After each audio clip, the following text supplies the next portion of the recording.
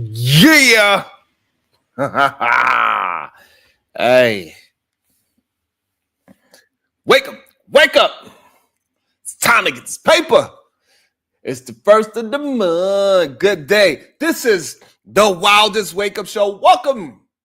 God damn it. And I'm your host, Sharon Brayson. Every single day, we rebel against remedial rhetoric, and today would be no different. Absolutely not. What up, bud? What up, young? How y'all feeling today? Ooh, shout out to that. Man, that is awesome. Fasting is very good. So that means you ain't gonna be eating nothing. Don't let nobody aggravate you, young. Don't let nobody aggravate you till that sun go down. All right. Make sure you eat good. Man, this whole situation is wild. Oh, we gonna be collecting tears this weekend. Goddamn. Delicious tears. What is y'all thoughts on that? I need to know. What did y'all think about all this crazy drama that we seen? I think it was wild and crazy. Is it Zelensky standing on business? Because we don't waste no time. We get right into the damn show. But so this shit was fake. What you mean? What was fake about it? I want to know. People are dying in his country. That's what he said. Your man, President Trump, said people are dying over there. Your country is going down if we ain't behind you. What you mean it was fake? Y'all gotta stop thinking that everything is fake, man. Like this whole idea, like, listen, one of my cousins that I ain't seen a long time found me on this fake internet. It's like, oh, I didn't know you did content. Who's your? Oh, that's your. Oh, I didn't see you since you was this small. So this whole idea that everything that y'all see is fake is crazy. That's crazy, bud. Regardless if it's the Truman Show or not, we still living in the Truman Show. So the fact that it's a world outside, so if we are in the Truman Show and there's a world outside of where we at, so that means we got to figure out a way to get there. We're supposed to just stay here in the Truman Show? Are you crazy? So Panther said, hey, Trump and JD stood on business. You don't think Zelensky stood on business? Did he not stand on business too? He said, no, I'm not signing no peace treaty. He said, no, because, hey, I don't trust Putin. Why you trust Putin? So did both parties stand on business by being bullheaded and say, no, my nuts is bigger than yours? Man. That was, man. I don't think we ever witnessed a back and forth like that when it wasn't a debate for who's running for our presidency of the United States. Like, we never seen one of our presidents or vice presidents verbally go back and forth in front of the media. It was like, and this is where I would give Bud some respect, that it was like a Truman Show. Usually we do not get a chance to see the insides of an argument like that. So in that sense, I understand where he's coming from. We usually don't get a chance to see that. Usually we see them leaving the meeting and they shake hands and we don't actually know what's happened. And, and both parties would just paint their own narratives of what happened. The good thing about it, we can see it for ourselves, right? So, because clearly Zelensky, he would have went on a goddamn campaign, painted a narrative for sure. He would have went, and we didn't get to see it in front of our eyes. He'd have went on his own thing and saying something possibly different. Panther said he loved it. It was so American and transparent. No political words, straight up and direct like an American. Or was it like a comedian? Because both of these guys, right? So I think people need to understand this about Zelensky, right? Zelensky is also very much like Donald Trump. He is not a traditional politician. What up, T-Will?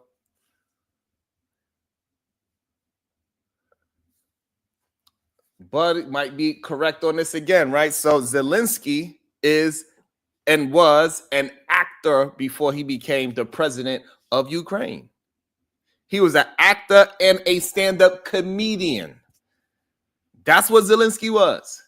Smart man nonetheless, right? He was able to figure out a way to come from being an actor and a goddamn comedian on stage in Ukraine to being the president of Ukraine. And Donald Trump is very similar. He is somebody that came up in the media world, having TV shows. He's funny. We could call him a comedian, might as well, as many jokes as he has.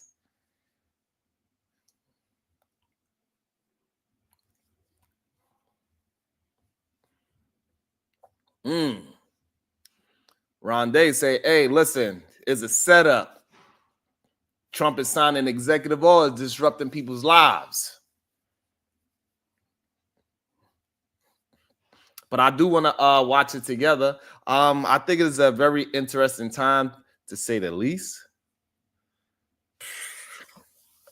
I was shocked that all this was happening, to be honest with you. I couldn't believe it myself that this was actually happening. This is better than any TV show. I'm attempting to watch that TV show. It's called Paradise.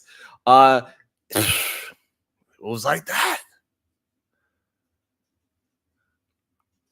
But it got me to thinking, like, who is Donald Trump is really standing up for? Is he standing up for American citizens, or is he standing up for somebody else? Did he actually pick a side? Did he really pick the side of America, or did he pick the side of Putin? But you crazy as hell.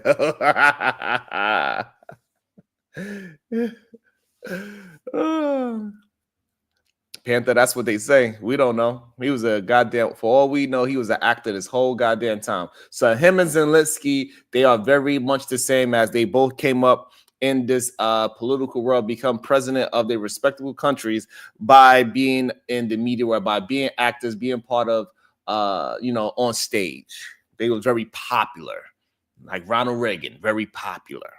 He was also somebody that was a actor that turned into a president.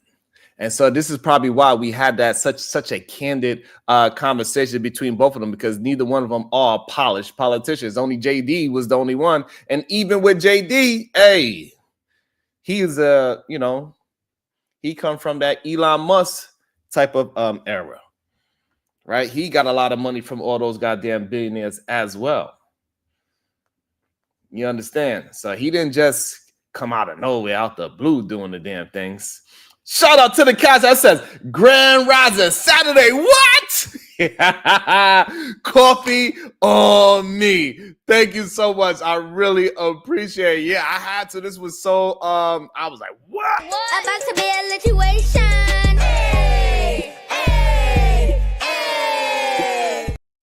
Thank you so much. Yeah, man, it was so intriguing. I had to. I didn't want to wait until Monday to just mine this out with y'all. Just let's have a conversation about it. I think it was highly interested to see this happen in real time. It was wildly insane to me. And it was just really like, it was just like a movie. It's watching Clash of the Titans, literally, right? Trump is they in the same room, and we was watching heavyweight boxers, but they was in a verbal spar match. Ding, ding, ding. Wild. And really, we know that this is really about the minerals deal drama, right? This is what it's really all about, because Trump wants he wants that mineral deal like a kid wants candy. But Zelensky is like, hold up, hold my phone. Motherfucker ain't love us. He said, we need to talk this thing out first, man. Like, hey, you want me to sign this goddamn peace treaty and everything. You want me to sign this ceasefire. So, yes, the boycott is over and it was effective. Aaron L.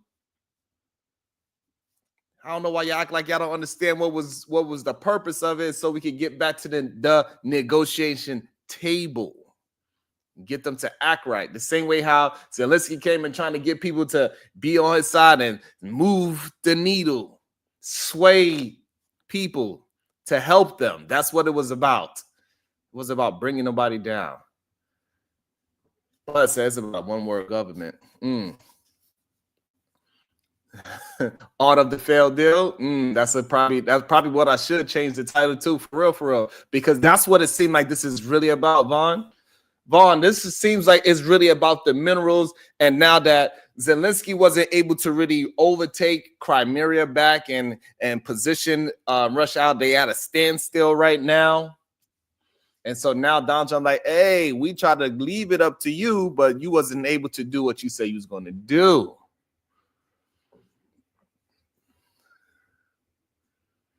So therefore, if you want this thing done, I'm gonna have to go ahead and partner up. But even though I give the reporters credit, they try to ask us, so what are you saying? You signing with Russia? And shout out to Donald. He said, hey, no, I'm signing with the Americans. However, it don't seem like it.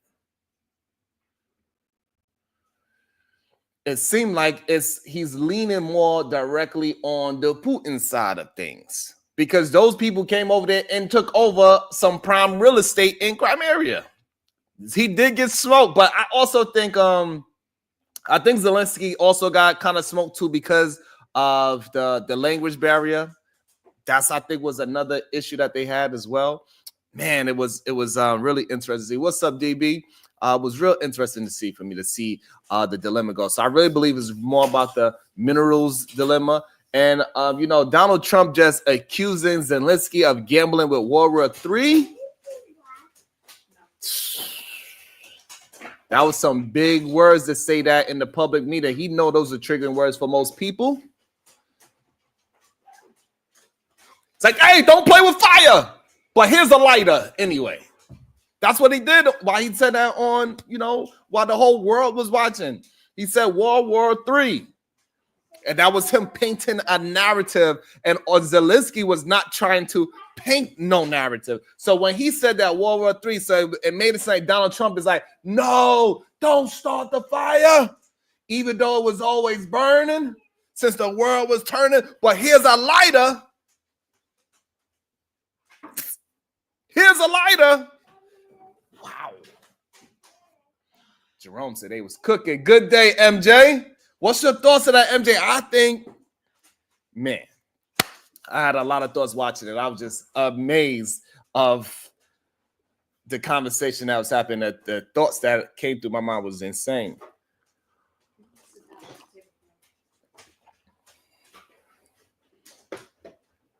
So I disagree, Aaron, that he was just trying to use this as a way to get another check.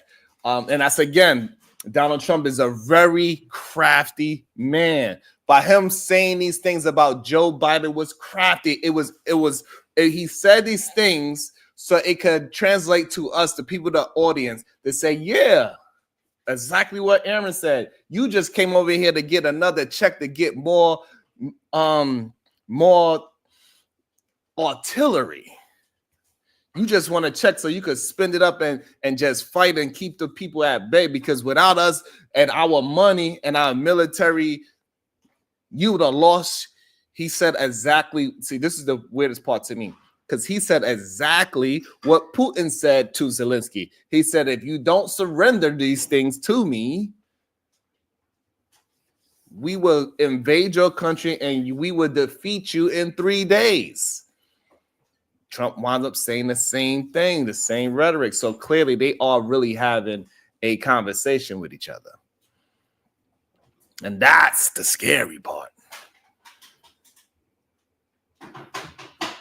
And him using a reference of you don't got the cards. That was another scary part to me. To be honest. Yeah, I'm up on a Saturday. Yes, I am up on a Saturday. And then I understand, Aaron, you're trying to say it was all about a check, but the check that they really was asking for that whole time was a gratitude check. Did you say thank you yet?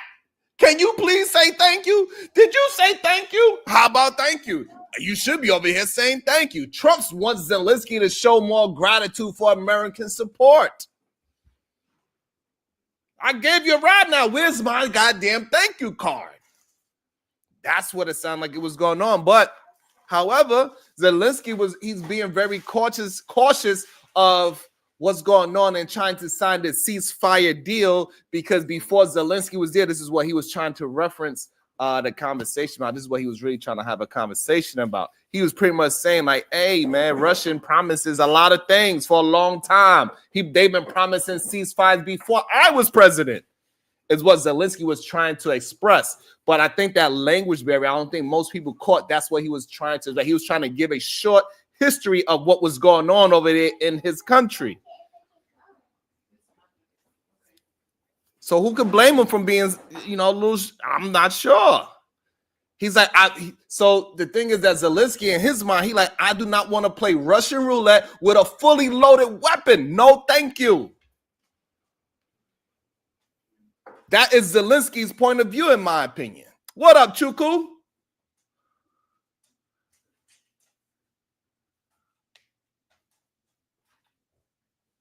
That's what I think was happening. So Zelensky's like, hey, listen, we have a history with going back and forth with this man talking about ceasefire. This ain't just me experiencing this.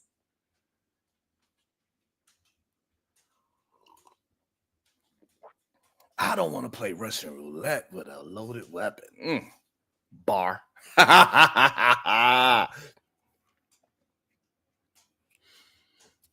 And this whole thing, then it just turned into a goddamn, since both of them are not traditional politicians, it turned into, because Zelensky is a goddamn actor and a comedian, and Donald Trump is an actor and comedian, and they both turned president. So therefore, it was like a goddamn diplomatic soap opera we was watching last night. Oh, well, this morning, or yesterday morning when it happened. You can almost hear the goddamn dramatic music in the background. You can hear the intensity. It's crazy. But I enjoyed every second of it. But let's break it down together. That was just my thoughts of seeing it. I want to rewatch it with y'all, because I know we all seen it, but let's rewatch it together. And I want to hear y'all thoughts. I want to see what's going on with y'all, how y'all looked at it, how y'all feel about it. I want to know what's going on. This is our goddamn country we're talking about. And according to goddamn Donald, that we are teasing World War III. I think it's something else going on, and I'm going to give you my thoughts after we watch it again. We're going to watch a couple of clips together, and I think it got something completely different. I think it don't have nothing about the American people, the Russian people, or the Ukrainian people. I actually think it's something different going on, and with all this drama, it's easy to mask all the other things that is going on, in my opinion. That's what I believe. All right, let's see what was said, because I don't want to put no words in nobody's mouth. This thing over with. You see the hatred he's got for Putin. It's very tough for me to make a deal with that kind of hate. He's got tremendous hatred. And I understand that, but I can tell you the other side isn't exactly in love with, him either. Already. Already painting the narrative. He's saying, hey, listen, he already painting it as Zelensky don't want to work with the U.S. government, in my opinion, when he referenced it that way. He said, look, he has it's very difficult because, he has a certain hatred for this man. I understand it. And, the other side as well. But, hey, it don't got nothing to do with the hatred at this moment. At this moment, it's about it's bullets flying across both sides, and the reason is because they want to take over the island of Crimea, and they want to take over the minerals. You think differently, babe? I look like you want to say something. You good?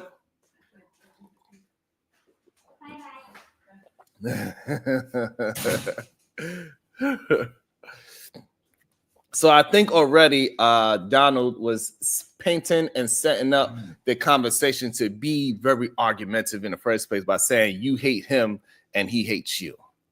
You already put him in a defensive stance because now he's thinking like, hey, I don't want to make it seem like I'm the president of Ukraine. Hate this man. I just dislike the shit that he's doing to my country by trying to take it over. Those are two different things.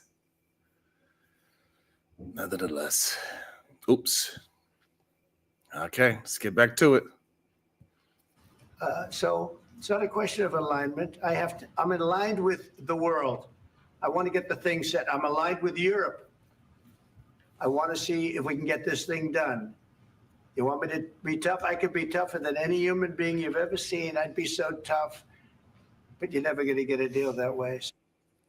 Hey, when Donald Trump said I could be tough, the way how Zelensky poshed it over, that was probably a cheap shot from when they was having conversations in the back chats.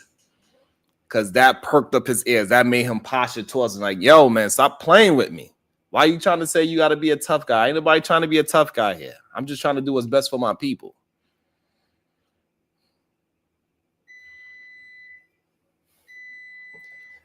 Black and proud. That's a great question. That is a good question. And I think this is why he is doing very well of painting the narrative of the tough guy. He seemed like, hey, this is why he's bringing up, I could be a tough guy, but I don't want to. Zelensky hates Putin, but I don't think we can get a deal from hatred. This is why he's painting it the way how he's painting it, in my opinion. I think it's dangerous. I think, man, that's crazy to me, but let's see. So that's the way it goes. All right, one more question. Hey, I want to respond to this. So look, for 4 years in the United States of America, we had a president who stood up at press conferences and talked tough about Vladimir Putin, and then Putin invaded Ukraine and destroyed a significant chunk of the country. The path to peace and the path to prosperity is maybe engaging in diplomacy. Who agrees with that? It doesn't sound like they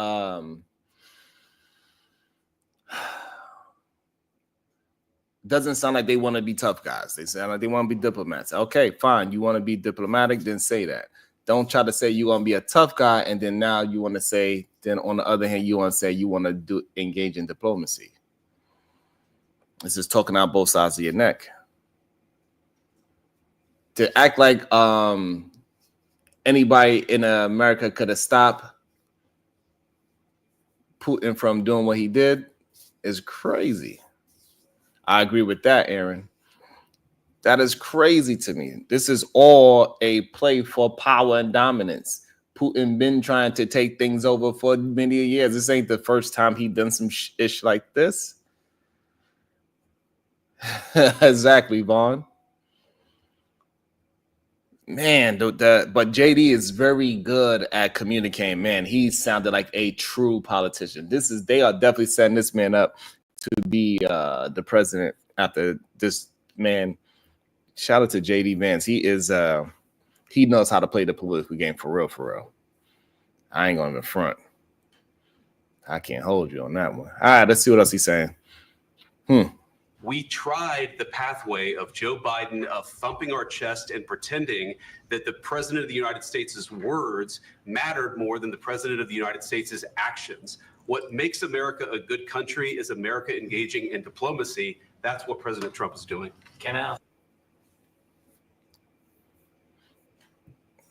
Do y'all believe that?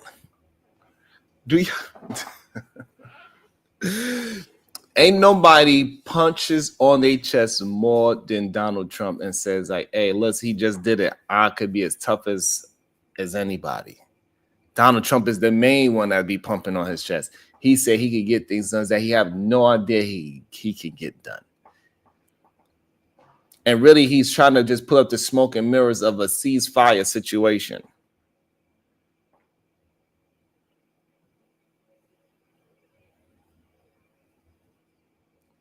It is a little strange, Black, aka Black Hawk. I agree. It is. It's sounding more like he is on the enemy side than the ally side, for sure.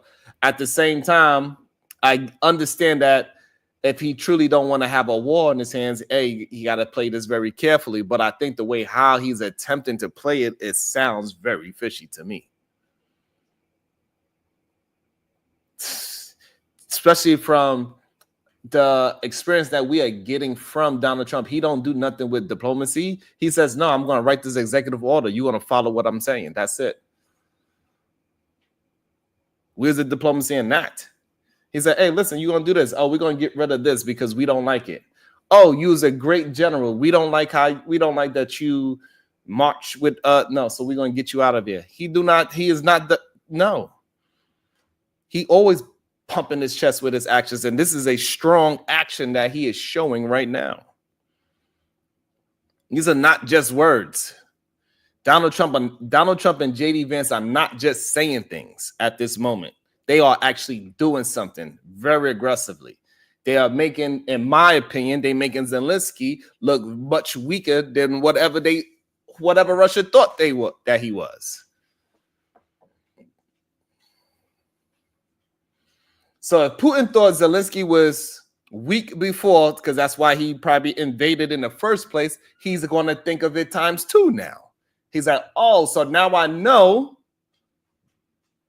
the United States is not on the side of Zelensky. They are on the side of me and trying to get this ceasefire and just tell them, hey, listen, the area that we took over, hey, you're going to have to just talk it up to the game.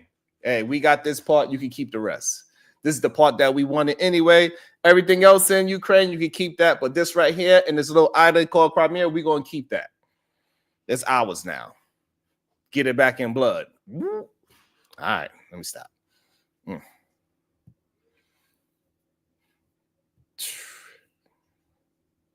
Ask you?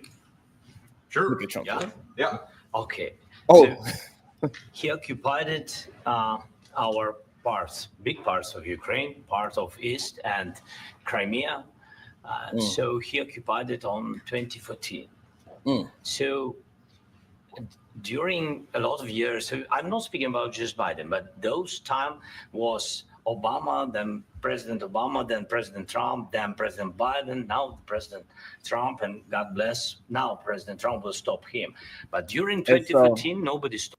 And so again, so he's trying to go through the history of what is going on. Because Trump and JD Vance, they're making it seem like this is just a recent thing. Like, hey, I just recently had this misunderstanding. But Zelensky is pointing out the fact this is before I became president. This is with Obama, right? It was Obama, Trump, Biden, and then now back to you. So this has been going on for a while. And I hope Renee had a great and beautiful birthday. Shout out to Renee. Everybody wish Renee a very happy birthday once more again. Renee is in the chat. Make sure y'all all say happy birthday to Renee. Happy birthday, beautiful. Again, he's trying to show you, hey, this shit been going on. This whole ceasefire thing that y'all trying to get now, we've been seasoned fire. And somehow still they find their way in our country. This is what Zelensky is trying to make him understand. Stopped him. He just occupied and took. He killed people. You know what the contact line? 2015. 2014. 2014 and 2014. 2014. Yeah. So I was not here. Yeah, but That's exactly right. Yes, but during 2014 till 2022, the situation the same. The people have been dying on the contact line. Nobody. So he's saying, so this has been happening. This ain't something new. We've been dealing with this issue before I became president.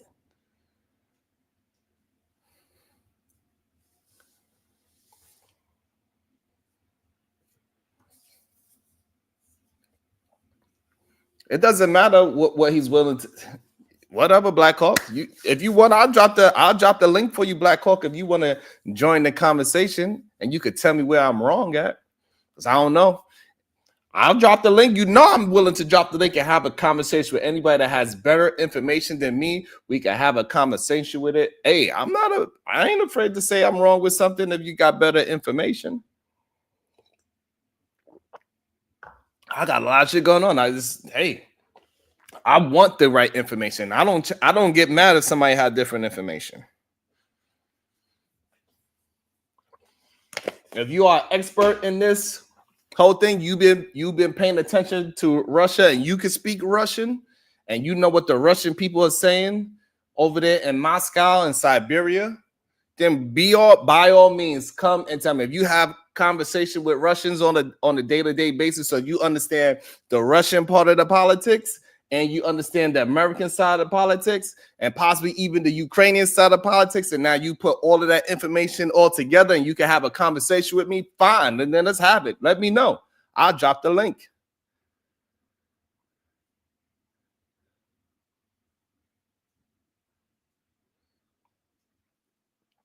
Because I had no idea that you speak Russian and you speak to people that live in Russia.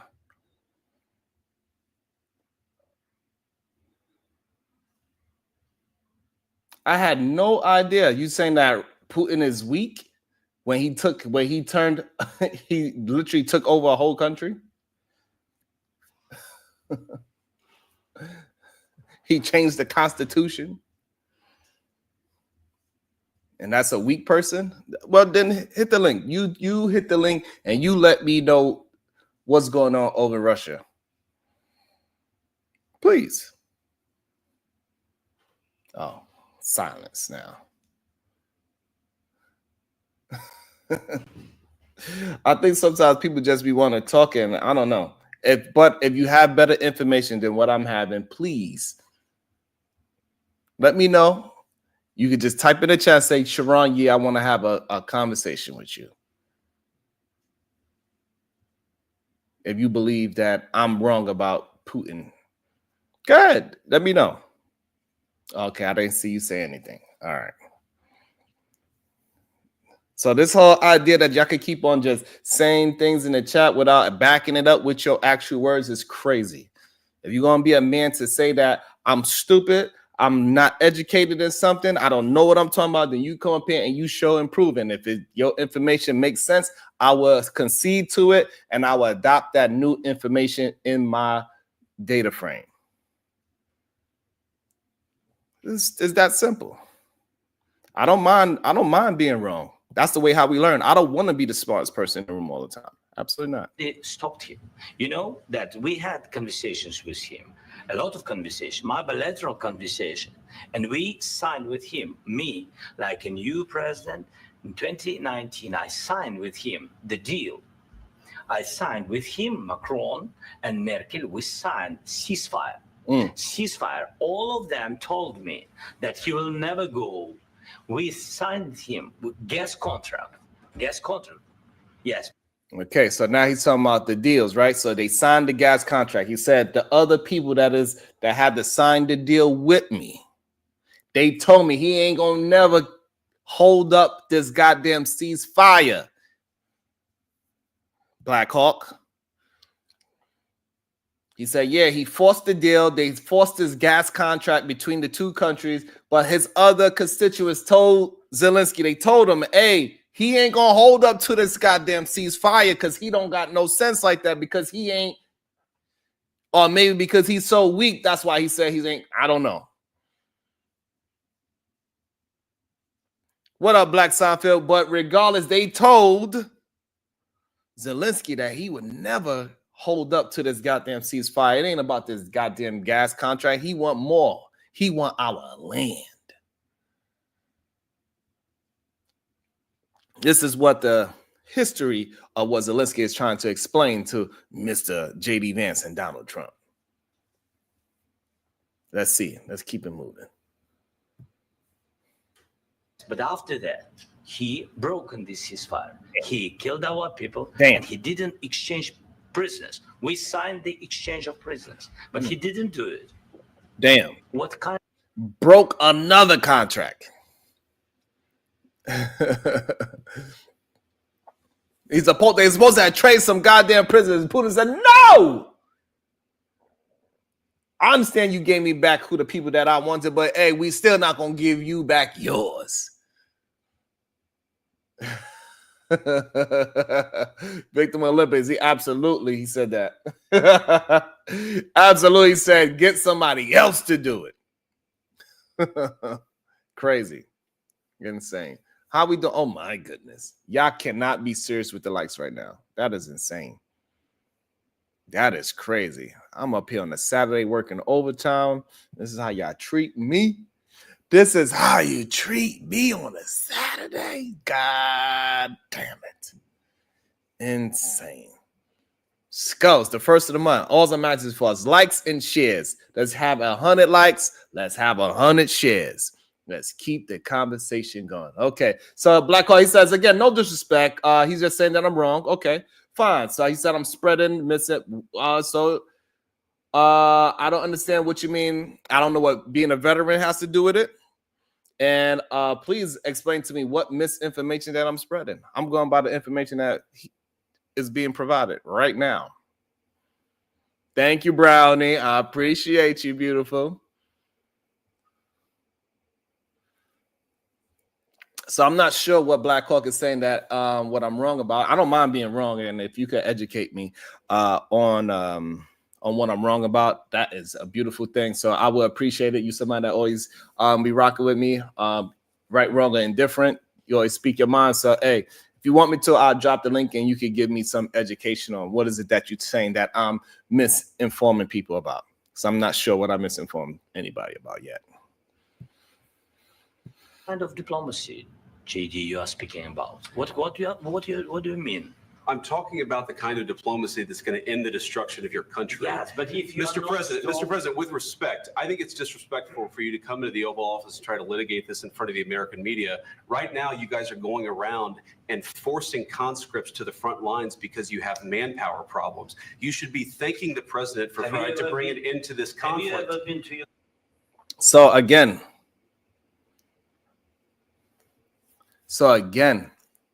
he started talking some very truthful things, but it has nothing to do with what Zelensky was asking him for. Zelensky say, hey, where's this diplomacy that you are talking about? Because we tried that.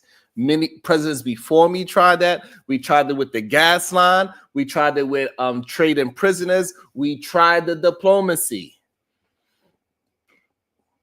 And he keep refusing to deal in diplomacy.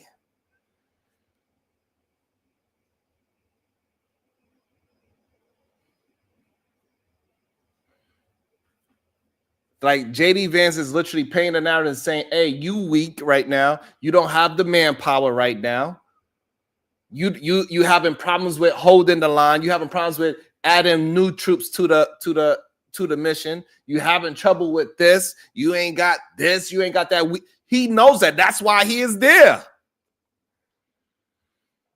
He was trying to understand what is this diplomacy you talking about, because he's saying that we tried the diplomacy route before. This is what he's trying to explain to you, JD Vance. He didn't want you to go ahead and now make him look like he's some goddamn punk and say, hey, you're dying. You can't get new guys.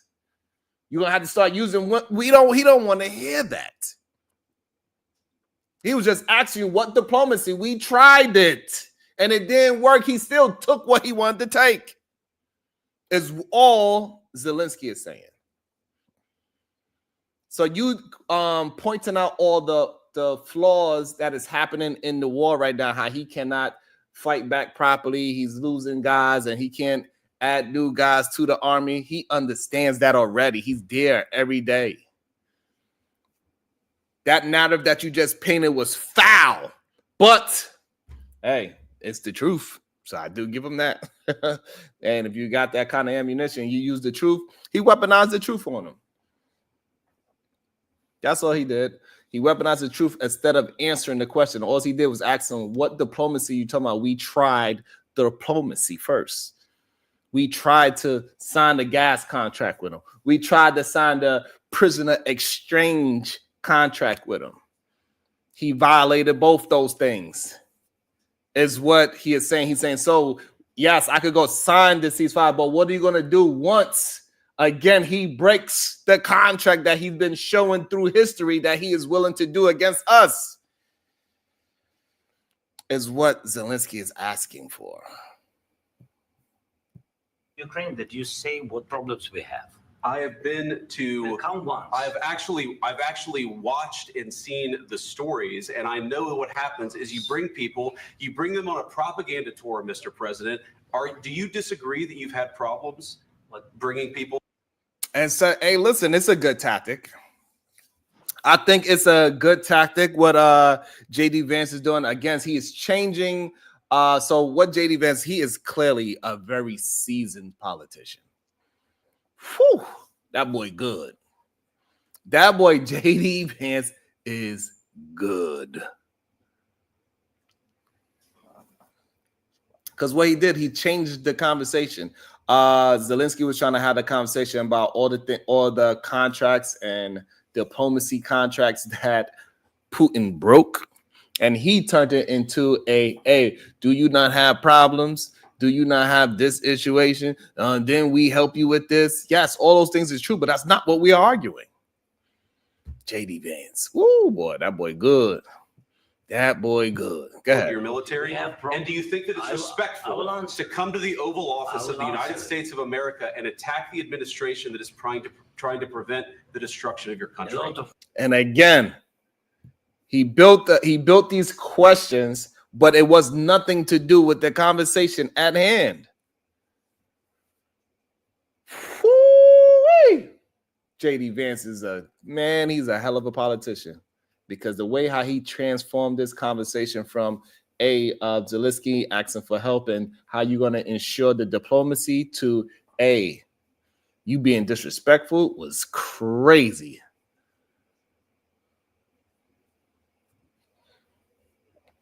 Wow. Thank you, Jalen Thomas.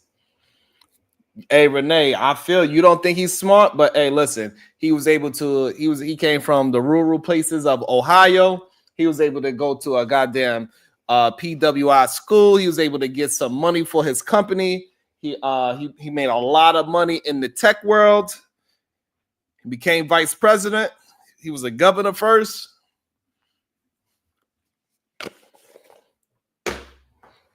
Renee, he's cooking right now. He turned the conversation to how he wanted to. That was a smart move, Renee. He turned it from what Zelensky was talking about to now he's attacking Zelensky. He turned the whole situation around. I think that was a smart move, Renee. A lot of questions. Let's start from the beginning. Sure. First of all, during the war, everybody has problems. Even you, but you have nice ocean and don't feel now, but you will feel it in the future. God bless. You don't know that. God bless. You don't God know bless. that. You will not. Whoa.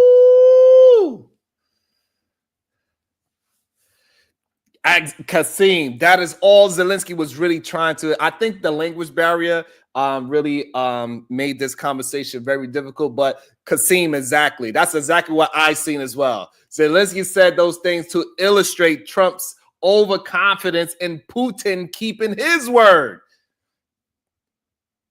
That's what Zelensky was trying to have a conversation about, not the fact that he's not having problems with his military, that he doesn't need help. He understands. That's why he's here. He knows that he having a problem with his military. He knows he having a problem with these people invading a certain part of his country and he cannot get it back. He understands that already.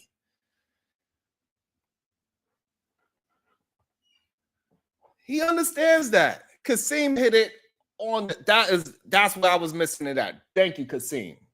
Perfect point. Renee, don't you dare say exactly. Renee want to say exactly. That's what I was saying, Renee. That's what I was saying.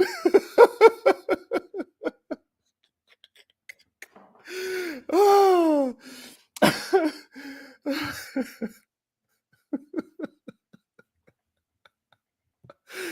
Oh, man. Don't tell us what we're going to feel. We're trying. I want to also talk about that part too. So I think this part also was a language barrier part. I don't think Zelensky was meaning to sound threatening to America, but the way how he worded it, it absolutely sound threatening. Talking about y'all have a big ocean and you just, you're going to take it for, you don't know how it feels and you're going to feel it. So, hey, that sounded very much like a threat. Absolutely, it sounded like a threat. I don't think Zelensky meant it as a threat, but however, I understand why at that moment, why Donald Trump jumped in and said, hey, don't be telling me how we going to feel. You cannot dictate about how anybody feel right now, bro. Don't worry about the ocean that is in between me and you. Because right now, ain't no ocean between us, bro. Better recognize what soil you on. So I get that part too as well. You know what I'm saying? I understand Donald Trump like, hey, don't be trying to say what we're going to feel and what we can't feel. Well, you can't control what you feel in your own goddamn country. So I understand that part. I understand why Donald had to check that part right then and there. I actually do not disagree with that part of the checking. I don't disagree with that part of checking. Everything else, I think we like, I'm not too sure. But that part, hey, watch your mouth. Don't be talking about what I'm going to feel. How does it feel to solve a problem? Don't tell us what we're going to feel. I'm not telling you. Because I'm you're in no answering on position this to question. dictate that. That's exactly Remember what this. you're doing. You're in no position I agree. to dictate what we're going to feel. You We're will- going to feel very you will good. feel influenced. We're going to feel very good. Okay, so now he's trying to clean it up. You talking about you going to feel influenced. That ain't what it sounded like you was trying to say. But maybe that's just the language barrier. Or maybe because once he heard how you feel, Donald Trump said, I'm nipping this shit in the bud. The fuck you talking about? You got me cursing my own damn show. So, It's very You strong. will feel influence. You're right now not in a very good position. You've allowed From the yourself very- to be in a from very the very bad position, beginning and he of the happens war. to be right about From the it. very beginning of the war. You're not Mr. in a good Brown, position. I You don't was- have the cards right now. With us, you start having not playing cards. cards. Right now, you I'm don't. very Yeah, you're playing serious, cards. Mr. President. You're I'm playing very cards. serious. You're gambling. so at this point, so now Zelensky is highly upset, right? And he doesn't know how to express himself anymore. He's frustrated. It's a very frustrated phase. And so that's why he don't want to deal. So at this very moment, he could say, I agree with that too. That needed to be checked. Like, hey, you better watch your mouth. Yeah, don't you say things that I can misinterpret. Don't try to turn it into influence now. Because I 100% agree with that. Like, hey, don't make me misinterpret your words. I might slap you, okay? Don't try to talk about you talking about influence. I'm going to feel influence. I ain't think you talking about influence. You talking about there's an ocean in front of us, and we going to feel it. Shit. But so now Zelensky is so frustrated that he's not even willing to understand a metaphor. No, he's like, nah, we ain't playing no goddamn cons. I'm very serious right now. We need to keep on talking very straight because I don't want to hear no nothing else. We ain't swaying this left or right. We ain't talking about no god. The way how you don't want me to talk about you gonna feel it. Don't tell me about no goddamn cards. We ain't playing no damn spades or spit rum. I don't know what kind of cards they play in Ukraine, but he said we ain't playing it. You don't like my goddamn ocean, then don't tell me about no damn cards. So Zelensky checked them back. Say, hey, I'm very serious. Let's not do no goddamn metaphors now. Okay. I'm very serious. With the president lives in of war. millions of people. You think- You're gambling with World War III. You're gambling with World War III.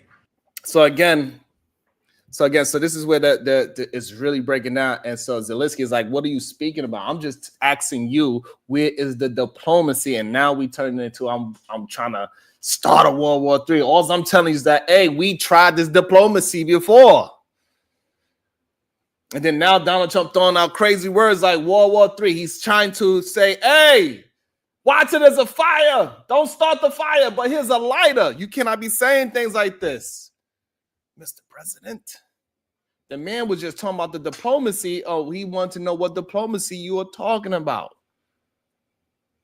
That's what he was trying to understand. He wasn't talking about all this other shit that you talking about right now. Damn, misunderstandings. Woo. And what you're doing is very disrespectful to the country, Ooh. this country. I'm That's with back all to respect to you. you. Far more than a lot of people said Very they respect. should have. Have you said thank you once? This A lot entire of meeting? times. No, in this Even entire meeting, today. have you said thank Even you? today. You went to Pennsylvania and campaigned. So he answered the question, right? But they didn't want to respect the answer. He said, I did it. I said thank you many times, and I even did it today. But he was trying to paint his narrative as Zelensky being ungrateful to United States. And I think that is foul to do because definitely he made it seem he proved like, hey, I think everybody else feel the same way too. They believe everything Zelensky and Trump is saying right now. They don't believe that this is gaslighting 101. This is definitely gaslighting. This is crazy that this is happening on the media. these kind of conversations usually supposed to happen. You don't think it's funny that this happened in front of everybody? If you don't think J.D. Vance was smart enough to have this play and Donald Trump to have this play, we can see who's really actually pushing this conversation. It's J.D. Vance that's pushing this conversation forward. It ain't Donald Trump. It might seem like Donald Trump because he said the more powerful words by saying, hey, you know, he checked them and said, hey, you can't tell us how we feel. But let's not get it mistaken. J.D. Vance is pushing this debate to where it's at.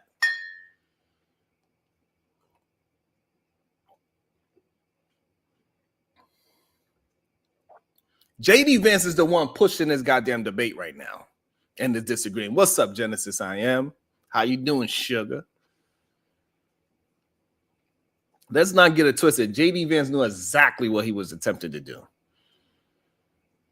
So this is much bigger than, much bigger. For the opposition in October, offer some words of appreciation for the United States of America and the president who's trying to save your country. Bar. Look at that. Look at that narrative paint that he just did. The conversation did not start about Zelensky. Zelensky didn't say none of these things and say that Donald Trump was not attempting to help him, that the United States was not being helpful towards them. Zelensky didn't say none of these things, but he is questioning him and he's forcing Zelensky into a debate about saying thank you when this conversation is not about him saying thank you. And then he also answered the question. He said it himself. Yes, I said thank you plenty of times. I even said it today. But he looked over that because he wanted to finish painting his narrative. We got to pay attention to these things. Man, this was absolutely phenomenal debate narrative painting by J.D. Vance. Absolutely 100%. If you don't understand how smart and intelligent he was to move the conversation to paint the narrative how he wanted, man, you are missing some great mental verbal gymnastics right now. I mean, this is phenomenal debate tactic in front of everybody live. You can't even write this shit. Please, you think that if you will speak very loudly about the war, He's not speaking loudly. Woo! Woo! Woo! And so this is what I mean by J.D. Vance is the one that is pushing the debate forward, and Donald Trump is just being he's being an aggressive mediator. He said, hey, hold on, he ain't talking loudly. What are you like? But let him finish his statement so we can understand what he's building up to. Because maybe he was back into trying to use as a metaphor. Like I said, the ocean thing, maybe the speaking loudly, he's trying to talk about as, you know, very proudly. He's under attack, so he's frustrated. So he's using words. This is not his first language. So his idea of saying you speaking loudly, he doesn't probably mean vocally loudly, like you screaming and yelling. That probably is not what he meant when he said you're speaking loudly. He doesn't mean that you're screaming at me. And I think that was the misinterpretation. But hey, nonetheless, he said it. So therefore, Donald Trump checked it. And this is why J.D. Vance to me is pushing the debate a certain way. And Donald Trump, he just able to just be the hammer for J.D. Vance. Very smart teamwork that these two guys are doing. Absolutely great display of debating skills in front of everybody to sway everybody into the Donald Trump J.D. Vance movement. Absolute masterclass on swaying the public opinion. There's an absolute masterclass on it right now. This is how you sway people's public opinion by giving out truths that have nothing to do with the conversation. Wow. Where we at on the likes? Man. The disrespect on the likes is insane.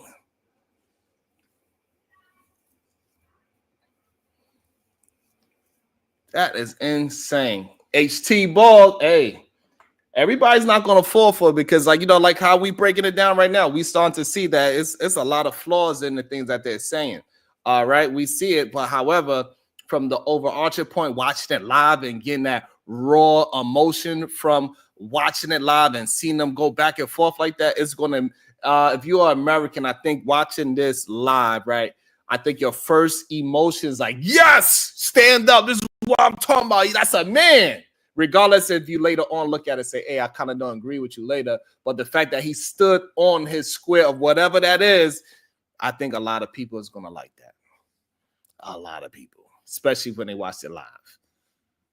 They're going to be talking more about how Trump stood on business and said like he was very strong in his conviction than what is actually being said.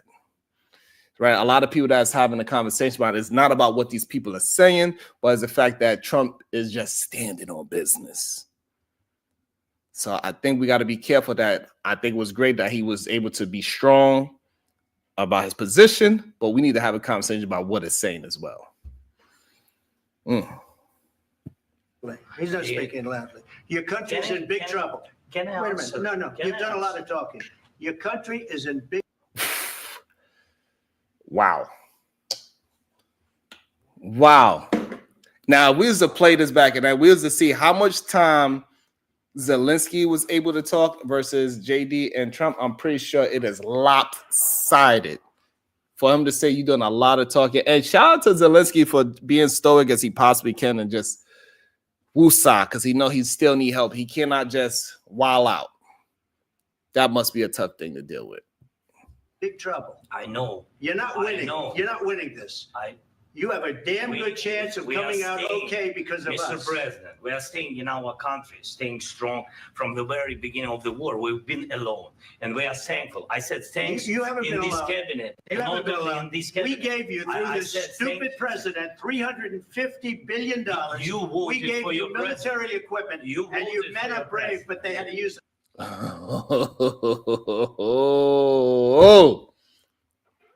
You voted for your president. Don't try to tell me he was stupid. What does that got to do with me?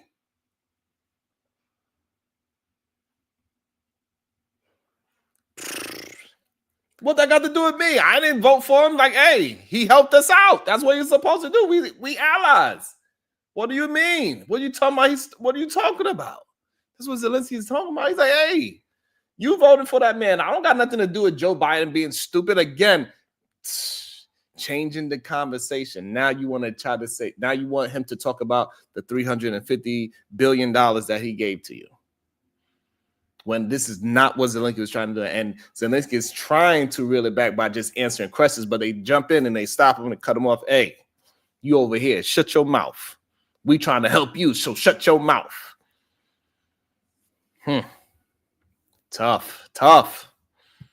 Our military. What about If you didn't have You our invited military me- equipment, You invited if me you to didn't have our military equipment, this war would have been over in 2 weeks. in 3 okay? days. I heard it from Putin. In 3 days. Woo! Hey, so one thing for sure, Zelensky didn't even know that was a really good position that he said, right? He should have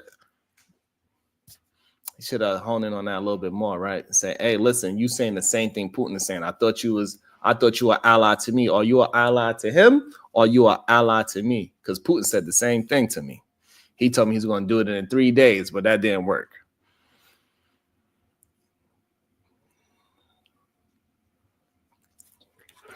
Whew. Zelensky, he's doing his best to stand on business, but at the same time, I get what Trump is saying. You don't have the cause to stand on no business.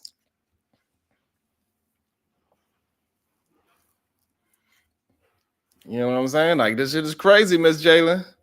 This shit is wild. This is looking like a goddamn panel right now. They arguing like how we be arguing on the panel. Oh, shit. This is something Maybe new less. in 2 weeks. Of course, yes. It's going to be a very hard thing to do business like this. I tell you. Just say thank you. I said a lot of times to American people. Accept that there are disagreements, and let's go litigate those disagreements rather than trying to fight it out in the American media when you're wrong.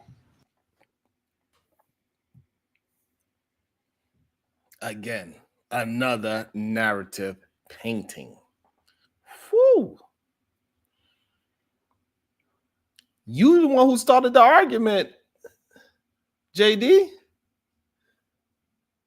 You started the argument, JD. All he said was like, "Hey, what diplomacy you talking about?" We tried to do this the diplomacy route. Before I was president, we tried the diplomacy route. When we signed the gas contract, we tried the diplomacy route. When we signed the goddamn prisoner exchange treaty, we tried the diplomacy route. So why are you telling me to be on the diplomacy right now? Because he already broke those contracts in our country and he took land from us. Why you keep telling me about this diplomacy thing? Yeah, that's what he said, Mel. And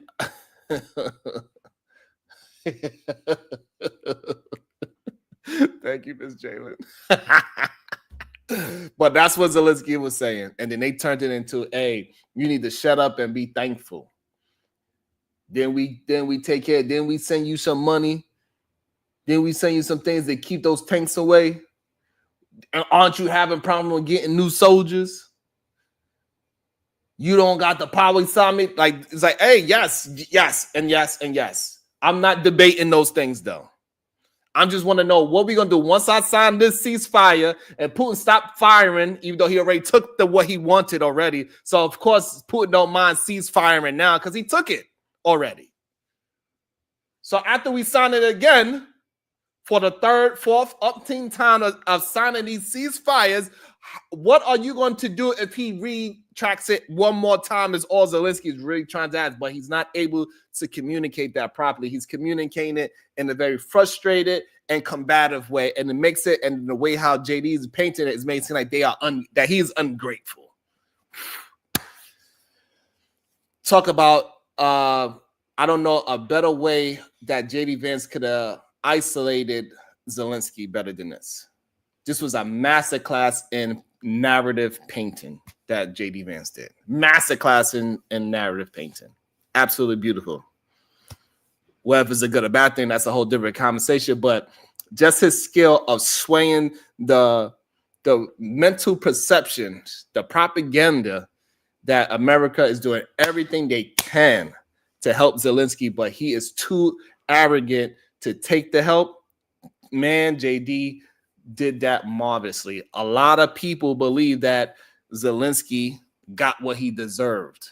So therefore, JD and Trump, they executed their plan properly.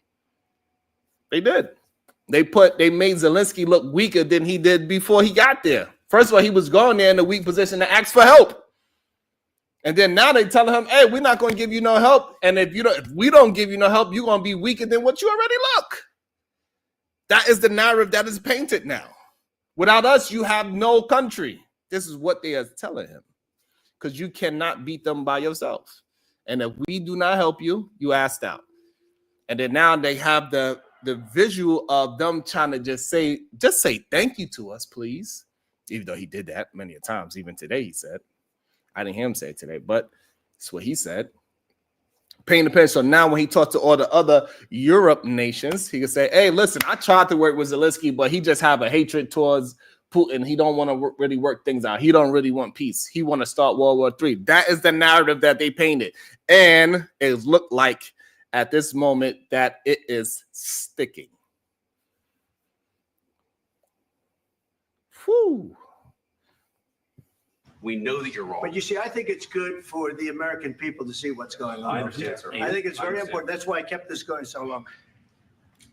You have to be thankful. You don't have the cards. You're buried there. He said it again. I'm thankful. Your people are dying. You're running low on soldiers. Listen, you're running low on soldiers. It would be a damn good thing. And then you tell us, I don't want a ceasefire. I don't want a ceasefire. I want to go and I wanted this. Look. Hey, did y'all peep? We don't have to rewind that. Did you peep how Zelensky turned? He's like, what the like if his English was strong enough, he would have said, what the fuck are you talking about? Of course I want a ceasefire. I'm talking about after I sign it and say I and my country is going to cease fire as we did it countless of other times.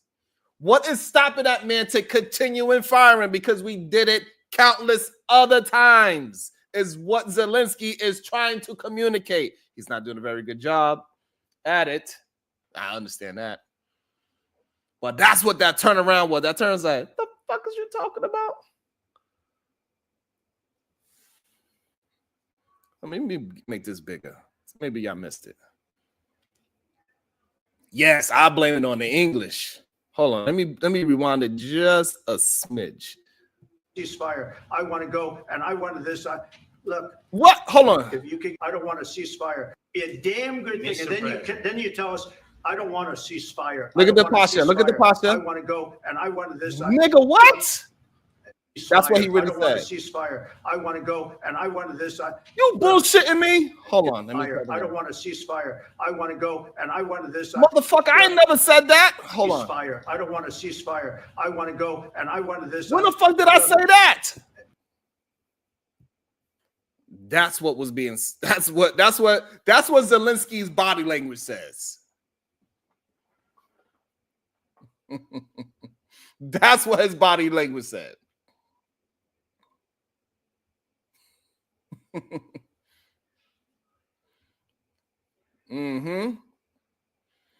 Absolutely, Kasim. I agree 100% on that as well. That is another good observation. I believe they wanted him to seem as weak as Putin and Trump look at him as. See, the thing is that Putin and Trump look at Zelensky as weak, but they wanted American public to see Zelensky say, yes, thank you so much for everything that you do. I'm going to do the ceasefire. Without you, my country wouldn't have been, we wouldn't be saved. It'd be an all rubble. I wouldn't know what, that's what they wanted. That is what they wanted. And that's why he's trying to say, you should be grateful. And he's like, huh? Soldiers, it would be a damn good thing. And then you stop tell playing us, with me, bro. I don't want a ceasefire. I don't want a ceasefire. Nigga. I want to go, and I wanted this. What the fuck are you talking about? That's what happened. Did y'all see it? It would be a damn good thing. And then hold you tell on. us, I don't want a ceasefire. I don't want a ceasefire. What? I want to go, and I wanted this. Nigga, when did I say that shit? If you could get. That's what happened, I promise you. That's what was going on in his mind. That's what was going on.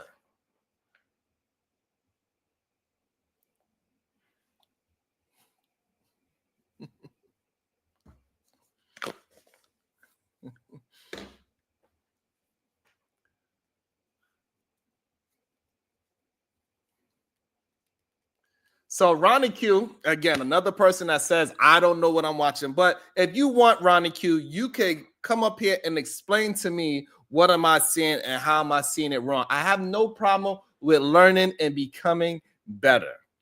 But don't just talk shit from the chat if you're scared to actually hit the link and have a conversation and explain to me what I'm missing, what I'm misinterpreting. I want to see if I'm off. Y'all think that I'm off? Oh, my goodness. Y'all believe that I'm off. Okay. We'll see. We'll see. I would drop the link for you. Don't be scared because y'all talk all that shit. Sharon, you don't know what you're talking about. All right, so hit the link and prove me wrong, right? And I'm fine with you proving me wrong. I think that is a beautiful thing. And this way you could give me some brand new information that I could implement in my life and implement in my new philosophy thing because you came and enlightened me. Please, sir, I love to be enlightened. I love to be wrong because if I'm being wrong, that means I'm being educated and I'm learning a new way. I love that shit. I enjoy learning things. I enjoy having somebody that knows more than me, somebody that's more dedicated to the subject than I am, that's going to say, hey, this is the things that you are missing when you are talking. I enjoy it. So don't get me twisted. If you got better information so I can change my philosophy, then please don't be afraid. Hit the link. Be like Zelensky. Stand in the hot seat and have the conversation. Hit the like button. Hit the share button. Don't be afraid. I don't understand. All of a sudden, now he can't talk, right? I call you out. Now, all of a sudden, you don't even want to talk in the damn chat. What's up?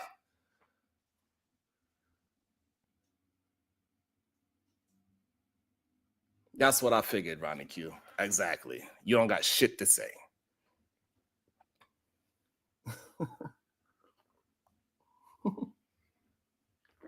We understand what kind of, sometimes we understand that some people, they don't really want no problems. They just talking. They would say that I'm not giving them information. I'm misinforming people, but yet they would not put no information in the chat. Go ahead, write the information. Since you are afraid to actually communicate with words and speak to me man to man, right? You're afraid to speak to me man to man. However, what information did you drop in the chat? You know what information you dropped is right in front of your face. So let me read the information. Go ahead, write down some of the information that I'm missing, that you are so astute on. Man. It's craziness.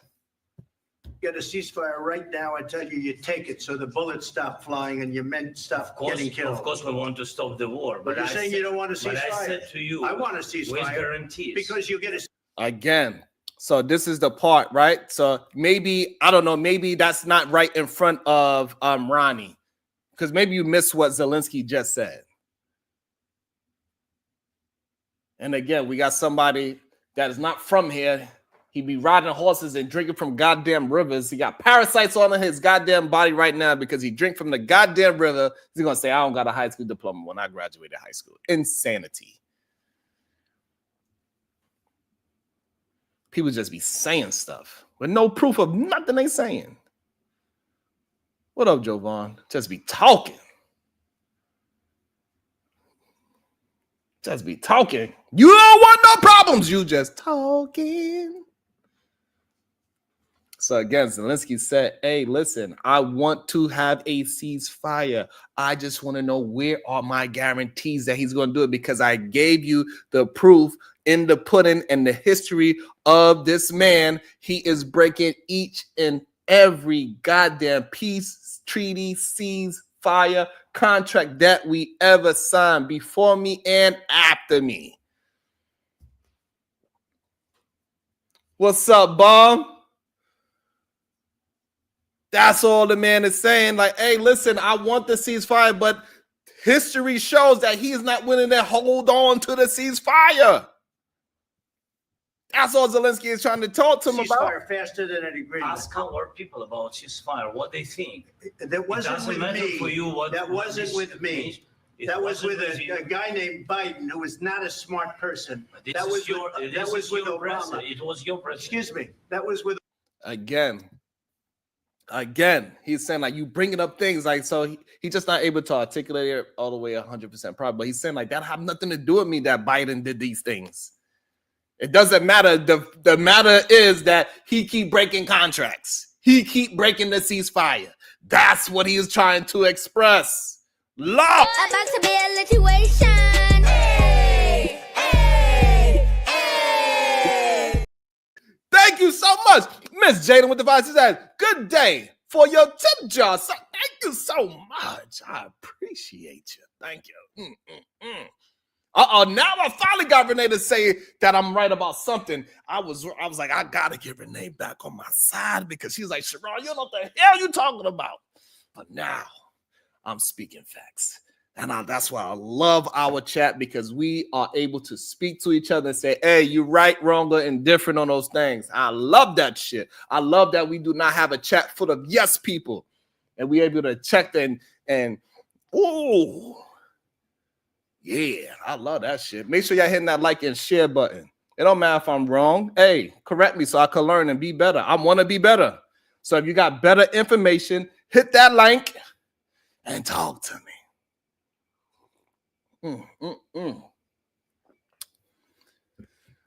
Hit that link and come and talk to me, bye, baby. Let me do it like this.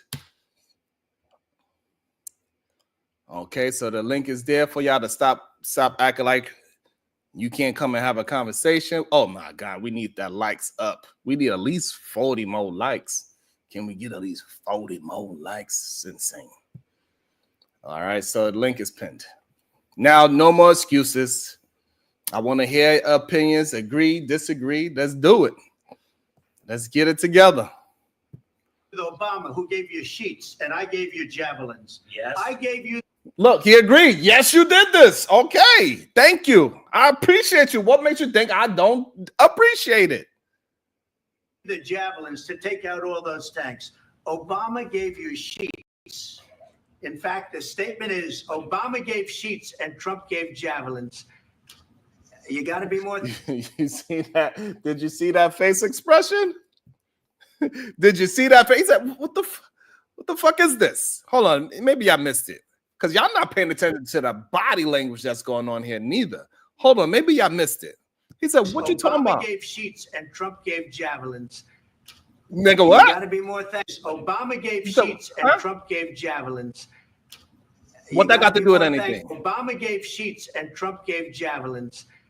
Who cares? You got to be more thankful. Ain't what I'm talking about. Because That's what he's saying in you his don't head have right the now. cards. With us, you have the cards. But without us, you don't have any cards. One more question to Mr. Vice One more President. question. I'm sorry. It's going to be a tough deal to make Okay. because the attitudes have to change. Wow. What if Russia breaks his? Wow. What if Russia? Damn. God damn. That was crazy. Welcome to the show. My God, Kasim, what's going on with you? Boy, Sharon, what's up, man? How are you, bro? You Man. cooking the day, man. You cooking this morning. What time is it? Oh, it's almost 11:15 here in New York. Bruh, you were making some really, really good points, man. And I think it really had to do with pride and ego, right? We know that Trump has a history of people bowing and gobbling to him and oh, please, sir, can I have another? That's what he wanted Zelensky to do. Because of Zelensky's pride, he's like, no, man, I'm not doing that. You know, I've already done it, quote unquote, done it before. And Trump's mind is like, yeah, you did it before, but you didn't do it in front of me. Now I want you to do it in front of me, in front of all these people. I want you to bow down. I want you to kiss the ring and the sword, and then we can get this thing cracking. And Zelensky felt that pressure, man. I know what it's like to be in those rooms where, you know, these big guys are coming in here and they trying to run you over and steamrolling you, and they just hammering you with the truth. And there's not really much you could do about it, but just take it. But then that's when you got to kind of like pull things back, and then you come out with your truths. But yeah, this didn't look very good, you know, in the eyes of the average person, because I'm seeing, you know, messages going back and forth. Some of my friends, some of my colleagues were sending me clips yesterday as far as what's happening, and this is, you know, this is going to resonate with certain people. Those individuals who likes Trump for his bravado, for his aggressiveness, for his assertiveness, they're going to eat this up. For the individuals that are into more diplomacy and into having things, you know, done more cordially, they're not going to look at this thing, you know, favorable. And there was some interviews that this one network did, the British Broadcasting Company did over in Ukraine, and they were asking the Ukrainian people what they thought about, you know, the interview. And the Ukrainian people felt as though that, you know, America is just totally giving up on Ukraine, that Ukraine has to kind of figure it out for themselves. Yeah. And they understand that even the collectiveness of Europe, they don't have enough firepower like the United States has. And just as Trump had said, like, listen, bruh, only reason why you are because of what we gave you. And that analogy that he gave between, you know, the weapon systems, you know, the Javelin is a much more impactful weapon system. It's like, okay, yeah, you know what, somebody else gave you a slingshot to fight the war, but dude, I gave you an M16 assault rifle. You know what I'm saying? So yeah, he might have gave you a little slingshot, but the weapon that I gave you could do more damage, and that has more weight. So this can be salvaged. You know, I think once heads kind of cool down a little bit. Zelensky's over right now over in London, speaking with that gentleman over there who's more about peace and harmony. And I think this thing can be worked out. But again, it's totally in the United States' favor. You know, he's going to have to relinquish even more roles or even more minerals or whatever it is in this contract that they're having. He's going to have to give a little bit more now, and he has to be accountable for that at the end of the day, because the Ukrainian people are going to be like, wow, like, how do we end up losing even more now than what we could have before because of your pride and your ego? And I do believe that the right thing for Zelensky to do after all this is just to resign and bow out and let them, get a new ruler over there, or president. Damn. Yeah. I don't think I think he went there in good faith and he didn't realize he went into a setup. Yeah. JD Vance, he set it up.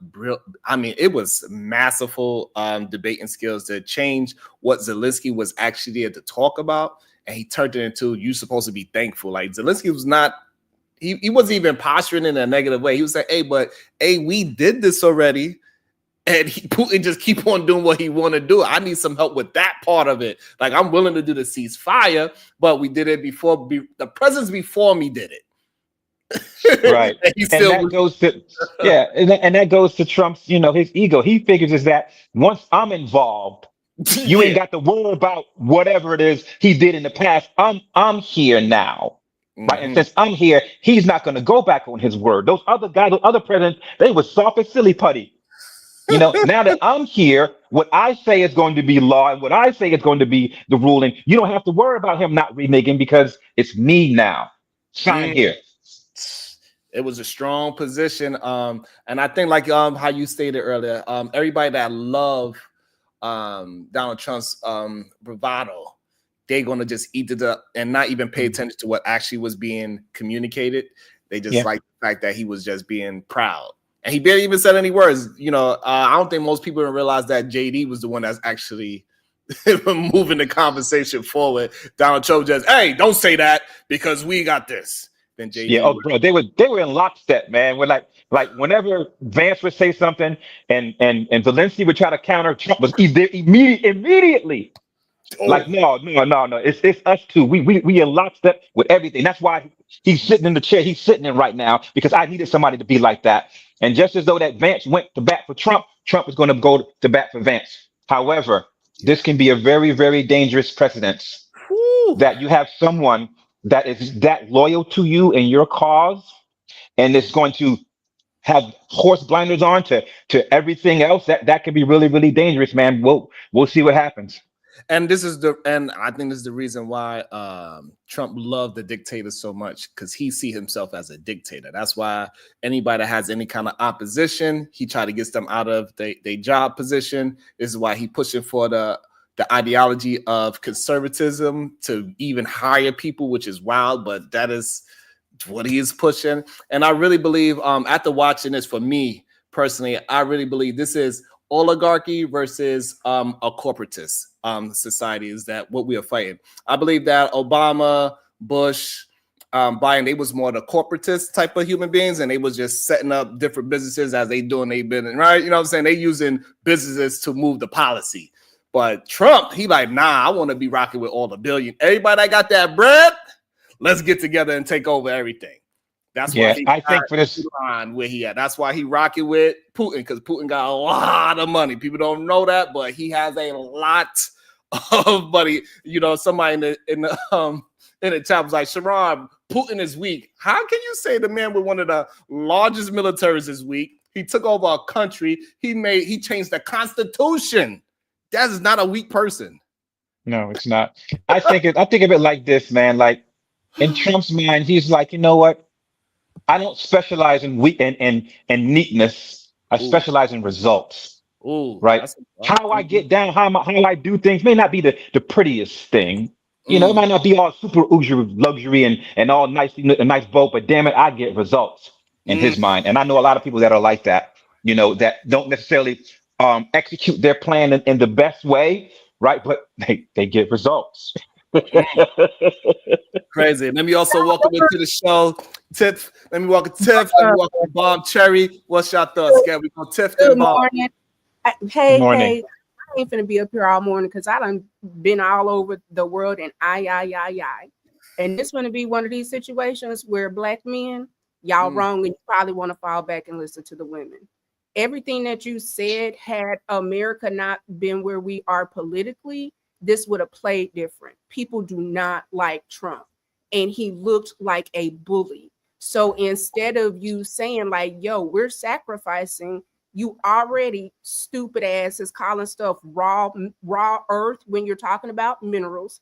this man was finna sign a mineral rights and not really get a guarantee. All you had to do was control your pit dog. But this JD Vance, this the same fucker that was in Geneva talking slick and at CPAC talking slick. You're a white nationalist and you got Elon Musk, and we are in the middle of every Republican stopping town halls. What you needed this weekend, sir, was a sense of calm. You know what? The Americans seem like we're going to just revisit some things. You're absolutely right. We have to look at how we're going to attack Social Security, some other things. But you know what? I can understand that maybe we need to just take a beat. That man is an agent. I don't know how anybody could co-sign what he did. If that man came over here meek and needing help, what he got was the rest of the world's alliance, because company and country after country after country is saying what? I stand with Ukraine. So for every bit of our weaponry, he gonna have the EU stand tall. He gonna have all kinds of people. America looks horrible right now. And what we look like is we don't honor our treaties. So what we would do before is like, I have a treaty with you. You do some shit to this land, I'm finna come up in here like Big Billy Bit. That's what I do. I fight. I'm America. That's what I'm good at. Now, you finna come over here, fuck around, mess up the drones. You finna fuck up the material things. And now you got us looking like a bunch of dickheads. Like, I've never seen so many political leaders say this was one of the worst days in American history. What he did was blatantly disrespectful. When here's the thing, and you both are men. When you are big man, you know what you don't do? You don't beat the small man. Why? Because big men look small when you beat the small man. He looks small. We look nuts. We look crazy. And all for JD Vance, like, bruh, shut up. You a fundamentalist and your mama didn't even raise you. Your grandparents raised you. What are you talking about? What you believe you can't even replicate. Shut up. Eat your salad, sir. You're a VP. You don't ever do that. He was so out of turn. That's disrespectful. Can you imagine if we have went to Ukraine and somebody had talked to anybody that is a political leader as an American like that? Hell no. This is not going good. I'm hoping that we can find some way to get back to the table, but you can't look like the temper tantrum in chief. And the fact that the one white lady that shouldn't be over here, you see how she busting and pussy popping? That kind of shit. When a Blue Jay and a Flo think that they can come in black people's spaces and we talking about our business and you think that you just as valid, that's what Trump did. You thought you had the juice. You don't have that. We don't have the same outlook. People don't like America right now. They do not like us. They do not understand. Why did you bring this man back in here? Like, I didn't know that they was calling the man orange because he smells like shit. So world leaders take essential oil because he wears diapers. He don't look like the strong man. He looks like an agent for Putin. Where are the pictures, sir? Is you the one bending over? Because what are we doing? In 80 years, we have never sided with Russia. 80 years? You better put a period on it. I know that, though. In one visit? Nah. Boo. Boo this man. Boo. This guy sucks. Tiff had a lot to say right there. Yes, she did. Good morning, everybody. Good morning. Go ahead, Bomb. Hey, what's up, Bomb? How are you? I'm fine. How y'all doing? Doing well. Good. Okay, I agree with Tiff 100%. I don't know what's going on up on this panel this morning, but I am an embarrassed American. I served this country. This week, that day, yesterday wasn't the worst day. It was this entire week. He sat on side of other leaders and lied where they had to correct him, right? The guy from France, what's the other guy where he was from? Was he from the UK? Over there. You had And then and the British Prime Minister both Yeah, had to fact check him in real time. in real time. And Zelensky didn't correct him in real time because this man mentioned Obama, which had nothing to do with it, right? He and talking about Obama gave you this, Obama gave you that. See, they are with Russia. This man is already bought up by Russia. So when Zelensky came to give mineral rights, he set him up. He didn't want that. He wanted him there. And this went down because he wouldn't talk negative about Russia. They wanted him to be positive on Putin. Right. And he was like, why would he? Putin is killing his people. Right. This is a leader. He's supposed to be for his people. He shouldn't be kissing Putin's butt for Trump. And Trump, the first thing he said, oh, look at the hate in his heart. I can't work with him. Okay, that's what Trump said. And then they asked this man to be thankful. This man has been thankful from the beginning. And you hear what he said? You was over there with the opponents in November. Who was he talking about? Who was he claiming that Zelensky was with in November when he said the opponents? He said in Pennsylvania. He's talking about the Democrats when he sat up there talking with them. So now our country is already divided, right? He's already against them because he's like, you was over there talking to our opponents in November. Took out diplomacy right there when he said that. Yeah. literally, that's taking out diplomacy when you say that. What you mean? Yeah, but you know what, Bum? You made some really good points, right? I think the reason why those other leaders in those other countries, were able to call Trump out because they didn't have anything that Trump wanted, right? When you're Zelensky, when you are at the mercy of the U.S.'s firepower, you really want to tread lightly on what you say and what you quote unquote check or want to check. Interrupted me because I didn't interrupt you, but he just thought you was finished. No, but I wasn't. I kept saying I'm not done yet.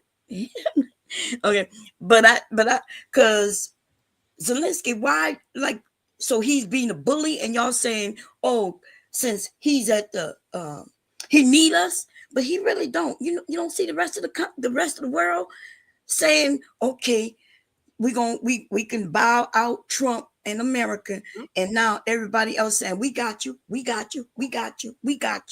See, Trump and the rest of us as Americans, we think that we are the largest and the biggest. Trump has been lying and saying we've been giving the most money. That's a lie. He also said that everybody else gave him a loan and they want it back, and that was a lie. And Trump has been lying.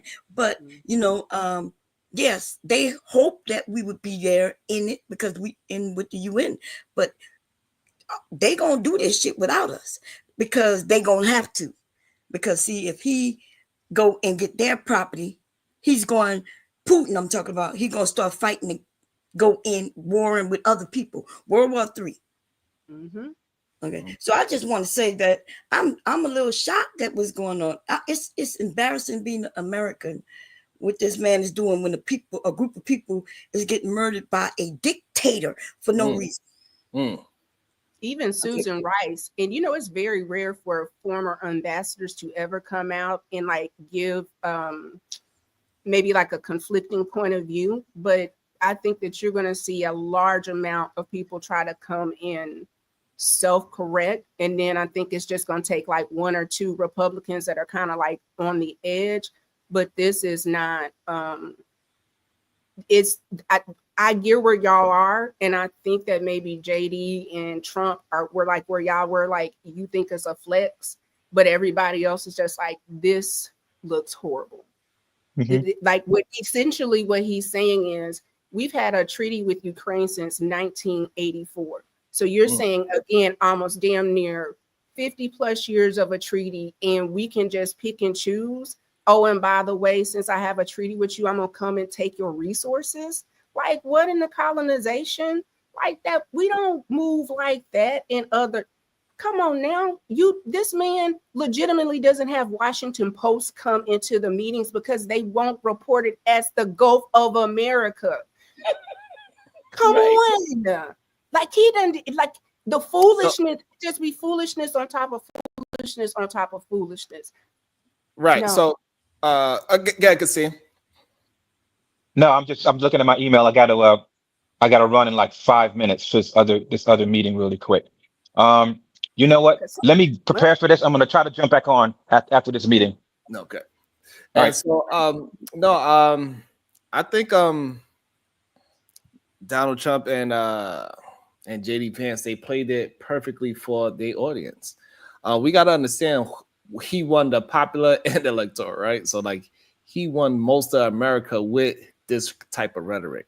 And so the things that he did yesterday is perfect for his audience. They are all in support of him, like, yeah, that's a real man. And it shows America power, America. Had they not tried to float that bill on Tuesday that passed the Senate with the cutting of Social Security, like I get what they're trying to do. They really trying to detract people from what's really, really going on, but they don't understand that people can chew and walk and chew gum and have a whole conversation. Like I got my eye on you fucking around with my Social Security, bitch. That's not a loan. That's money that I gave into the system, and you don't get to tell me what I'm gonna do with my fucking money. So if you think you're gonna play with that, that's a no. And if nothing else, I hope that black folks, do y'all not see these white people at these town halls? Like normally every kind of change, it be our bodies. They out there stomping up the ground up and down. Let them fix this shit.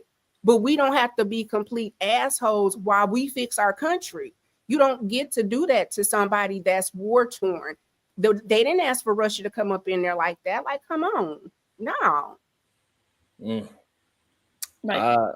If we allies, you don't agree when we allies. And Zelensky, and you said it, Sharon, Zelensky was there to give away the rights, but he just wanted a guarantee. And Trump was like, well, I'll see what I can do. Yeah.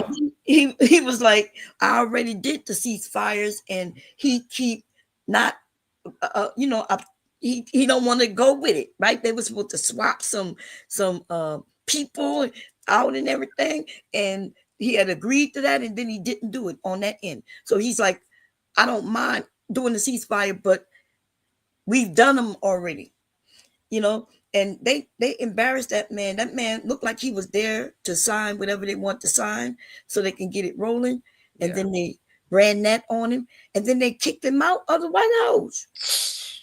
Did you hear? They absolutely kicked him out. Not signed, nothing was signed. Not only did they kick them out, they also painted, and this is what I'm saying, that people need to pay attention, because JD Vance, he just did a master class on how to paint a narrative.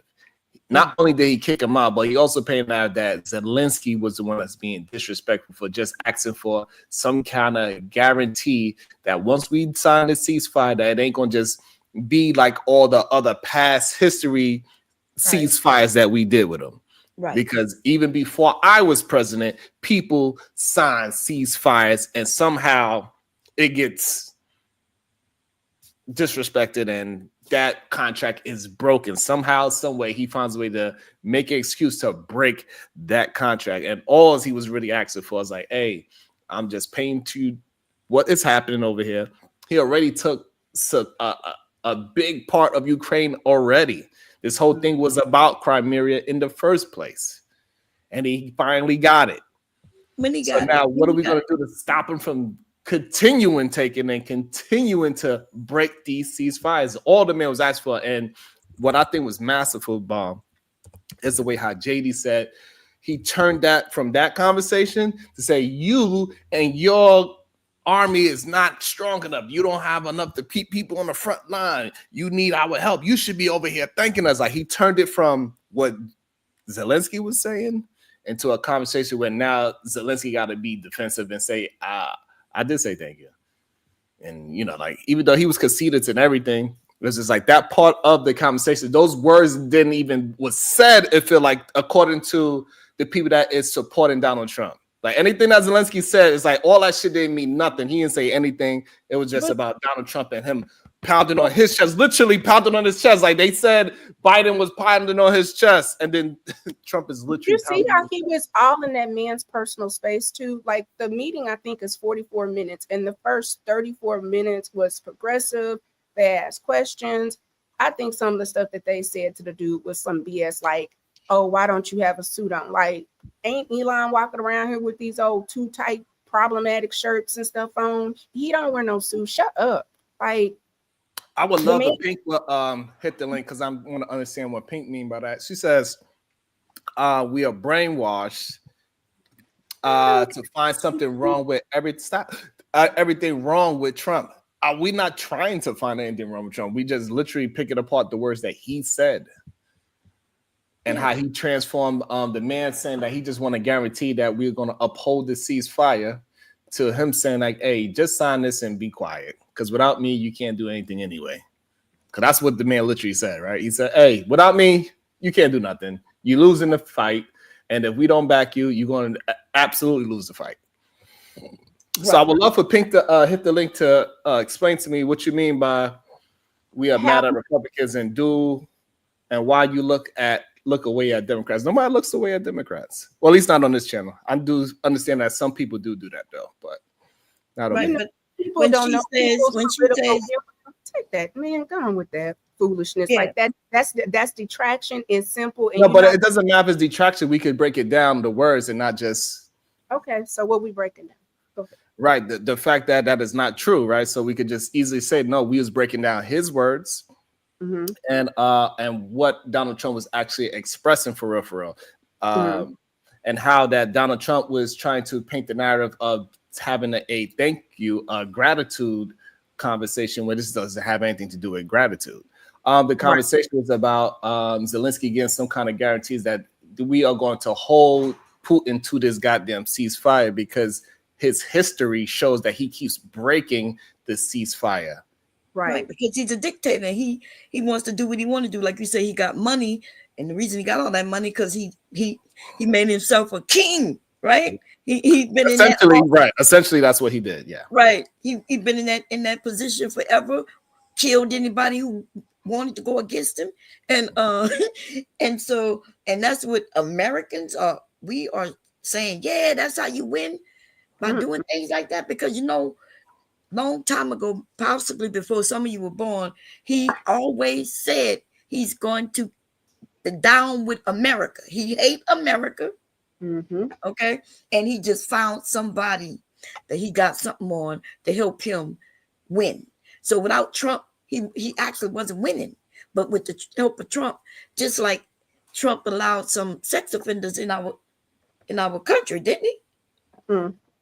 You didn't see where he let them two brothers in here? Bringing immigrants that are criminals. Criminals. Sexual deviants. The ones that we got, the gangsters. Somebody say, so what's up? What the hell y'all talking about? I thought you, Max, I thought you listened to politics. What the two brothers' name is? The Tate brothers. They're the Tate brothers. So those brothers. Oh, yes, I did. Yeah. Our president contacted their government and asked them and pressured them to release them men, and then they was able to fly as criminals into this country.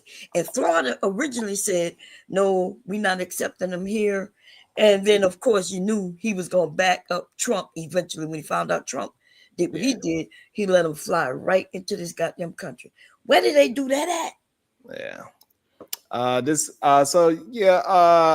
that this is being said, like Ukraine and the whole it used to. So the thing is that it got separated, and they got separated for a reason, right?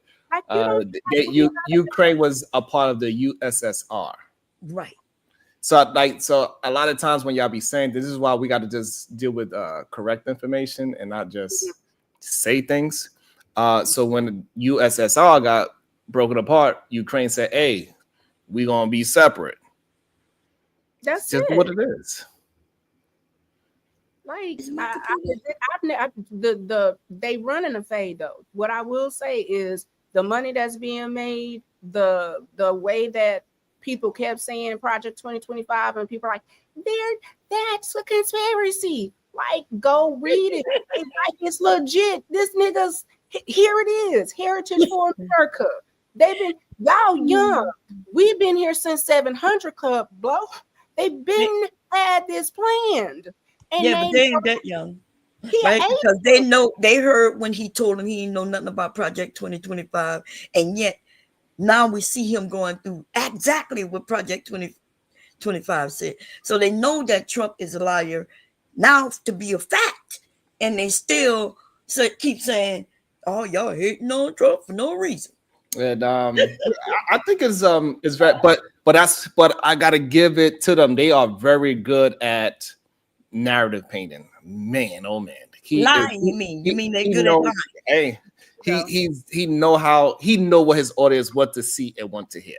He know that About to be a situation.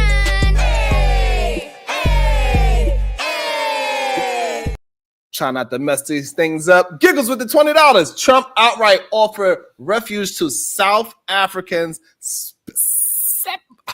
specified whites, African only. Meanwhile, deporting brown people so black people can get their black jobs. Black, i.e., bussing tables, scrubbing floors, picking produce. Aaron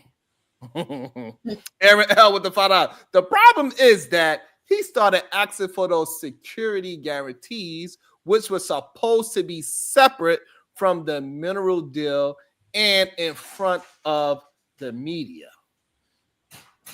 That's not true. That's what they started saying. Why are you doing this in front of the media? As if he sat them in front of the media.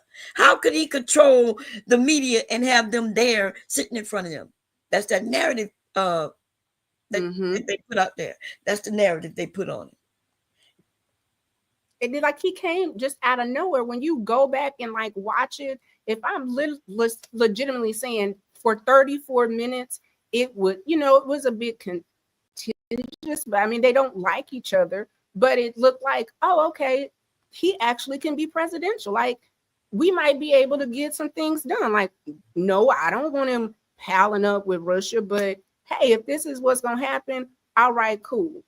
But it's almost like like an overcorrection to where I get what you was trying to do, but it just essentially, how people like, boy, you thought you ate.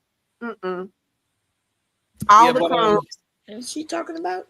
But I see that, the issue. Another thing is that I don't think a lot of people is paying attention to just luckily we are, right. We understand what's actually being said versus what is being perceived as being said, because those are two different things, right? So the perceive is that America, well, Donald Trump was very strong in his position, which is a good thing. At the same time, we do want somebody that is strong in their beliefs.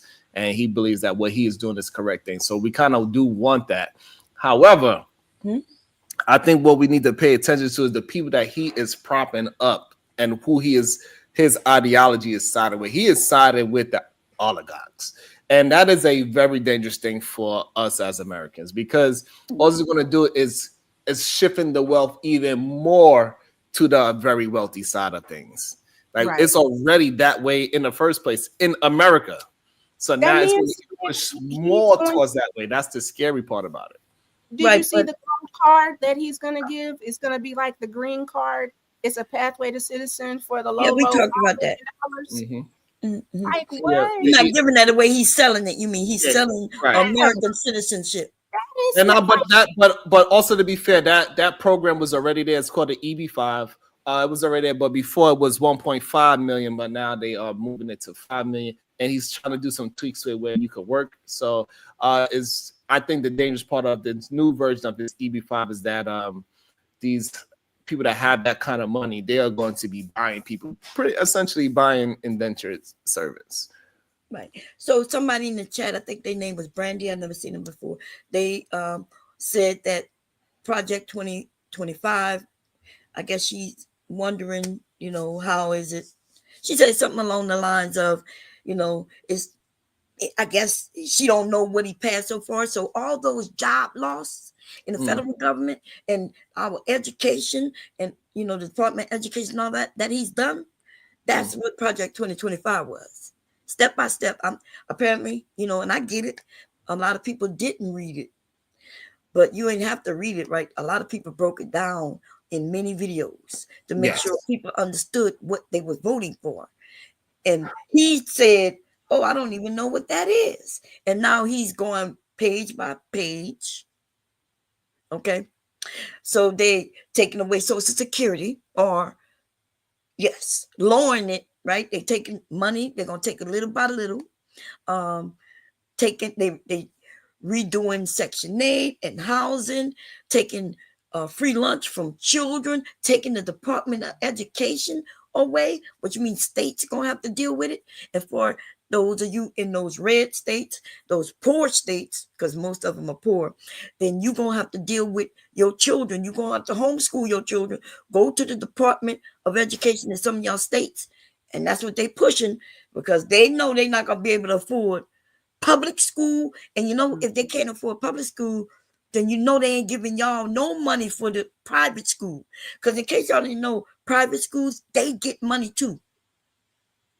They get money too from the government. Okay. So I think another thing is a problem is that yes, we do need change, but we need change in a productive way. We need a change of a president is what we need. Change does not have to happen like this. I'm just like, if this were a company and somebody came in running in the faith like this, like everybody would be like, wait, what is happening? But if you know what's happening, like we try to tell you people. So now it's almost like it's almost like a self-fulfilling prophecy of like, y'all really gonna have to watch it just all burn down. Like that's what it's okay. Yeah, but I think is that I think what it is that most people don't know what oligarchy is really all about. The oligarchy is really all about is essentially what Donald Trump's doing, right? They want to break down all the institutions, they want to break down all the governing parties and make everything private. So therefore, everybody is on their own, essentially. Like, hey, either make a business and figure it out, or you're gonna just die, right? So that's what it's really all about. They want to make, the energy privatized, so this way they could raise it, lower it, however they want to. Nobody's gonna regulate the situation, right? So the more oligarchy type of scenarios that we keep having is one of the reasons. Baum just brought it up with the education. It's the reason why they're trying to break it down. Right. So they could have a stronghold on it. So now it's going to be only a certain demographic can get educated. Like do they about Mikhail Gorbachev? Like y'all don't remember that? She won't let nobody. No, Bomb. Russia is a threat. Like we got taught what Russia. We get that. We get that. I'm just saying you're not letting other people speak. That's all. But it's okay. I do understand what you're saying. It is serious. I feel you too. So there used to be a time where there was no minimum wage, y'all, and there used to be a time where there was no education, no formal education, unless you was wealthy and able to afford it. Everybody else had to work. So the people, like Sharon said, the ones with the money. And that means they own the money, they own the corporations, they own the businesses. Right. They want people to be workers. And they started this a few years ago in one of these states. They allowed where children can now go to school. I'm sorry, work instead of going to school. Where, because they have these child work labor laws, right? Where you had to be 16 to work in certain places and 18 in others, but now they passed it where you could be 14. 14 working in the industry. People used to die. Our children, women, and used to die in factories back in the day, working around certain chemicals and things like that. Absolutely. Welcome into the show, E-The Man. Good day, sir. How you doing? Hey guys, how y'all doing? Can y'all hear me? Yeah, we can hear you.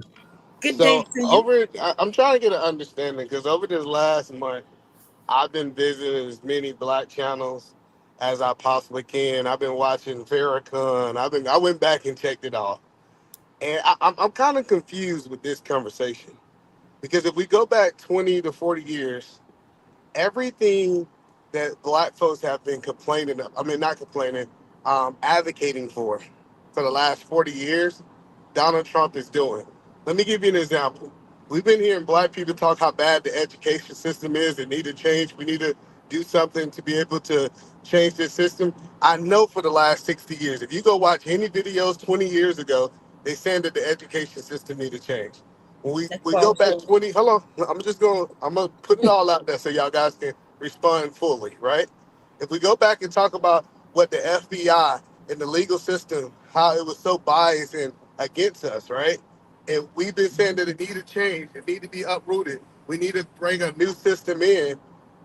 He's literally going after the FBI. So I get that we said we don't like the person that's doing it, but is this really a bad thing for black people to uproot everything that's been against black people for the last 60 years, these systems? Because these systems wasn't designed for us anyways.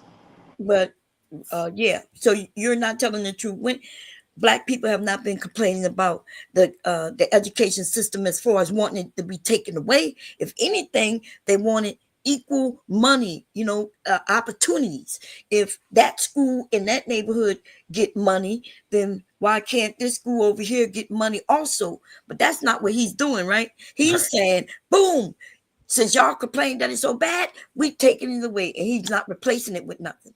Healthcare, the one thing that most Americans now love having is the healthcare. He's taking that away, and people saying, "Well, he gonna replace it." I think somebody in the chat say he gonna replace. No, he ain't mentioned replacing it, and Project 2025 didn't mention replacing it neither. Right. Okay, so he's destroying things to build it up in their way, and education is not for Americans. It's definitely not black people.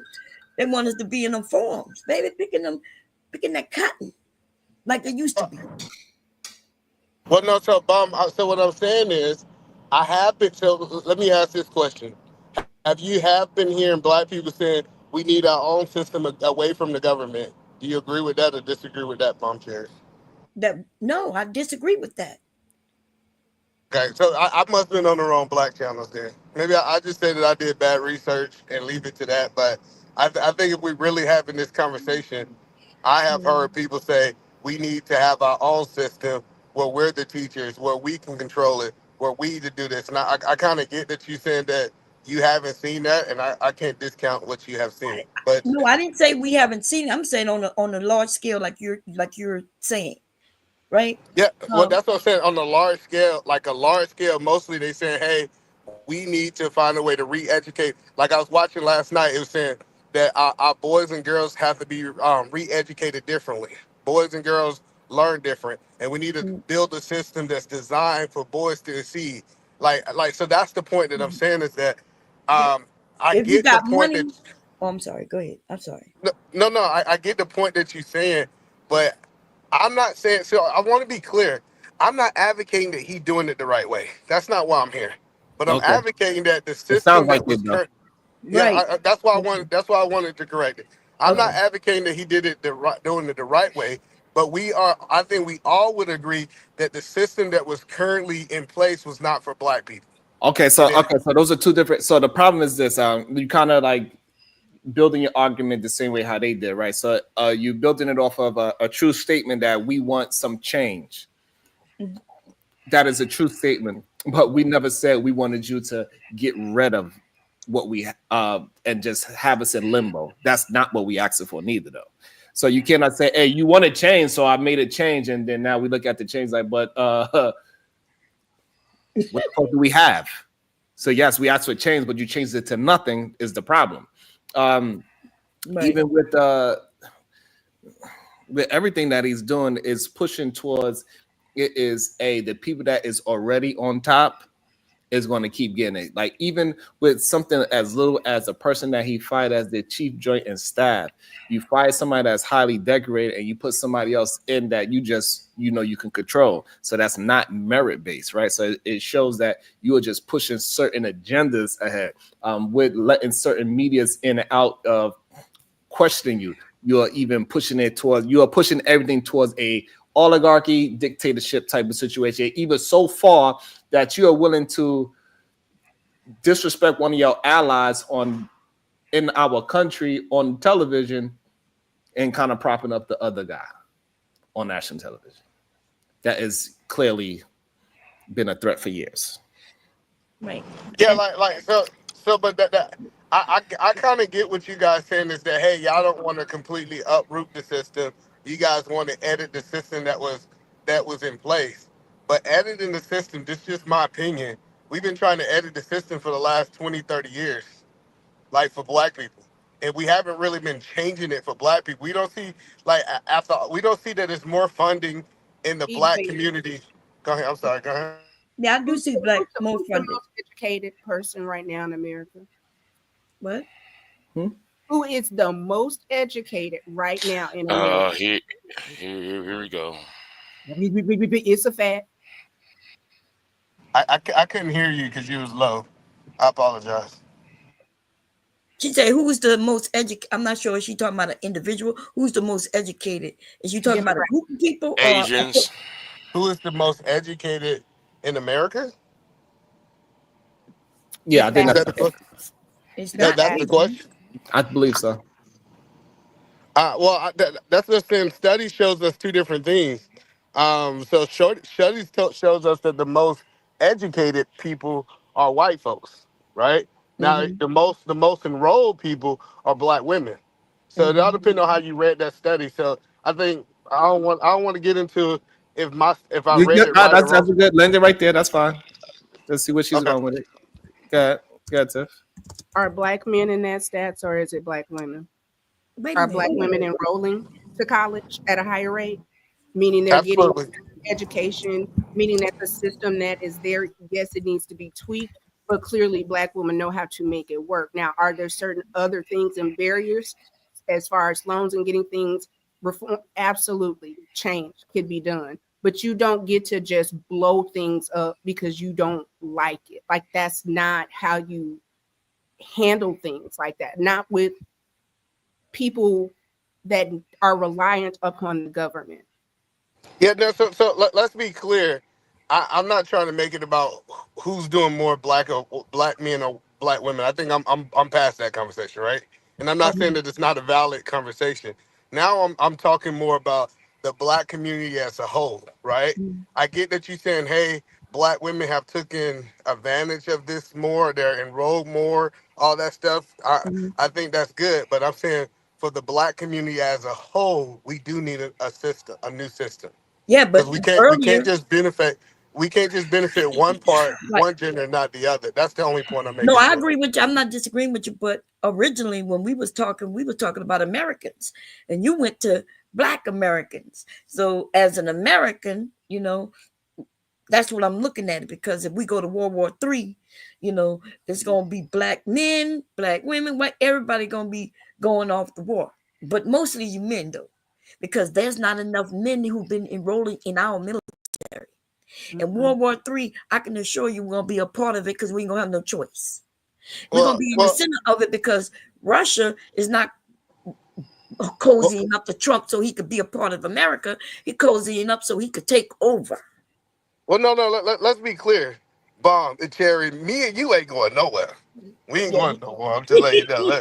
Let's be clear. Those days are over for us. But I get the point what you're making. But no, listen. So our children, though, babe. yeah, our children. Yeah, absolutely. I get what you're saying. But the whole point the point that I'm trying to make is when it comes down to what's best for Black America. I get everybody want to focus on America. Cool. I know Black History Month is over. We don't want to talk about blackness no more. And I'm just joking. Don't take it personal. Don't take it personal. But yeah, the whole point that I'm saying is that I really don't everybody keep talking about what's best for America. Cool, y'all do that. But I'm saying I think it's better. I think it's better for Black people for us to have a new system. That's I just ain't my gonna thing. lie. I think most of us agree with you to a degree because I said if we want the system to return upside down, stripped, then Trump was the way to go, right? He gonna ruin it, mess it up. We're gonna be messed up for about 30 years, right? Because things that are happening aren't in a vacuum, and it takes a while to get these things back. But if that's what we want, buckle down, ladies and gentlemen, get your seeds so you can grow your own food and get prepared. But think about once we The rebuild this system, system. Hold on 1 second. I'm gonna go and I'm gonna let you go. So, but Bomb, when we rebuild this system and we're involved in this system, don't you think that would be better for the Black generation going forward? That might be. It could be. It could be. You know. So I could see where you write it in that. It's just that. Go ahead, Big J. I'm sorry. Go ahead, Bob. No, go ahead, Big J. If y'all want to reform the education system, you have to reform how it's being funded. Most all of our education system, every school district is funded by whatever zip code you're living under, and that's part of the problem because a poor city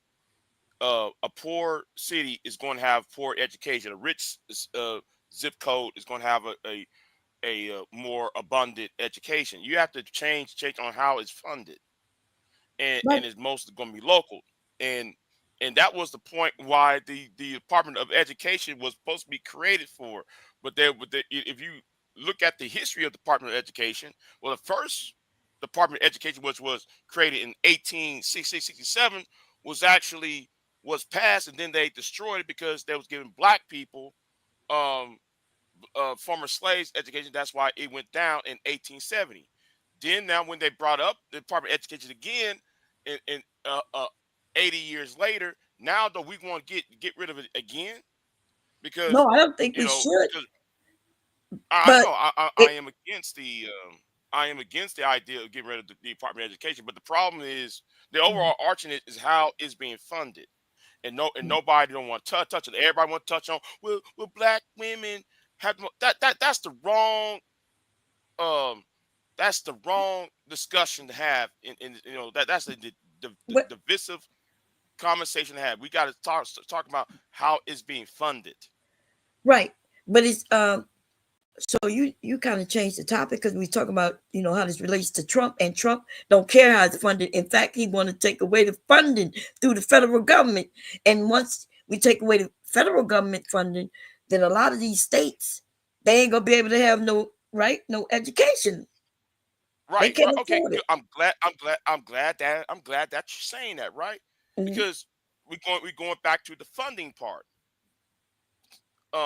Because if you look at some of the old Confederate states, like the average is $4,000 being spent on a student, K to 12, but yet they spending 75, 65 up to 100, 200K on locking your ass up. See, we got to pay. We got to sit there and look on how it's being funded. Right, and so I think the problem that is missing is that people see some hope and not the writing on the wall. The things that he is doing, it doesn't look like he is going towards the average American at all. Like even the tax bill that he tried to pass, that luckily, the judges and them stopped with, that executive order, because a lot of the things that he's trying to push, he will not be able to get the House and Senate to probably vote on, and that's why he's doing executive orders. Not saying that president before doesn't use a lot of executive orders, but a lot of things that he is attempting to use executive orders for, I don't think those things will pass. And this is why a lot of the judges are stopping the things that he is stopping. Like that tax thing that he tried to push out, that was for billionaires. That shit wasn't for no regular citizens. And it went through, right? It went through. They stopped it. The judge stopped it. Oh, the But judge yeah, stopped so it? Yeah, the judge stopped it, but they're not listening to judges. You see that they're not listening to judges. Hey. So that's how we know we got a king, because he well, but then like, when so what his name came to the news and told everybody, "Wow, who are these judges? Who are these judges? Nobody voted for them. They don't get to tell the president and me what to do." That's like you said, when they set up narratives, right? Now people against the judges. well, I'm trying. Let me ask Sharon this because this is his field. So Sharon, in construction, how do you know when to rehab a house versus to tear it all the way down and start over from the foundation? Like what information in my this analogy will make that decision? Or Money is usually money. all If right, it's too cool. much, So if it's too much money to repair a broken foundation, they'll just tear it down. all right. So yeah, so I'm just thinking like I just think that sometimes we believe some things can be repaired and it's just not worth it. Like Yeah, but it's been being repaired. They've been making changes to the system, especially definitely in the last 15 years. A lot of DEI, a lot of push movements forward in order for people to, get more rights, better jobs, even though well the no. economy is screwed up. Right? That's what needs to be torn down. If you want to tear anything, tear the economy and make people pay Well, people. hold on.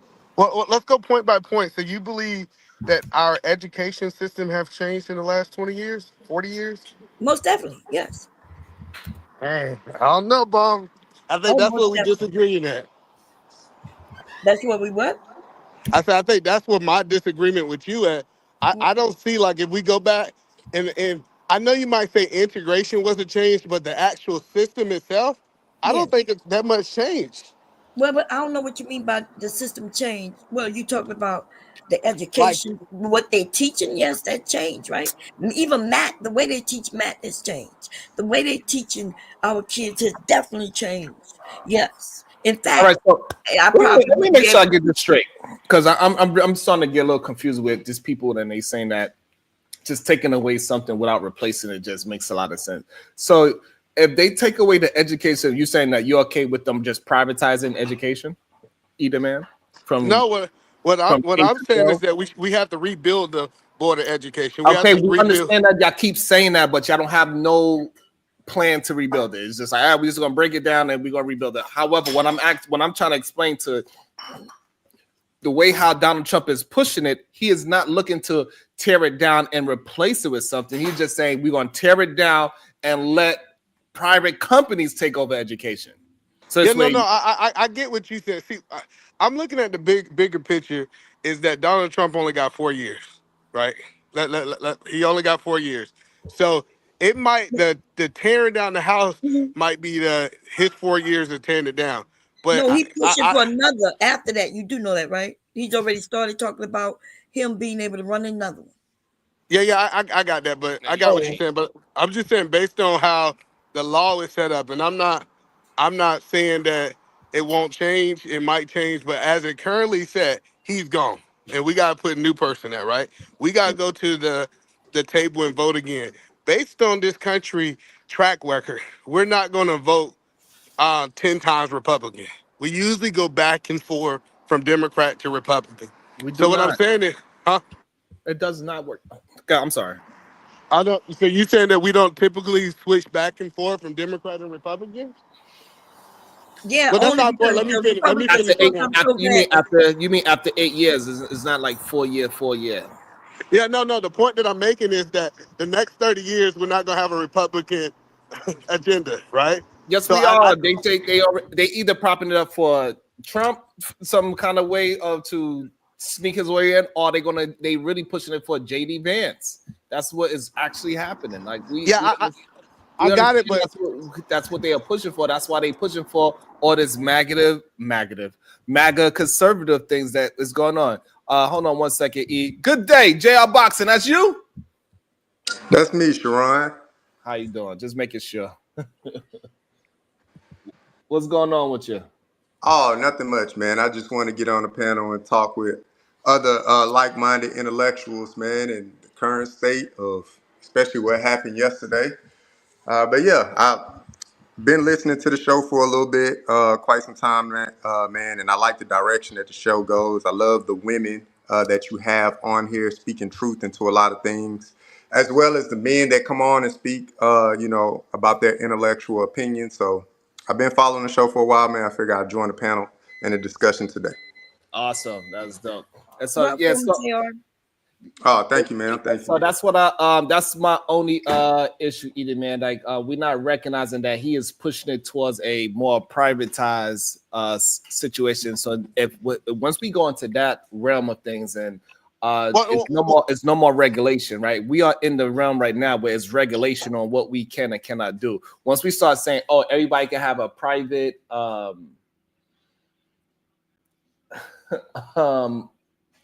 energy company, then that company is going to be able to control how much it's going to cost. There's no regulation. We got to have regulation on things, and we keep going towards this oligarchy path that he is clearly going towards. It's going to be. No, I got it. But the point that I'm making is, let's look at it for the next 25 years. In the next 25 years, I believe that we might have at least 2 Republicans and 2 Democrats in the next 25 years. So what I'm saying is, he tear it down. He tear the whole system down in his first 4 years, right? Say the country fed up with the Republicans and they decide to choose the Democrats. Then the Democrats' responsibility is going to be able to rebuild it. Now, what I think as Black people, what we have to advocate for, in my opinion, we have to advocate that we're part of the rebuilding process. So I'm just saying that he's not going to have control for the next 30 years to be able to push this full narrative. Because I think as he's exposed over the last 4 years, I think that the country's going to start moving based on what they think is best for the country. But for the tear down itself, I'm saying that I think that it needs to be teared down, in my opinion. Ron, am I truthful when I say that Putin has been in office for almost 20 years? Yeah, and they also didn't have it where you can be in office for 20 years. He took over, strong armed the country, and that's what he is. And that's what Trump wants to do. Yeah, but I don't think that's a reality for America. I might just be naive about Jerry. Wow. What I'll say to you, sir, is that the reality of it is, you saw that CPAC conference, right? And did you see the emblems and the stickers that they were putting out, Trump 2028 already? So the reality of it is that they're already looking to put him into a third term. So that's something that was never even spoken of before. You never even thought about a president with a third term. So the reality of it, yes, it has. They're looking, but now they're trying to breathe truth into it.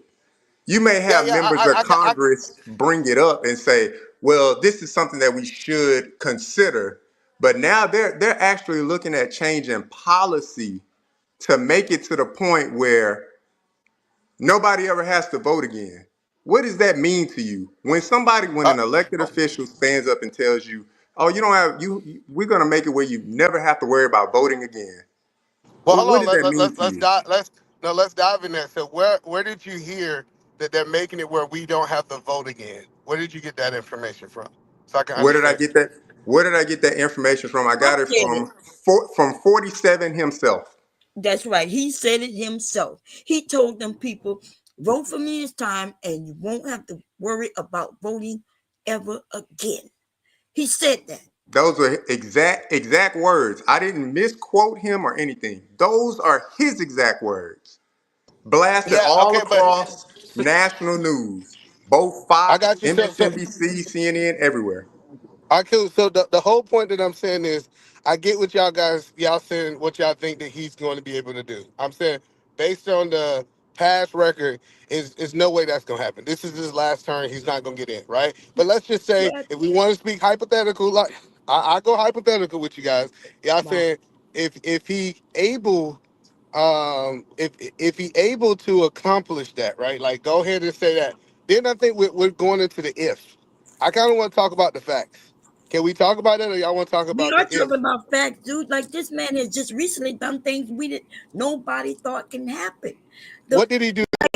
Okay, hold on. Let's make it clear. Like, hold on. You cannot paint.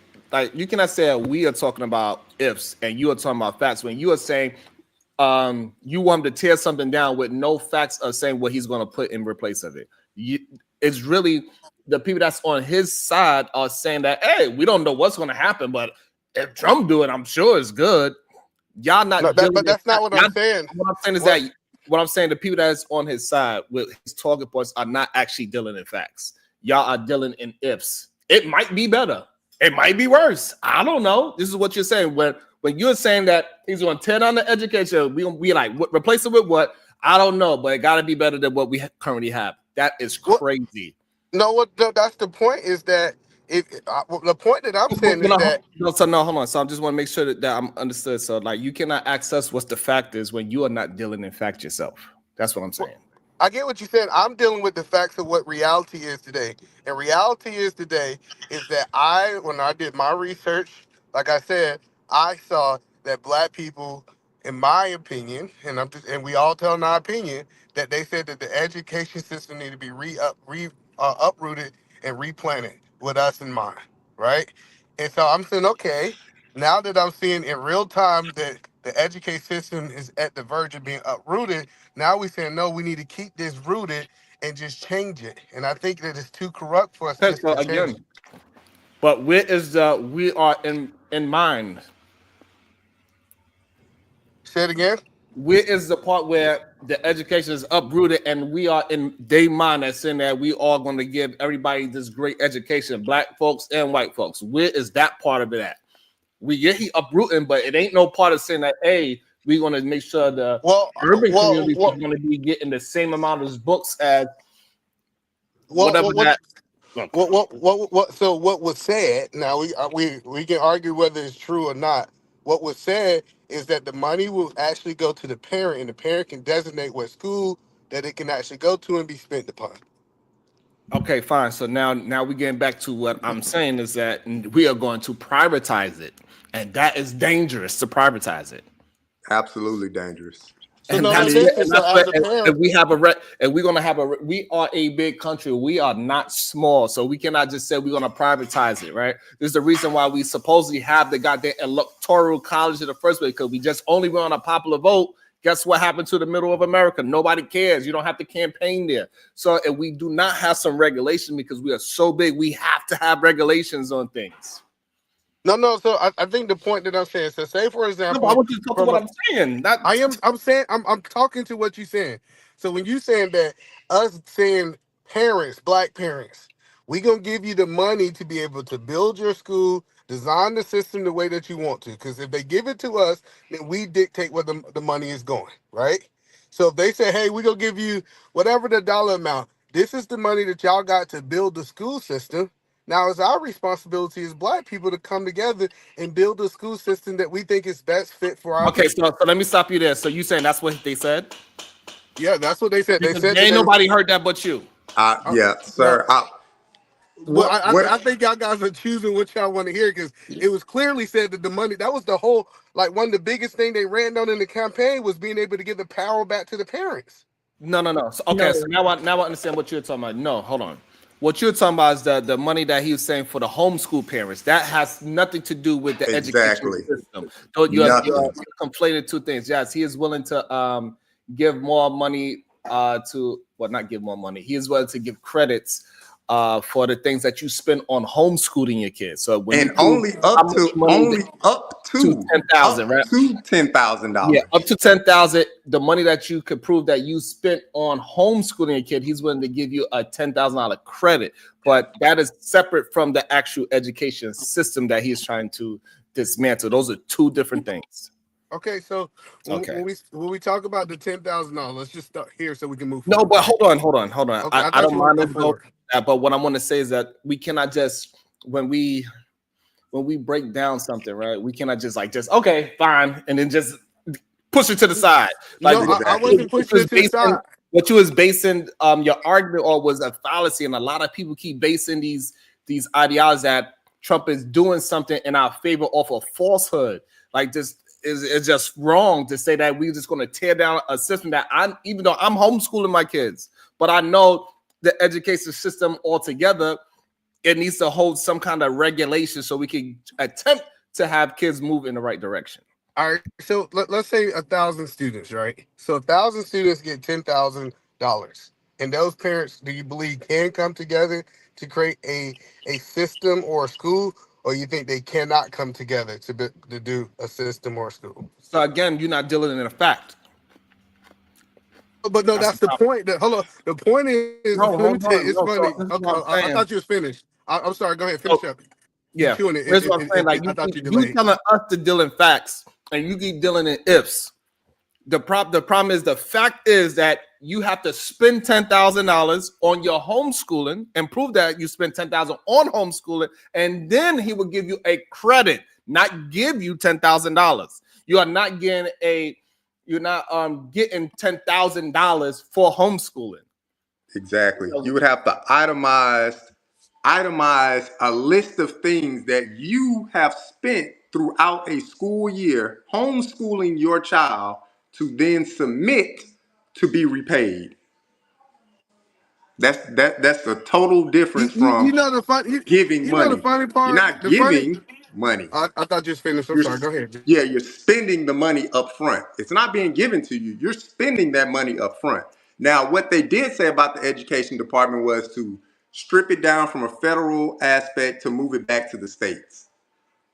Now that can be an agreement to a disagree, because obviously culturally, from an East Coast, from the middle of the state to West Coast, the agricultural, the climate of the country, a lot of things are different. So a lot of things would be taught differently. The education department has set forth a standard of how kids should learn certain things.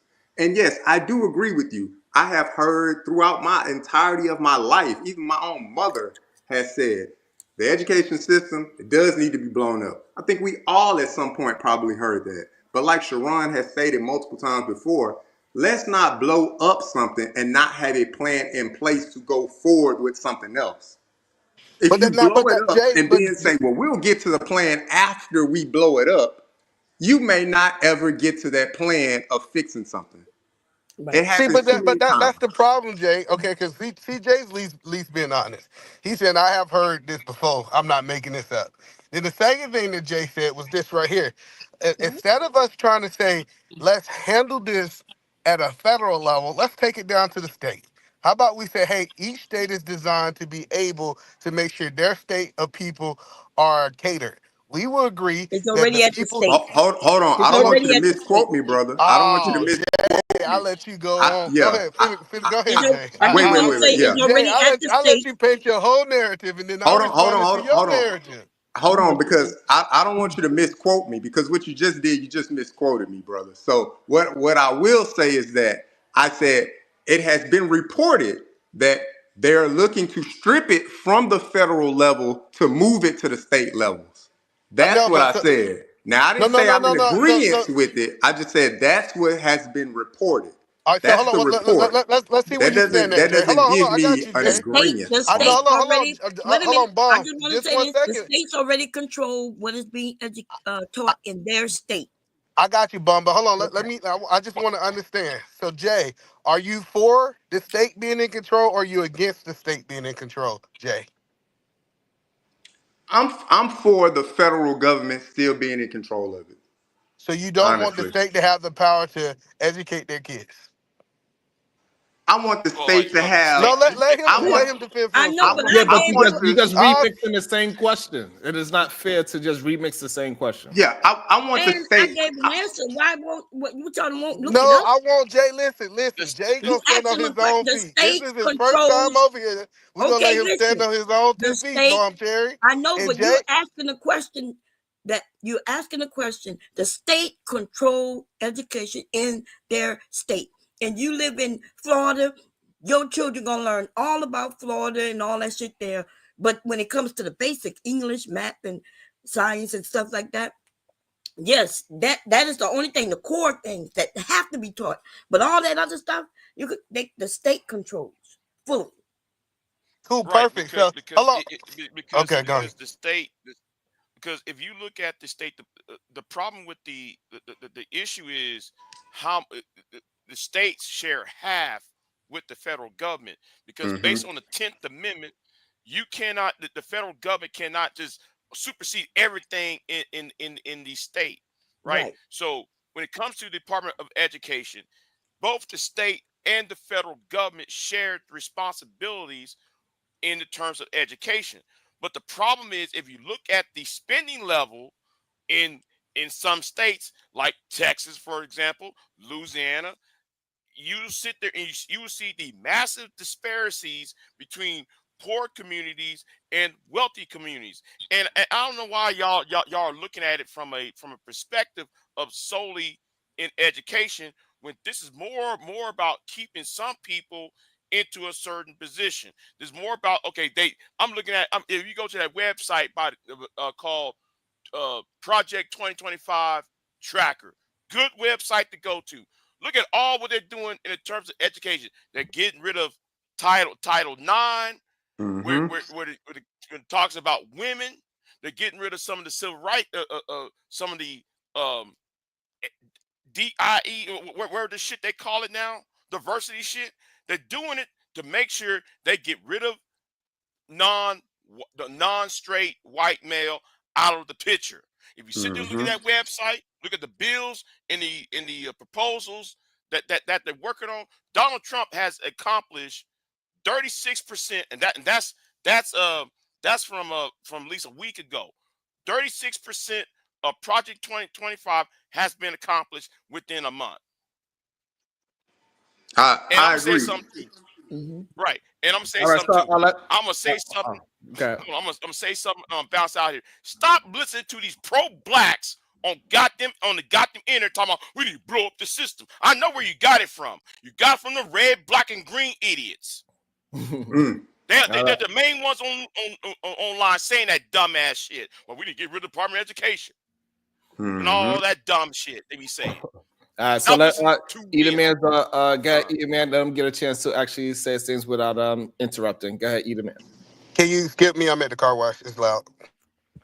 No, you sound fine, but okay. All right, cool. So yeah, so the point that I'm making is that first of all, the person that I think I heard was Farrakhan, and I know some people might think Farrakhan is not credible, right? But it's not these black and green people that Big J was trying to make it out to see like only one person saying it. And the thing about this education system, it was when I say a big narrative in Georgia, me growing up, that's all we heard in Georgia. In Georgia, and me being from Georgia, hey, we need to do our own system. We need to blow the system up, and we need to have our own education system completely talking different, right? So I heard this my whole childhood about us having something different from the norm. The second thing that I want to say is that when it come down to us responding back to what Jay Boxer was saying, Jay Boxer was standing on the point that it should not be at the state level, all right? So now Big J said 50% of it is at the state level and 50% is at the federal level, right? We're seeing how much money the Board of Education is spending at the federal level. If we was to take that money and put it back into the states, get rid of people who's not doing their job, y'all saying that would be a bad thing if the state had 100% control of what was going on? Yes, I'm saying that there are a lot of states that can't even afford to support the education system in their state by themselves. And it's not 50-50. I don't know who said that. But like I said, they only come in and make sure that the kids learn the basics, the things that they need to know. Yeah, but Bomb, when I was saying 50-50, I'm talking about 50-50 of the responsibility. That's where I was coming from. It wasn't the money part. Now, okay, Edom Man, you said you from Georgia, huh? Yes, sir. Oh, there must be a delay somewhere. There must be a delay somewhere in my internet or something. No, I said yes, sir. Yes, sir. I'm from Georgia. Can you not hear me?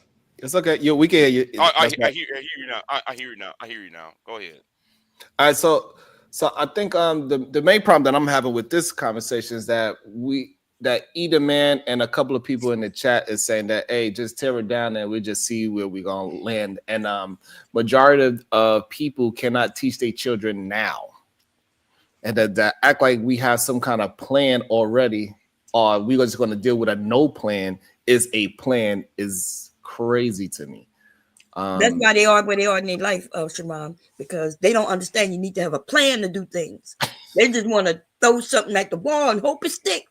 Right. And that's very dangerous for a group of people. That's how you create the disparities that we have today. We know that the people that I want to ask this question now. Mm-hmm. I'm sorry. Yeah, go ahead. Yeah, I'm sorry. I'm supposed to be delayed on my end. Okay. I want to ask Either Man, because you say you from Georgia, I'm in Texas, and which state of all the 50 states have the highest education? Who spent the most on education then? Oh, Either Man must have left then. Yeah, he just left. Oh, he must have left. JR Boxer, do you have the answer for it by any chance? No, I do not have the answer, but let me look it up. Let me look that up. If I were to take an educated guess, I would probably say California, something like that. But that's an educated guess. But let me give me an opportunity to look it up. Go ahead, Jay. I know the poorest is Mississippi. The poorest is Mississippi. Tennessee is another one, right? We see what's going on in Tennessee. Louisiana too. Right? We see what's going on. Like the idea that how hey. Look at Vic comes from Mississippi. I know I'm making a joke. You know what I'm saying? So like we like you know New Jersey is a good example of it. Like it will have two neighboring counties. One county, I mean, like I'm talking about neighboring, like you could walk to the other county, and those two counties will have one high school will have a 1 rating, and the other high school will have a 8 rating, and they are walking distance apart. The only difference is the county, and the county is making more money than the other county. So imagine if we just give it to the people. Sharon, I got that answer, and Big J, I got the answer. Okay. So the thing that I looked up, which state has the highest education budget, and that state is California. Right. Probably Texas next because they're on the hills. They got a lot of people, but they also do a lot of things from the county. No. Based on the ratio between criminal justice spending and education spending, it's $4,000 per student in Texas. It's $75 per inmate, and that's if you go to any of the southern states, it's you've seen the same story. So that's why I was trying to tell Either Man that even the state of Georgia, they spend more money to locking your ass up than educating you. Mm-hmm. And I wonder people on Black YouTube will understand that point, rather than talking about we're gonna tear down the whole system. No, you're looking at the wrong thing here. Right. So you saying they should take the money from the pipeline, the prison, and put it into school? Because somebody, I think Tiff said, they have the preschool to prison pipeline. I mean, it looks like a guy. I mean, school looks like a prison in the first place. Marcus Antonio, I don't know what you're talking about. I would love for y'all people that just say things in the chat to discredit things to come up and actually substantiate your stance. Because you just saying we spreading misinformation without giving no information makes no sense. And I would like to just expound on something. Either Man may be still listening. I know he said he was at the car wash. And Big J brought it up. So for me, when Either Man asked me the question as, so you saying you would like the federal government to be in charge of the purse of divvying out money? Like, yes, they're already in charge of that purse of divvying out money to the states. But if you go state by state, and Big J said it, you go state by state, if you start to look at these districts, these counties, these metropolitan areas of where money is divvied out, and I know that goes based off of population and things like that, but there's a huge disparity once you start going to metropolitan area, then you break it down to district, huge disparity when it comes to money put into the Black community compared to white communities. So to me, if you look at it, and the state level is in charge of divvying that money out. Right. Government, the federal government sends it, the state breaks it down. But to me, the checks and balances get lost in between because the elected officials that we have to represent our states, they have muddied the water, in my opinion, when it comes to divvying out the money appropriately to educate all young men and young women. I don't care about the color, just all young men and young women, children, all of them. They have muddied the water, in my opinion, of doing that. So to me, if you just leave it at a federal level, there's more checks and balances because another senator, congressman, congresswoman can check somebody to say, well, why are we doing this for this state or this area or this district or this and not doing for the other? Right. But when it's separate in your state, who is checking you when you are the highest member in the highest elected member in your state to do that? Who's checking you on that? Right. There's no checks and balance, in my opinion. No, I agree with you. But there's checks and balances. It's just that they do so much gerrymandering and redlining. Yes, and ma'am. and we're not voting that they're able to put the money right where they want it to go. Yes, ma'am. So that's what the states are doing. But somebody they don't understand that if the federal government gets out of the Department of Education and we as a state, each individual state, that means everybody, your taxes goes up. So your state can fund these things, right? You gonna pay more money so they can ensure that our kids can go to school, or they not gonna have schooling in that state, in those different states. Now, some of our states gonna be okay. I'm up here in Delaware. Our state gonna be good. We preparing, even though we fighting back. Our people are fighting back against Trump and hoping that they could do something. But yeah, for those of you who talking about stay home and teach your own kids, some of y'all don't know how to even read and write yourself. How you gonna teach your kids? I know I can't teach math.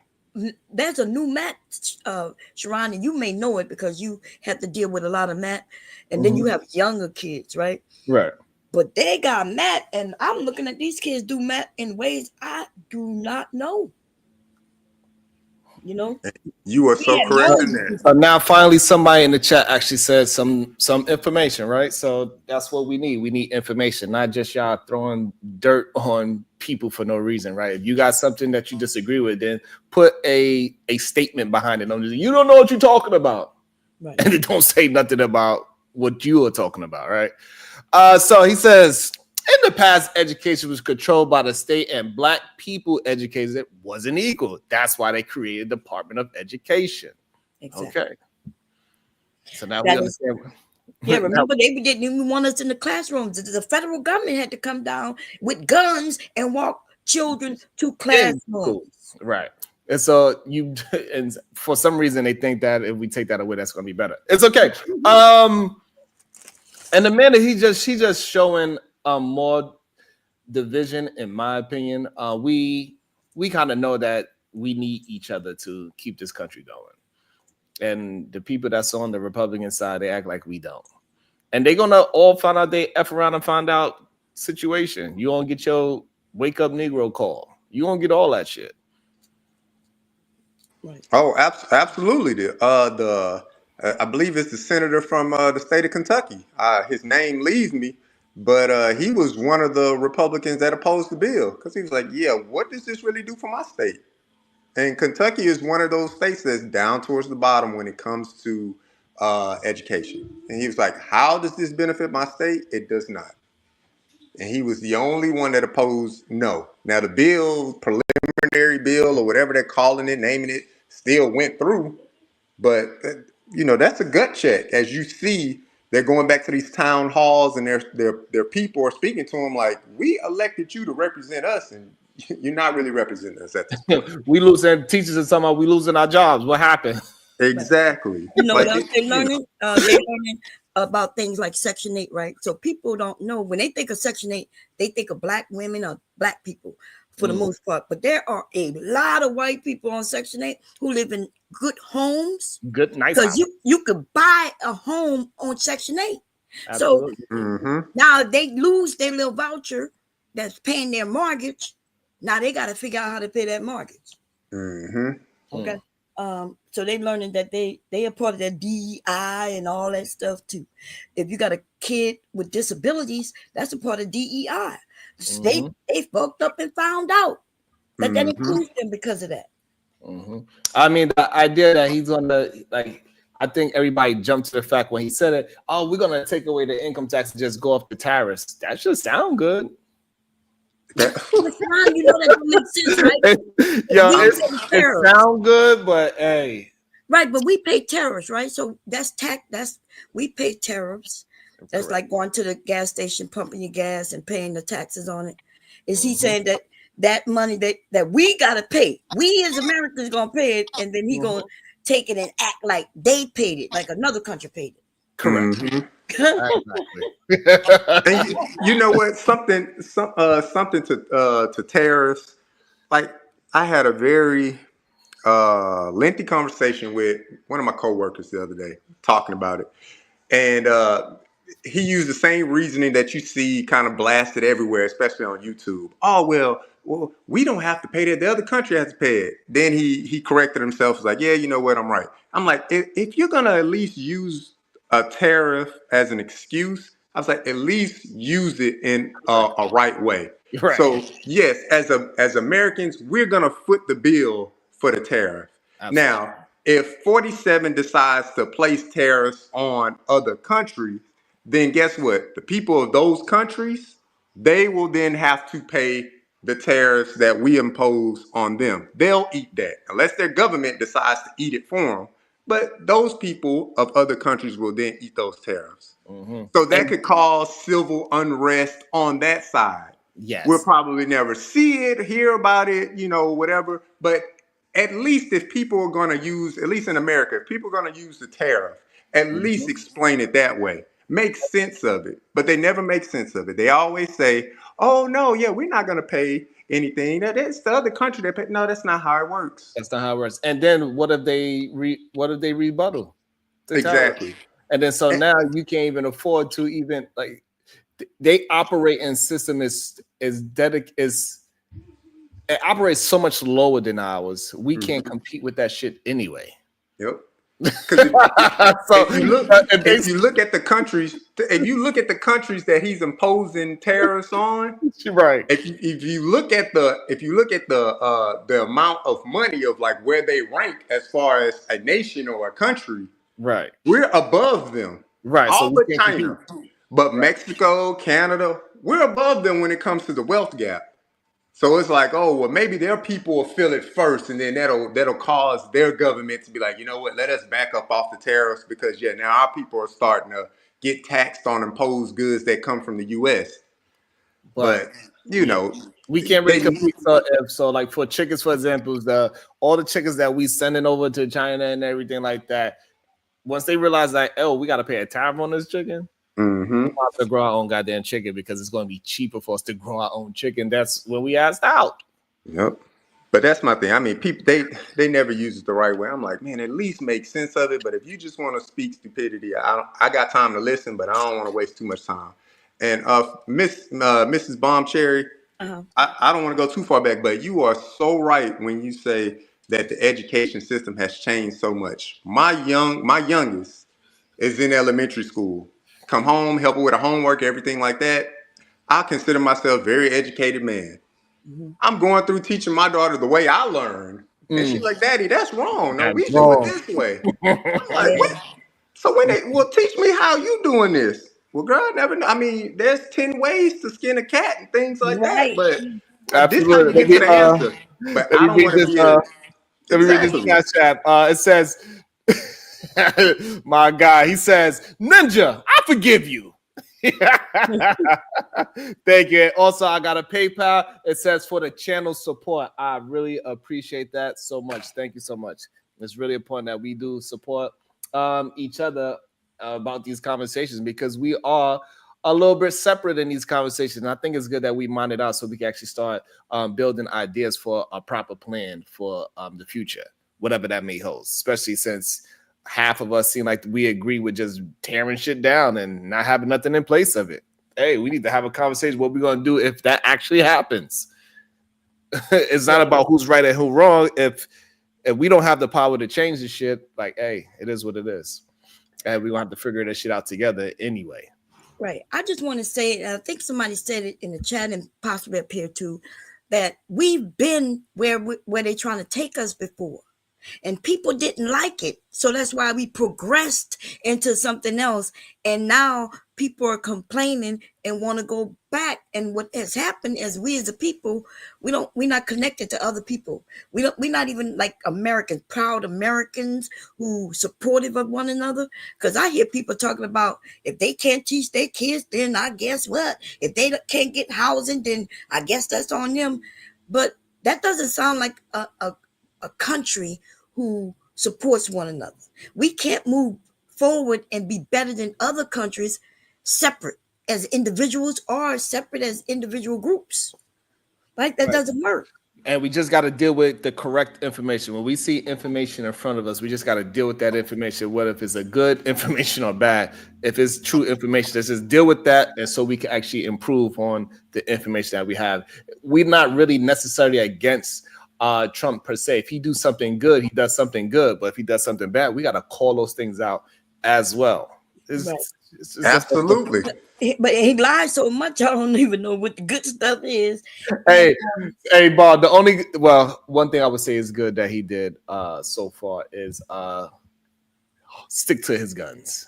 Hey, he's showing men how to be men because he's showing men to be liars and I'll give you another one, Sharon. I think the only thing he did good was say that we'll make a statue of Kobe Bryant.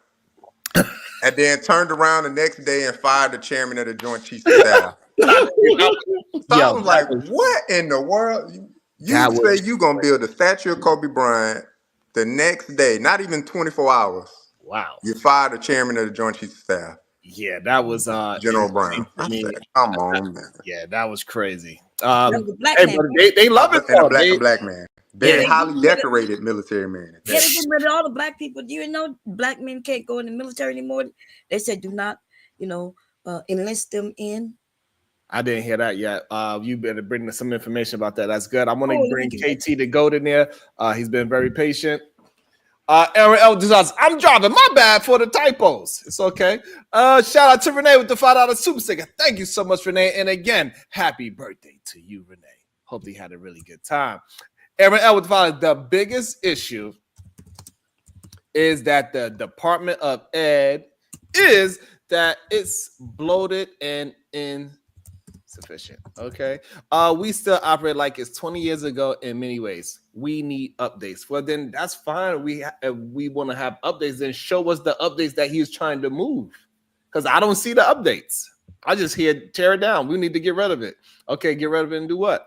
Jail Boss with the 999. Change comes with a plan, and this administration has not provided a plan on how to go forward. Bar. We elect officials to represent us, yet an unelected person making decisions on the state of this country. Bar. It's beautifully said. Thank you so much. KT the GOAT, you there?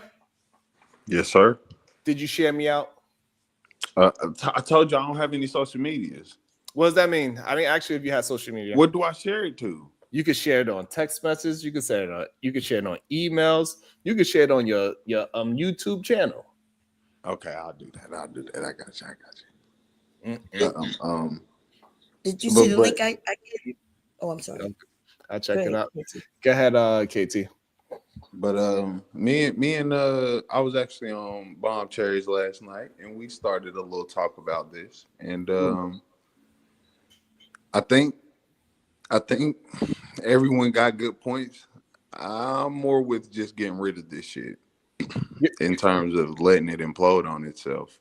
The system doesn't work, in my opinion. I'm gonna say that at least. I won't say what's facts or fiction, but I'll say we in a system that's failed us continuously over and over.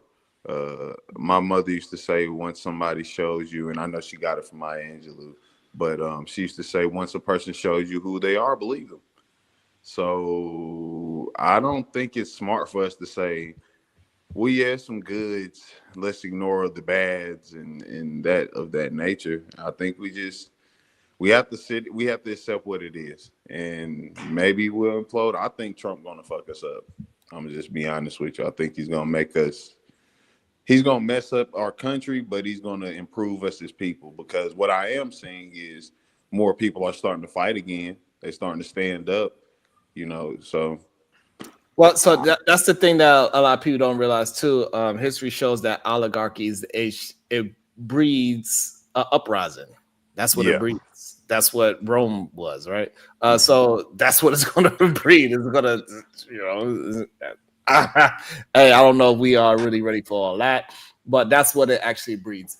Yeah. So actually, Bob, I was reading the story real quick, but we actually spoke about this, Bomb. So yeah. Mm-hmm. I remember we actually had a conversation about how they did not want to have the biggest and brightest of our community taken out, right? Taken out. That's a great story. Yes, that is very true. So, and one of the excuses is saying that Black people are more likely to get injured. Damn.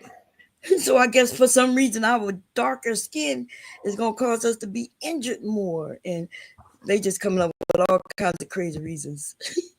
Yeah, it's weird, it's wild. But we're gonna have to mind through it. People think that some other people ice water. They ice is colder, and they appreciate the bullying. Until we're gonna see. Like, I think it's all good that you appreciate the bullying when you can watch it, but we'll see when that bully turns on you, because eventually that bully is going to turn on you as well. Exactly. If you think that they just bullying everybody else and not going to bully you, you tripping. This is that person's personality. This is that person's ideology. All those people that was like, I vote for Donald Trump. Hey. They upset. They effed around and found out. Yeah. And I just think that the fact that he got all of the checks and balances on his side in the first place is a scary thing in the first place. So we're gonna see. It's only been a month, right? So we'll see what more things that he's going to do. Hopefully, we can start getting things done in a correct way. But him seemingly, to me, it seemed like he was siding with Putin instead of siding with his allies when I seen that video.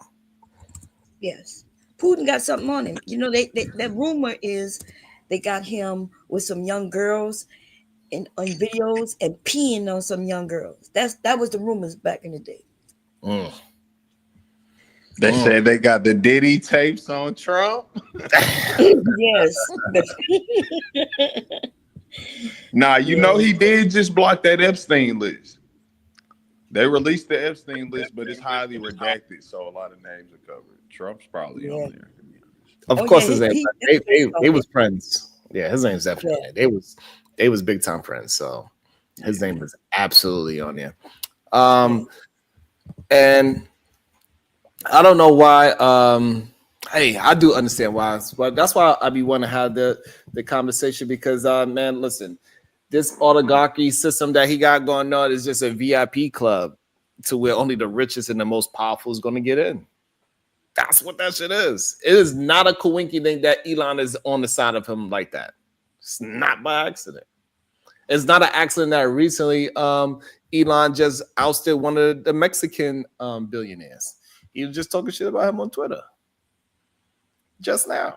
JD Vance also. He's very big into like, a lot of people don't even realize who JD Vance is. First of all, he's a white nationalist, like an admitted white nationalist, and he's also like really big in that Silicon Valley tech bro shit. So I mean, the man got a movie named after him, right? Yeah, it's about his family. Right. So, right. Like, and he have an old history about in this country, right? They are part of the Colts and the McCoys. Mm-hmm.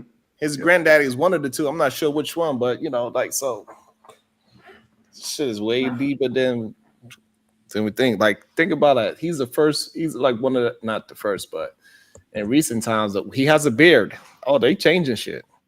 We have a dude or woman nuclear in the chat. They always want sources, but when I give them sources, they're not going to click to read. They always want sources, but they can look it up themselves. Just like if I say Trump is he's a criminal, right? Mm-hmm. He is a rapist. Damn. Right? Yes, he's been found guilty, adjudicated as a criminal. They'll act like, well, that's not true. That's because when he was going to court, he was lying to them, saying they dropped the charges. This man is a liar. I don't understand that we don't see that he's a liar. Because back in the day, you find out a person lying, you don't trust him. Right. We have given the reins to the country. We have given him the key to all powerful in America, and all he do is lie. And the people that is attempting to have some kind of truthful conversation, they are the liars. Ain't that something? Yes. They say, Sharon, you don't know what you're talking about. All right, so what was it that you talking about? I don't know, but I know you're wrong. And this man will literally lie in your face. He tried to make this Zelensky. That man Zelensky came over here, man. He came over here with his tail tucked between his legs. He really did. He was a little worried, and then maybe he overplayed his position by trying to and falling into the bait of having a conversation in front of the media and say, hey, brother, I need some guarantees for my people so we can actually really stop dying, because Putin, he was ceasefire for a month or two, maybe even a year. Then he'll find another reason to attack. I need your help. That we're going to make sure that if he does this, what are we going to do about it? That's all the man was really asking for. And his tail was tucked between his legs. And his tail was tucked between his legs so bad that he went to Fox News to complain about it too. Yeah, when he went to Fox News, I'll say, yeah, that man is fed up and frustrated. And I was about to say, look, I really want to be honest. I don't even want to say they tail tuck, because we got to, like how he kept saying with Trump. They've been fighting them since 2014. Trump said himself, Obama gave you blankets, I gave you javelins. But that's what we kind of omitting. It wasn't much help.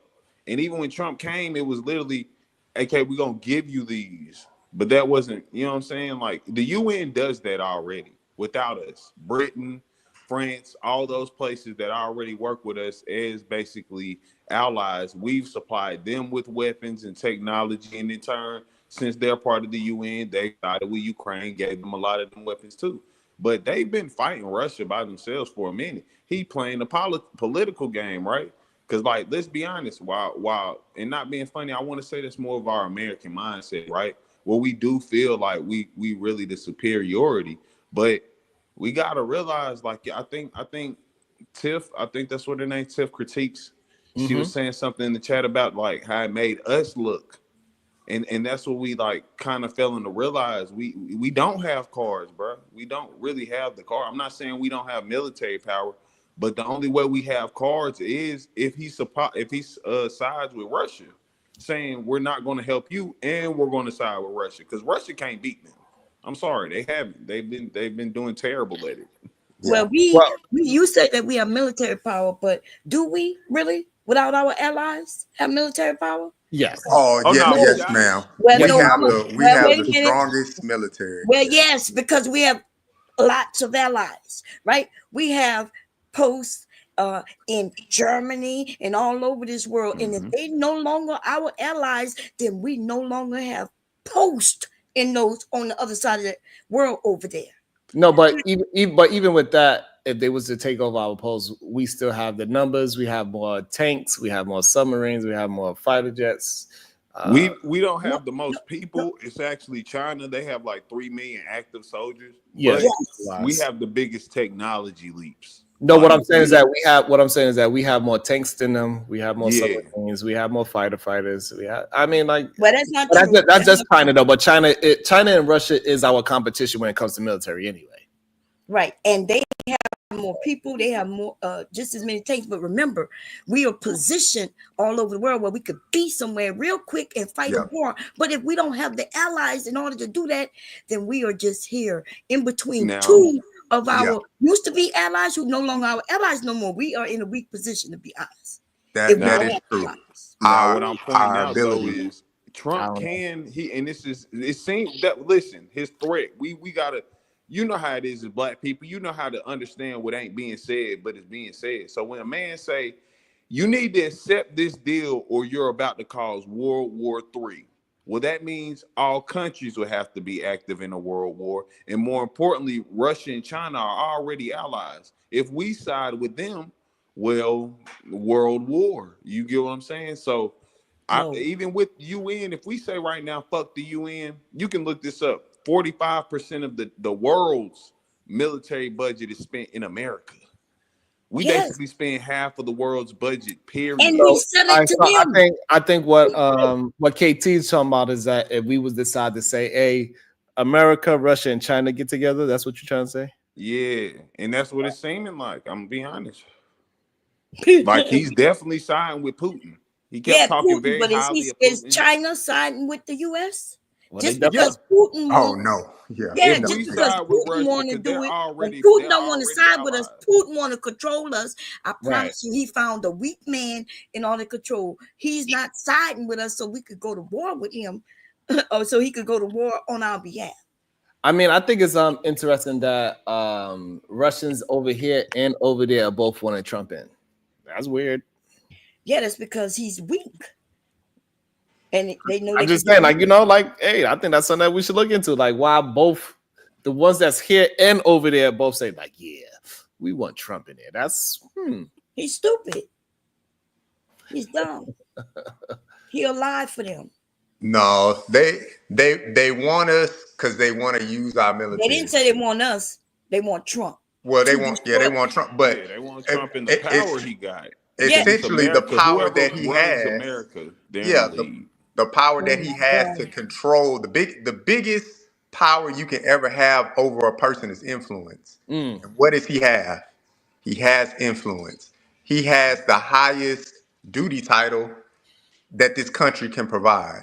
And so if those two nations, if you can recruit one person to have influence over half your nation, and then use that influence to parlay into other parts of the country, that's an unstoppable force. But he don't have more than half of this country, right?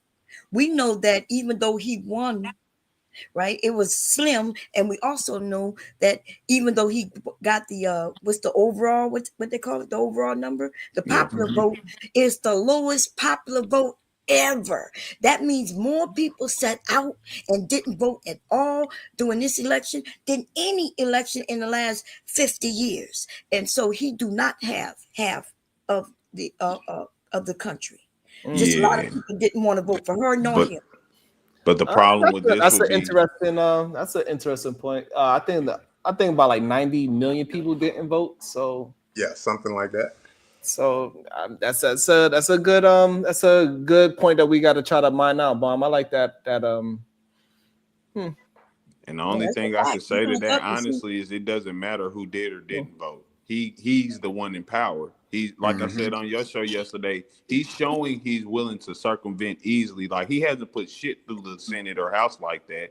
He's did everything executive orders. So the only people who can stop him are judges, the Supreme judges, but he's also putting people in his pocket with that. He put them on notice, KT. But there's a couple of elections coming up that he could be stopped, right? And we're gonna see. Hopefully, they do it sooner than later. I think there's 2 seats opening up. Yeah, they got one. Elon's supporting something, like he's financially supporting one of the candidates. That's what I'm saying. It's kind of. And even with the Russia thing, okay, how we saying like this is basically an oligarchy we're going into. Well, Russia lives under oligarchy right now. So that's why I believe Trump will side with them in order to have what he wants for our country. It's not about what we want anymore. Wait, he wants something for our country or he just want power? Yeah, he wants that for our country so he can maintain his power. Yeah. Baron Trump will be there. That's saying the same thing. He just wording it a little differently from you, Bum, but y'all saying the same thing essentially. No, but not. When somebody wants something for the country, they want what's best for the country, for the people in the country.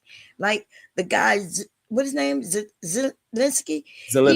He would put his pride to the side in order for his people to survive that war. And then we got Trump, though, who just want to be powerful, prideful, right? Powerful, and he don't care about the country at all. As long as he's has the power. That's completely different. It's getting interesting though, because like watching that yesterday, it was like watching a TV show. Like, because we rarely get the opportunity to see two presidents have a disagreement in the public like that. I don't think that ever happened before. Yeah, 2 other times in the same week. Remember? Well, the president. The president of France. Who else was sitting there and they had to check him in real time because he was out. He was just lying. Oh yeah, That Macron, happened earlier in the week, and then he had another person sitting on his from another British country. Prime Minister. Yeah, checked him in real time, sitting in that same spot 3 times in 1 week, where they had to do that, and he looked bad. It looks bad. But not to mention when that little boy told him to shut the fuck up. That was hilarious. Yeah, I forgot that one. A lot of people love that man for real though. And it goes to show, like, even in our chat, right? We see people like, hey, fuck it. They like the way how he postured himself. Entertaining. You feel me? Like, we like entertainment over truth. And it's like, that's why I said, me personally, man, I hope we implode on ourselves. We have to change, and it's not going to change by some vote or something at this point, because it's really dramatic at this point. Like, even if we voted him out of house, those people that still existed and putting them there, they would just multiply. Let's be real, them 90 million who didn't vote, they'll convince a bunch of them, yeah, y'all was on the wrong side. Look what's happening. Like, man, we got to implode because the reset needs to happen. Everybody's getting very tired. And also, I want to shout out to the Cash App. Shout out to the Cash App, my dude. I appreciate you so much. He was cursing me out, but he said, still, I got love for you. I'm scared to bring this person up. Lord have mercy. Let me make sure it's him. He's going to curse us all out. Welcome to the show. Imperious, that's you? No, I don't want to curse you out. I genuinely want to give you a little insight of what was going on there, because you're looking at like the superficial things. Like if you looked at body language there, like Zelensky was crushed. Poor guy. I mean, I feel bad for the guy. Honestly, I mean, from the moment he got there, Trump said, "Oh, nice that you dressed up." You know, when he got out of the car, right? He was punking him since he got there. I mean, no, what this was a public. It was literally a setup for Zelensky. They know how unstable he is when it comes to Russia, how much his anger controls him. And so they wanted him to blow up and fight back like this against in the Oval Office, because you guys may be like, oh, he looked horrible here. But the majority of the population, even most Democrats, look at that as an insult to our country. When you come to the Oval Office, it doesn't matter. It's like going to the Vatican and arguing with the Pope. You don't do it. Even if you disagree, you were invited. It's the seat of power in the world. You don't get to come and argue like that. Like JD Vance said, we can litigate this in the background. You don't argue like that. And number two, it was a setup to show and put JD Vance in the geopolitical spotlight to get him in the public eye to be the next president. If you notice, most of this was Trump looking at JD and letting JD Vance do most of it. So you actually mimicking exactly my thoughts, what I seen as well. That's exactly what I said. I said it was brilliant debate tactics, the way how JD took advantage of, like what you're saying, his anger, and he made it seem as something than what it wasn't, right? He turned the debate from Zelensky just saying, hey, can you please make sure at that sign the ceasefire, we just need to have something in place where you are going to actually hold him to ceasefire. And then JD Vance took it into saying, hey, you are no in position and you should be thankful. And he turned it into a whole. Well, I think that statement of you'll feel it really set that up. You don't tell the United States we'll feel anything. I mean, I think that's the only comment I think that Trump should have spoke about. No, what I'm saying is that was the opening that JD Vance wanted. You know, they knew he was going to say something. You know, they knew he was going to. It was a complete setup. It's absolutely. You're gonna feel it. He kept trying to say you're gonna feel the influence, but he wouldn't let him finish. So but Trump, they turned it into something that he wasn't saying. That's the setup.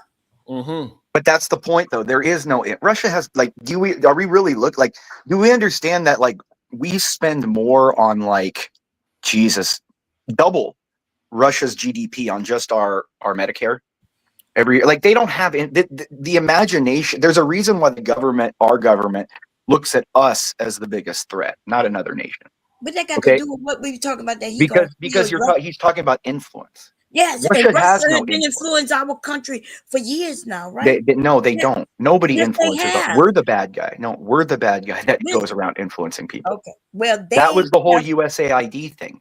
You see heard trillions of Trump dollars. said it. Even Trump said Russia, Russia, Russia. He was mentioning what Russia was accused of, what they know for a fact they did with the 20. What year was that?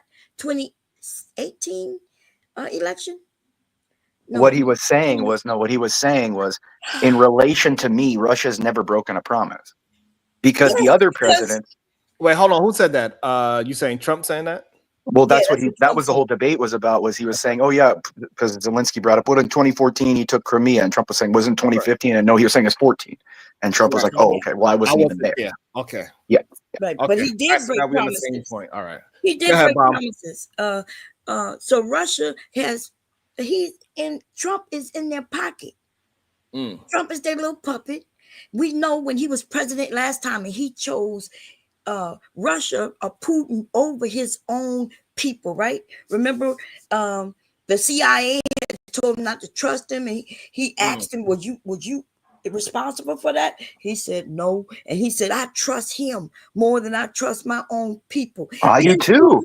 And then I trust Putin more than I do our CIA. And then Putin gave him a gift. I think it was a ball, y'all, and because he's the president, the CIA, FBI is supposed to check it, but Putin told him not to let them check it, and so he didn't let them check it. Come to find out, there was a microphone and a camera right there inside that gift, sitting in the president's area in his office. Well, you got to bring that up because there was there was no national security advisement on that. What I'm saying was you just ma'am. All I'm saying is that as a black, let's just look at this. We'll look at this from the 40,000, and then we'll look at this specifically. 40,000 foot is Trump isn't influenced by anyone. Like that's the entire point why all these other nations are so freaking out, because he's going to shake up the geopolitical establishment. He's not sitting there and going, look, NATO, I'm going to pay for everything. I'm going to fight this war for you. I'm going to keep pumping money there. Israel, Gaza, I'm not going to keep allowing this. I'm not doing this. Like, I'm not going to keep perpetuating these conflicts. I'm not dealing with it. China, I'm throwing tariffs on you. I don't care. Like, he's not, the problem is he's not owned by anyone. What he's talking about is that he was interconnected with Putin in a CIA-created witch hunt called the the Trump dossier. But you know, it was proven that it was true. Ma'am, it was proven by false. It was it was not just because they didn't take him out of Sharon, do you need me to? This is what I mean. All right, so this way we could, if you have proof, Pierce, you could send it in the back and we could bring it out. But let Bomb finish up her part of saying how it was proven correctly, and then you could just say your statement how it was proven incorrectly. So this way we just get both sides of the argument. Okay, yeah, it was proven that it was true. The only reason they said what they was trying to figure out if they can take him out of office because of it. And then they took it and they decided not to do it, right? But yes, there was emails. He even sent, remember his family lied and said they was trying to adopt a child. That's why they was talking to those people. And not only that, on the news, that man asked them to grab her emails. He should have been shot for that. Okay? That's what should have happened. If it was back in the old days, he would have been shot for that. Okay, you good there? Okay, go ahead, Imperious. Yeah, just bring up the link. Click either of the links. Gotta explain the link while we bring it up. No, it's just the dossier is discredited. This is what she's so pumped with the media's. The Steele dossier was actually created by a Russian agent that the Clinton Foundation paid. He doesn't even know that. It was created by an ex MI6 agent who used to work in Russia as a Russian intel agent, right, who the Clinton Foundation paid to create the dossier. No, it was Trump. Okay. Well, you're reading right there that CNN itself says it was false. The Senate Judiciary investigation said it was false. You can believe what you want. And this is what I'm saying, why this is why we have so many problems. People have opinions they know nothing about. Like, But what does you that just say, said Sharon? Bring up mostly the links, opinions please. without facts. That one part was a fact, maybe. I'm not There's no going to facts debate in this the dossier. part. No, the dossier was a complete fabrication that the Clinton Foundation I'm paid. talking about from the beginning. You came in here talking about how Russia and the operative go. Like, listen, we you do understand mostly what you're saying is just your opinion. You saying you No, that's support the Trump. Senate. That's right in front of you. The Senate Judiciary investigation and the House Judiciary investigation. This is the The dossier DOJ part. You itself. said a lot of things that didn't involve the dossier. That's all I'm saying. Right. That's What did I not say that involved the dossier? Everything you're From the talking moment you about. came in about Zelensky looking weak, this was a master Well, he class. does. First of That all, was it's his. not I mean, do we want to watch a body language master expert? class of speaking if the common man can pick it up. We can watch body Well, that's language not expert. a master class. We Yeah, all we can see watch a this body regularly. language expert and see what professional body language experts are identifying in Zelensky versus Trump if we want. We have all those videos online right now, Sharon. We can bring that up. What does that have to do with masterclass in speaking? Body language of Zelensky goes about JD, what he said. No, You're not even finishing your duh, sentence. he's coming here for help. And you're telling him He's you're not not coming here giving for him help. help. So He no, came duh, here his to think body you're just language going to write is, him a I blank don't like check. this. Yeah, We're just talking about JD Vance being a master class of speaker and stuff. When you and everyone up here can see, listen, master class means we don't catch it, genius. You didn't. That's an opinion. That's why you were looking at what you were looking at. You were looking at superficial things, not that JD Vance was actually put in the body language talking about superficial. What the fuck? Body language is not superficial. 95% of communication is done by body language. Can I interject for a second? Absolutely. So, Imperialist, when you came onto the panel, there's one thing that I do agree with you on, that it was a setup from the beginning. Like the way, hey, we're inviting you over to the White House, to the Oval Office, and we are here to speak about a resolution, right?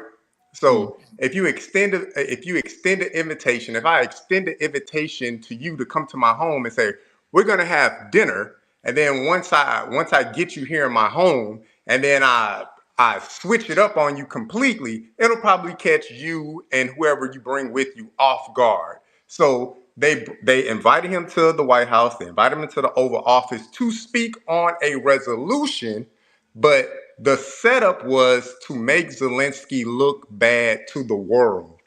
Because every instance you have seen Zelensky on TV, he has come off as what? Calm, cool, collected in the midst of a war that has spanned it over 3 years. So now you remove him from his element, you bring him into the White House with all the press and with all the other cabinet members there, and you have a small collective of Zelensky's team. And then you back him into a wall. And then you poke and you prod at him to get him to react in a way that makes him look bad to the world. Because a lot of the world has sided with what nation in this war? Ukraine. We love Ukraine. We stand for Ukraine. You've seen it everywhere. You probably live in a neighborhood that has a Ukrainian flag flying right now. But if you then change the narrative to say, he doesn't want to have peace, he looks angry, he looks this, he looks that. Now you can project that to the world to say he doesn't want peace because he's angry. Trump stated the word angry 47 times. 47. You don't think he was deliberately using that word angry to get across to the people of America and the people of the world? This man is angry. Yeah, That's they the kicked us See, setup. I out think though. we're looking at this That's what I'm like this saying. is what This I'm. made us This is look worse because that was so. This is a third grade Hold on, level of KT. saying. Hold on, KT. Let him get a chance to respond to JL. Okay, first, we're looking at this like fairness and this geopolitics. There's no such thing as fair. Okay, the reality of the situation is if Ukraine doesn't do exactly what we say and we pull out, Ukraine ceases to exist and Russia takes it all. And Zelensky in 6 months is in Moscow. That's correct. I Okay, and that is the correct. reality. Hold on, can I finish? That's the reality of the situation. And the fact that the man came, like I said, he was invited for one reason and one reason only. If you sign that mineral deal, It assures that there are American interests in Ukraine and therefore will prevent Putin from an invasion, but because there'll be 20 to 30,000 American contract workers in the nation, including CIA, military, and other infrastructure built.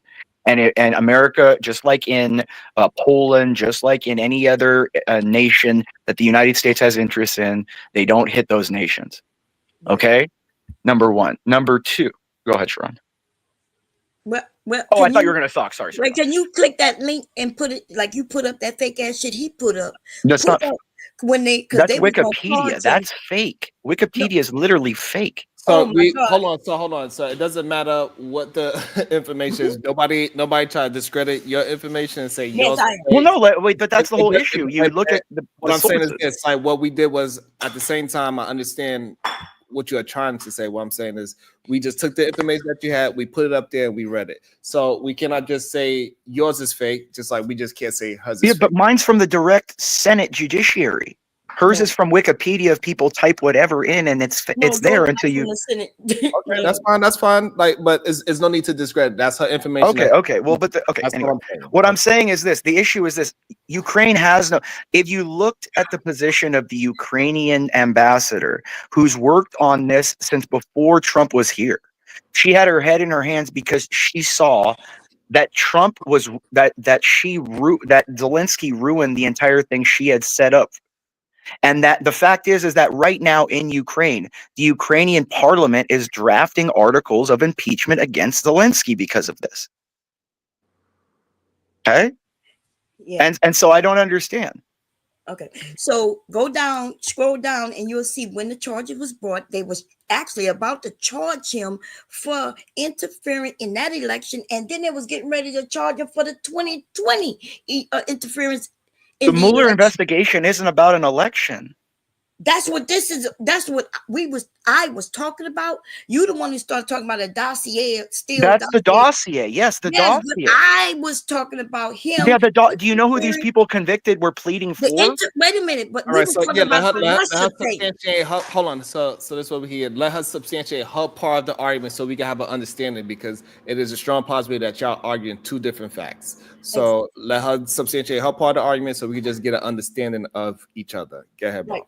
That's why he came up and started talking about the dossier. But we was talking about Russia, and remember I say Russia, and then you put up that dossier.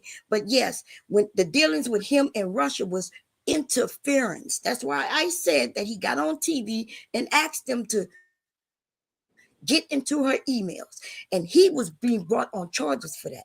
They was trying to hold it back until the election because they was ready to move forward with it. So don't act like he didn't do that. Ma'am, do you know what was the Mueller investigation about? Do you know? Mueller, they investigated him a couple of times. January 6th, they investigated this, and they also investigated what you're talking about. But Mueller. But do you know what the Mueller investigation specifically was about? Yes, interference, election interference. For which election? The both of them, 2016 and 2020. The Mueller investigation, okay?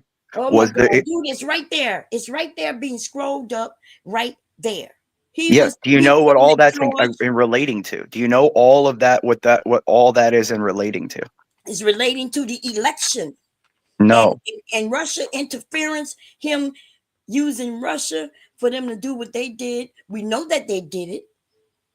No. Okay. That's not what the Mueller investigation was in regards just to. read. I don't know what to tell you, baby. The Mueller investigation. Okay, all right. So do I get a responder? Yes, you do get a response. So so you still believe y'all arguing the same point? No, she doesn't understand what that investigation she's referring to was about, nor who was charged and convicted on what. I literally don't think she even understands the Mueller investigation, nor the parties involved, nor who was charged and who pleaded guilty to what. Like, that's what I'm saying. Like, okay. I genuinely don't think. I don't think she does. Well, you're wrong, because I just put a link. All right. So what does she got wrong? The Mueller investigation, it was the special counsel that was charged with investigating the Steele dossier. The Steele dossier was the accusation that Vladimir Putin had blackmail on Trump, and that Vladimir had interfered with the in the election, and Trump was a foreign agent that was controlled by Putin. That was the Steele dossier that was paid for by Hillary Clinton. Okay.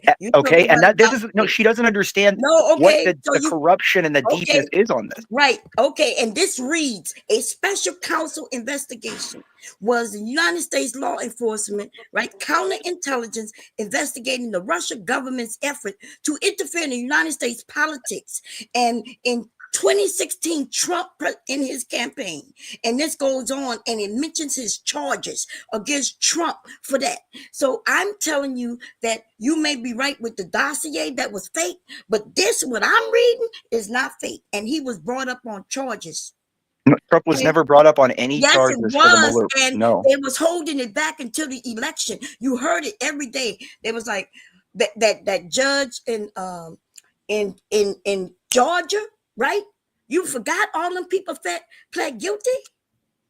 Oh, and then the one that's in Florida, though, has to do with 2020, right? Because he had some documents that he shared. They know that when he stole them documents, he shared it with Russians and other people around the world because they told on him. That is who Trump is. Stop acting like he only committed one crime. What Trump did to Zelensky is what you're doing right now. An impetus toward one person exposes your ability to maintain balance, and you look bad to the world. And Trump can easily manipulate that. Okay, well, your anger toward Trump. Hold on. Your anger toward Trump right now is blinding you. Look at, I just posted a link about the timeline that Time magazine came out on about that. Literally the Mueller report is about the Steele dossier. Like, this is what you don't even, he doesn't understand. Like this is my job. I mean, I'm an attorney. This is my job. And what I'm trying to understand is how people can just make, how people can hold on, sir. put together Sharon a is about to say falsified. something. Give Sharon a second, sir. All right. Hold on, So that's, yeah. All right. So I think the problem is that we just arguing 2 points, and what the information that Bomb is bringing out is not false. Yeah, it is. It was literally the FBI declared the Steele dossier as false, as misinformation. Right. So what she's saying is that those people, they pleaded guilty themselves. They pleaded guilty because what people pleaded guilty for was lying to an agent. Had nothing to do with. I never mentioned the Steele dossier. He mentioning because that's what Mueller was charged with. That was the entire basis for Mueller to be. This is why I want. So the problem is that he's saying that it's all related into the same thing, and he's saying that that's where it stemmed from. So, and this is why we have but it's not all the same thing. I understand. Okay. I'm saying that's what he is trying to. Yeah. Why was the special counsel called? And y'all were actually arguing. Why did Jeff Sessions call the special counsel? Right. So go ahead, Jay. Let's try to get back to a conversation. If I can interject, Imperious. So, to me, what I'm trying to understand is all the new information that you have just provided to the conversation. How is that relative to what we were speaking about regarding the topic of conversation today?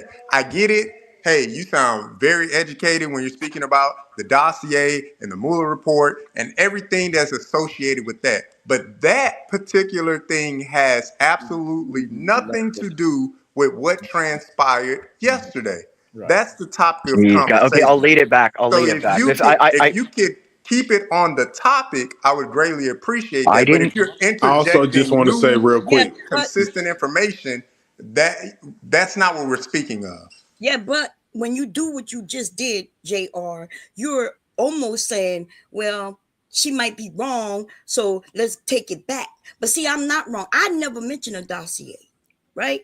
But Sharon is right. Sharon is saying we're arguing two different points. Yes. I'm not saying anything about the dossier. He's right. That was fake, although it was fake through Trump. But it was fake. Correct. I didn't mention it. I'm talking about something else. Correct. And he's saying that he's smarter than me, so I'm wrong, and they all mix together. and they all the same, but that's not true. And I just Yes, want ma'am. to point I out, get what I for get real, what you you're can saying. tell Yes. This is the that black community. I'm sorry, BT Wow. Sharon. let me say This is crazy. Not somebody even said black. something. that You is can though. tell This is the issue. You guys literally know Wow. nothing about what, and your Whoa, emotional brother. reactions to it blind you to what your lack of information, and you create your opinions on lack of information. But the Bro, you entire literally basis changed for the Mueller to topic be into called what for you the understood because you investigation of didn't the have a special valid point counsel on the was actual the Teal topic, dossier. like JD Vance and Trump. Well, This is the entire basis for Jeff Sessions calling the special counsel of Robert Mueller was the Steele dossier. Without it's called fruit of the poisonous tree in law. wow. Again, sir. My That's question crazy. to you, So sir. you guys don't know it, and this is what I mean. This Sharon, as a black man, you need to Hold smack on, down hold black on, women when they do hold this. on, You're hold not on, gonna As smack a hold me on, white down, hold man, little on, please hold pussy. on, shut the y'all, fuck hold up. on, hold on. So Please this shut is the so. fuck up. Hey, You we ain't You got. got lucky shit to Hold say on, about y'all. my Hold PhD on, was people. hold not on, up here, bitch. You hold wouldn't be on. up Dude, here. she's in bed with me right Go tell your now. kids quit Hold Nah, calling on, their hold friends on. in We gotta school. pay doing what? attention. Hold on, we You gotta over there pay trying to attention. lick on her in your Hold on. imagination? We gotta pay attention to what's gonna they would say that you being emotional and then they are the ones that's actually being emotional, right? So let's not They fall for that. started it, then I Right, respond. see, exactly. So we cannot fall for the trap. Okay. Well, look, two wrongs don't make a right. I accept it. Okay, We fine. just watched Zelensky fall for the trap, and we're not about to let him give us the same treatment. Absolutely That's what not. I'm saying. Like, look, And turn it this is into my opinion on this. and we're not You gonna. can't. I do not want to turn this into a race Yeah, baiting I'm not trying to, conversation. Sharon. I'm just throwing We shit out there can't take because I him really off, don't right? feel like dealing with. I know I'm throwing. You I'm just taking throwing shit payments? out You there. But what taking I'm saying, payments to take Sharon, him in off? Or is it? Can we take him off? Yes, people can. Okay. Hey, But everybody, we can kick him like off. Sharon, what I'm trying to say is this. Look, the entire reason there was any interviews that Mueller conducted for people to get convicted of lying to the FBI was that there was a Steele dossier, which itself was a lie created by the Hillary Clinton Foundation. Did And people it get would found guilty out of this? On my phone. nobody has been found guilty in the Trump administration. This is Okay, not so about people any. did get The found only guilty, it guilt. just wasn't in the Trump administration. Who gives a fuck? That's what I'm saying. You That's what. doing But what you she's saying bringing your it up as idols are in. doing. Okay, let me bring it JD back. Vance and them. I will You bring not it back to the listen. conversation. Hold on. We started with somebody saying what diplomacy, and you went into say thank Okay. you.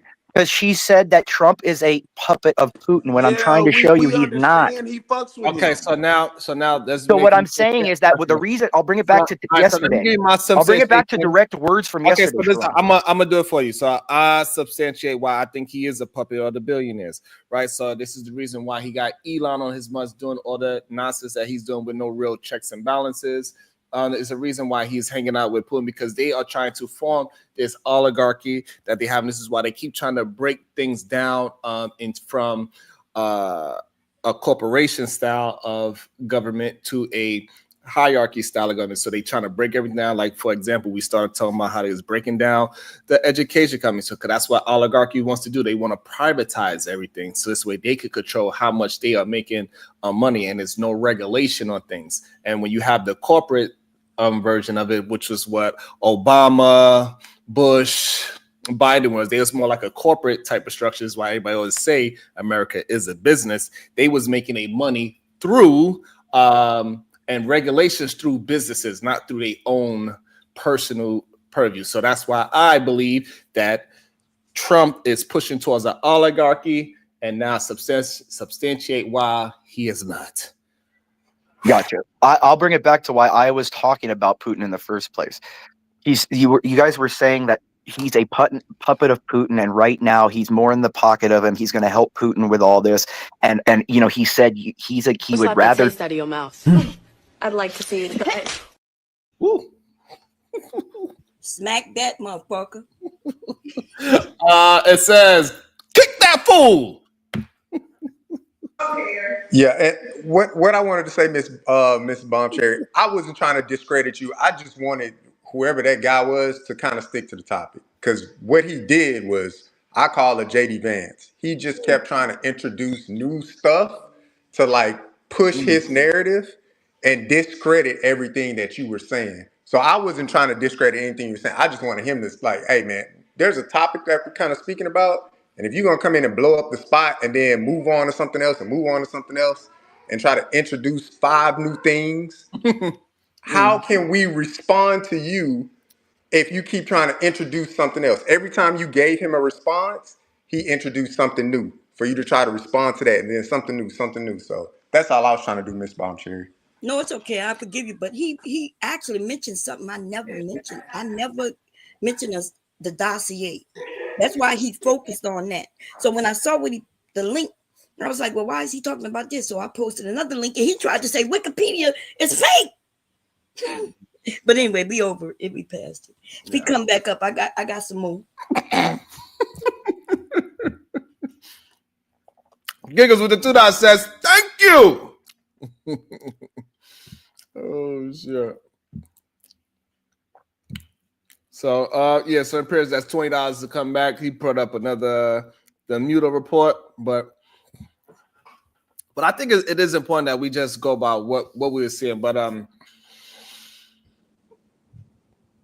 it's just maybe it's just a tactic, right? That like what JR is saying, like, hey, we're gonna throw these other truths out there.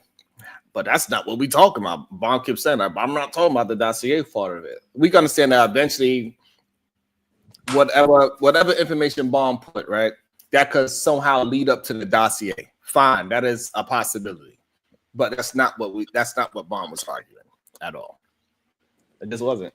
Exactly. Because to me, like, the way I looked at it again, they invited Zelensky to come over to set him up. Just my opinion. It's strictly my opinion. J.R. Boxing's opinion of this. They invited him to come over so we can discuss a resolution to a war that you've been fighting for 3 years, which all of the military strategists said that Russia would win this war in 6 months. 3 years later, they're still fighting. Yes, with the aid of other nations, but they are still fighting the war. And it was supposed to be over in 6 months. That's what they projected. Russia would just steamroll them and it would be over. Well, Putin told them 3 days. That gave us, the American people and the U.S. Military, a better understanding of Russia's military force. Because it's always been this like mystical situation with Russia. Oh man, they're probably a strong force. They got nukes and they got this and they got that. And they should be able to just go in there and plow straight through Ukraine and move right into Poland and everything else. And so that's why we staged members in Poland. We had them ready just in case. They moved the 82nd Airborne and some special operators over to Poland just to stage them, just to get ready at the beginning stages of the war. Russia, they sputtered out of the gate. They couldn't get it together. They couldn't understand the supply chain. They were fighting against themselves, trying to root out Ukraine. And Ukraine was pushing back. 3 years later, they're still fighting. They brought him over here to say, we looking to make peace. Obviously, we want some things from you because you just don't do anything for free. And so we got to up the ante. We need a little bit more from you. But then they bring him to the Oval Office and they just try to embarrass him and make him look bad. Sharon, that's like me inviting you and your family over to dinner. And then I say some crazy stuff like, well, while you over here, we just gonna have an orgy or something like that. You'd be like, whoa, brother, we was only over here for dinner. Why are you bringing all of this, introducing this new stuff? I'm not here for that. Zelensky was not here for that. He was here to make a deal. Let's strike a deal. You want more of our minerals? Okay. But you need to make sure that whatever agreement we come to, that you're going to stand by the agreement and hold that country that's embarking on our land, hold them to it. Right. They didn't want to do that. And JD Vance, with his slick talking tongue, got right in there and he did just what this guy Imperius did. Introduced all this new information right there on live TV. And you gotta stop over-crediting this motherfucker. It was not slick talk of shit. If we all can recognize it, I think the weirder thing about this is the better analogy would be I invited you over for dinner. Like, yo, you my homeboy. Oh, you needed some money? Yeah, come, I'm gonna give it to you. Come to dinner. And when you get there, me and my other homeboys beat your ass. And not only that, but other people are out here like, yeah, look at us being brave as fuck. Like, in the war, we just whipped the nigga ass, and people trying to say like that's their excuse. Like, oh yeah, we want peace, but peace don't come when you saying fuck y'all. I'ma side with this person who's literally, and even down to what the guy said, what his name, Imperius Imperial. What he leaving out is we got right to hate Trump, just like Zelensky got right to hate Putin. You destroyed his fucking country. You killing his people. We can't ignore them facts just to say, oh, I like what he's saying. That shit look cool. It makes us look stupid for real, man. Well said, my brother. Cause that shit was just crazy, man. They just tried to make that man look bad on TV. And it worked. It worked. Yeah, they got him. They pushed him to a point, and he broke. Yeah. So I do understand your point of view, right? That he looked bad, but to most of us and Americans, and I've been all over reading the comments and everywhere, Trump looked like a bully, you know. And so now we got all other countries, France and everybody who wasn't willing to side with them and put their money in are now agreeing that we got you. So that's what I'm saying. So now Trump has put us in a bad predicament where we may have had an upper hand to get those minerals and things. Now, they're saying, well, shit, I'm not going to kiss your feet to get this, because other countries are now offering to take us in and help us. Like other countries have been doing anyway. We wasn't giving the most money from the jump. We wasn't giving the best of this or that. We were just putting in our part like everybody else. And you know what I don't understand? So, and again, this is where PSD is 100% right. I think there's a lot of black men that think white. Like the conversations that we're having have nothing to what did we say today that indicates that ninjas don't want change? Number one, I don't know what we said that incites that thought. We want our children to remain at the bottom of reading. I have no idea what we said to invoke that thought. Overweight and lack innovation. This is crazy to me. Crazy. And then the thumbnail is of a black man. It was nothing that we said that said any of this. I would love for people to come up and substantiate their arguments. Nah, you know what's the funnier part? The people who are against what we saying is because they don't want change. They're accepting what they're being told and saying, yes, let's follow that.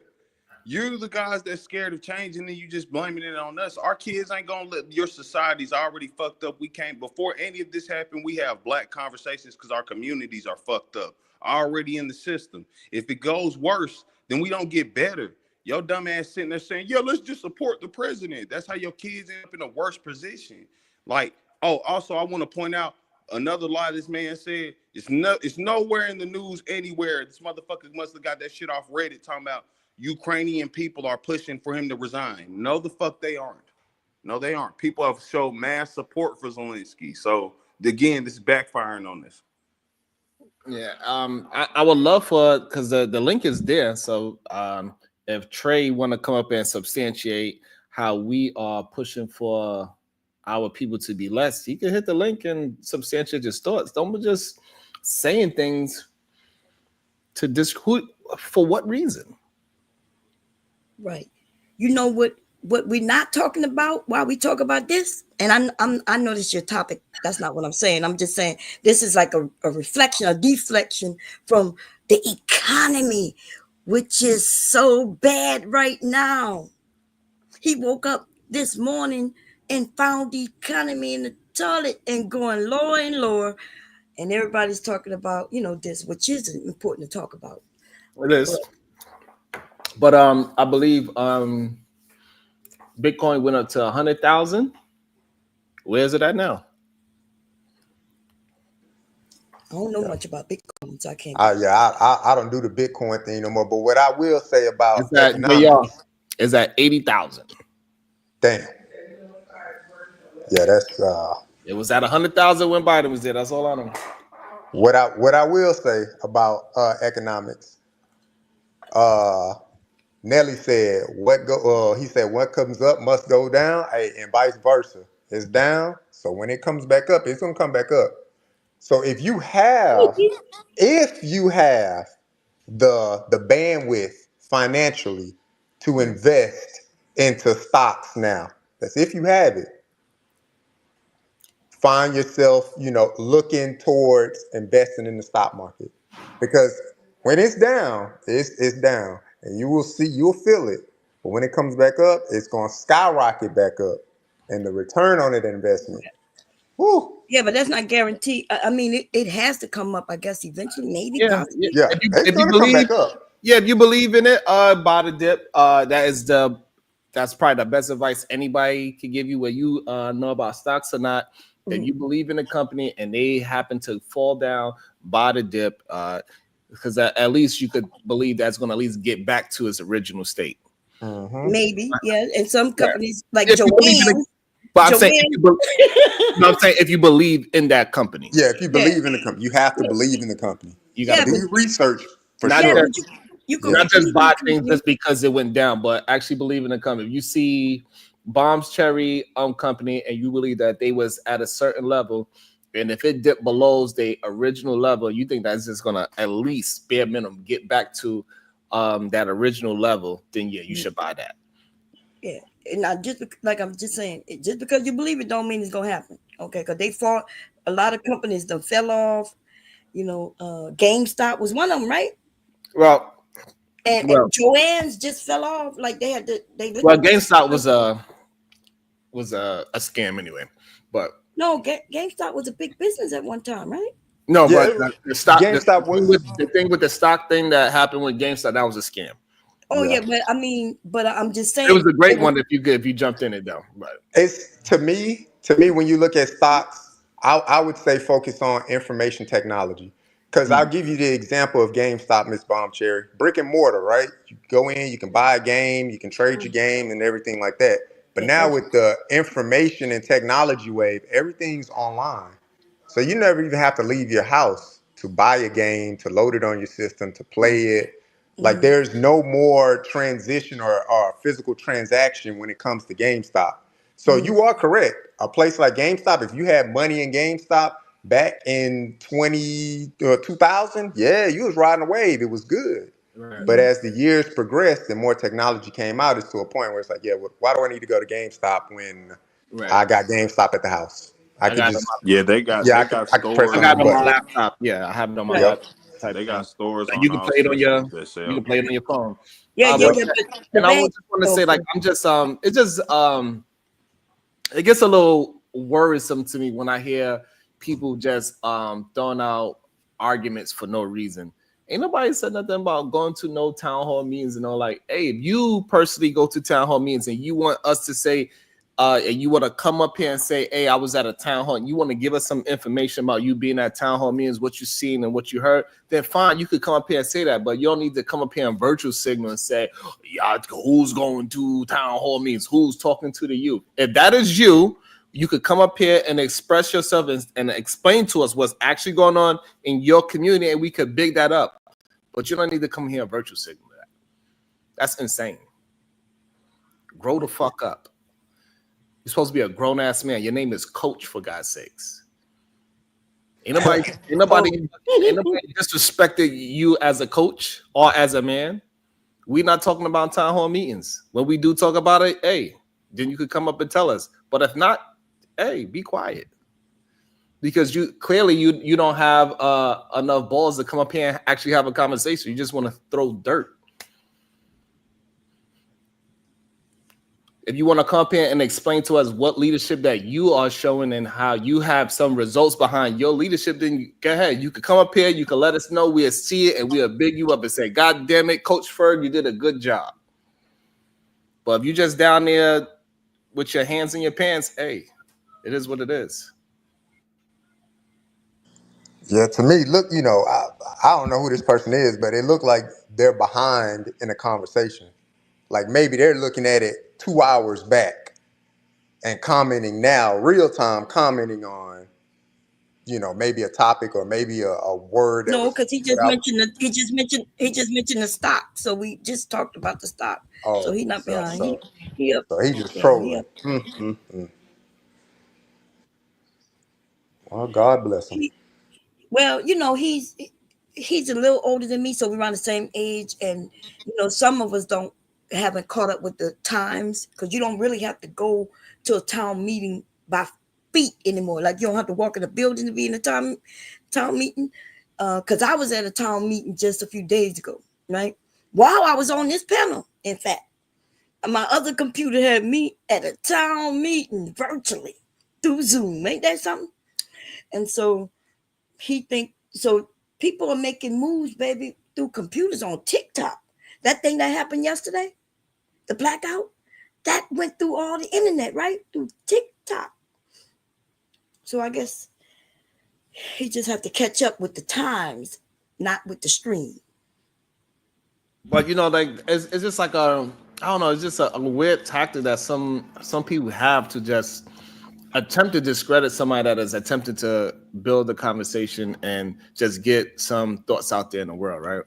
Because none of us said that we was the correct person. We just saying what we seen. Right. That's all we having a conversation about. Now, if you disagree with what we expressed that we see, fine, hit the panel and we could have a discussion about our ideologies and we can move forward. And if one is better than the other, hopefully the person would implement that into their life. That's it. Come on, Coach Ferg. I know you usually get on panels. He speak well. Maybe he'll come up and participate. Shout out to the Cash App. It says, Coach, get out the locker room.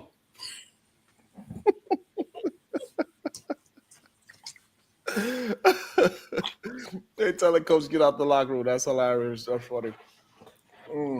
Well, Sharon, hey brother, I appreciate it. The space and the time and the opportunity to speak intellectually about the current events of the world. I am a constant viewer of your show, even though it's been a short time for me. But I love the direction. I love the panel. I love the people. I love the way you narrate the show.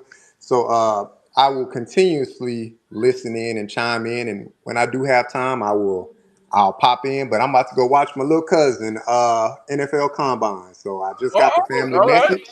Okay. So he's in the second group of defensive backs. So I'm gonna go watch him and see how well he does, man. He So I gonna appreciate y'all. run the 40? Yeah, man. Yeah. So I'm Nice. excited. That's awesome. How about what's his height? How much he weigh? And what you think he gonna run? So he's standing 6'1". Right now he at 205 pounds. I'm thinking he'll probably run I'm hoping maybe 4.45, something around there, somewhere 4.4. That's what he said. He's been testing that way, so we'll see how it goes. But appreciate y'all, man, and I'll be listening in. If y'all still on, I'll probably hop back on too. Good luck to your cousin, and thank you for coming up. I enjoyed your conversation, my brother. I appreciate it. Y'all have a good one. Thanks. Be safe. Let me see what this scary man. He's scared to hit my panel. So come on up, Coach Ferg. You typing a lot, babe. He's scared. He's scared. A lot of men are scared to hit my panel because they feel like, oh my God, I'm on Sharon's panel. It's the feminist panel. He only care about the woman perspective. He's gonna make me look a certain way. I don't make you look a certain way. Right. I'm not JD Vance. That's why the youth struggle today. No one wants to act on it. Okay. I'm retired from helping. Helping people improves their lives. He said he's retired from helping people. Wow. And he's saying that, I don't know if this. So I'm guessing he's talking about himself. Right? Because no one want to act on it, so he's retired from acting on it, correct? Look like it. Yep. That's just his words. I ain't picking nothing else. And most are doing well, not complaining about the changes of the world. What you think? What you think politics is doing? They literally be talking and complaining about things. This is insane. Yeah. How y'all think things actually move in this country? It starts with somebody speaking. Literally. It's the reason why we vote for somebody, because of that way how the person speaks and communicates. It's literally how Donald Trump became the president, right? Because of how he communicates. Right. Put up his next message because it's going to be weird what he said. It's crazy. He said, you want me to read it for you? Or you got it? He said, whether we do it virtually or in person, most don't attend. Their future is at stake. And yet we're talking about it, right? We're actually talking about our future and politics and things. And you're telling us that we shouldn't be talking about it. Yo. Isn't that what they do at the things he wants us to go to? Don't they just talk? I think it's just a lot of men just really have this fucking problem with me. Like That's definitely half of it. Like, because there's no way that you can say the things I'm saying today is. I don't know. At the town hall, all they do is talk. They come up with ideas like we are doing on this panel. Like KT, at this point, I don't even understand it no more. Like they were on. If I have a show on Monday talking about relationship, they're like, all you do is talk about dick and pussy.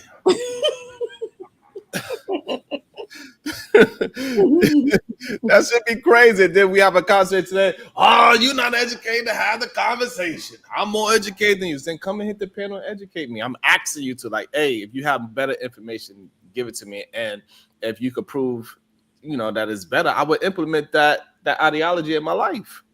I literally said that. Oh, nah, I ain't gonna do it because y'all too stupid. I see a lot of hit dogs hollering in them comments. That's how it work over here, baby. You know that you don't even be talking about them because you don't know them, but they assume you're talking about them. They start, oh, look what Sharon doing now. He's embarrassing us as the men. Well, literally, I'm attempting to have a deeper conversation so we can just look at things as not just entertainment, but we also got to look at things in the political point of views as well. And also understand when somebody's trying to gaslight us, like the way how they did Zelensky. He was just put in a position where he attempted to be as stoic as he can, but they barely let the man talk. And they act like he was the problem when he literally coming there for help. Yeah. That's crazy. I felt so embarrassed. I looked at it twice. I even felt sad, like, because you understand that he can't latch out because he do need the help for his people. So he got to put his pride to the side. You could tell on his face that he was, like you say, beaten. And they was proudly doing that. That I felt so bad.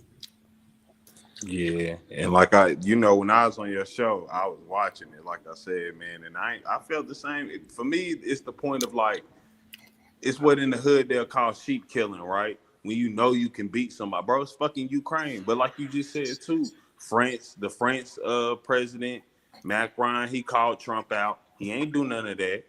The British Prime Minister called him. He ain't do none of that. But here you got Ukraine, where they're not in them same positions, and you trying to get gully. It made us look weak, man. Made us look real weak. Welcome to the show. First time ever. Coach Fergs, what's your thoughts? It's not my first time, but, I'm here again. It has nothing to do. Let me make this very clear. Hello? You there? He probably got a phone call, I'm assuming.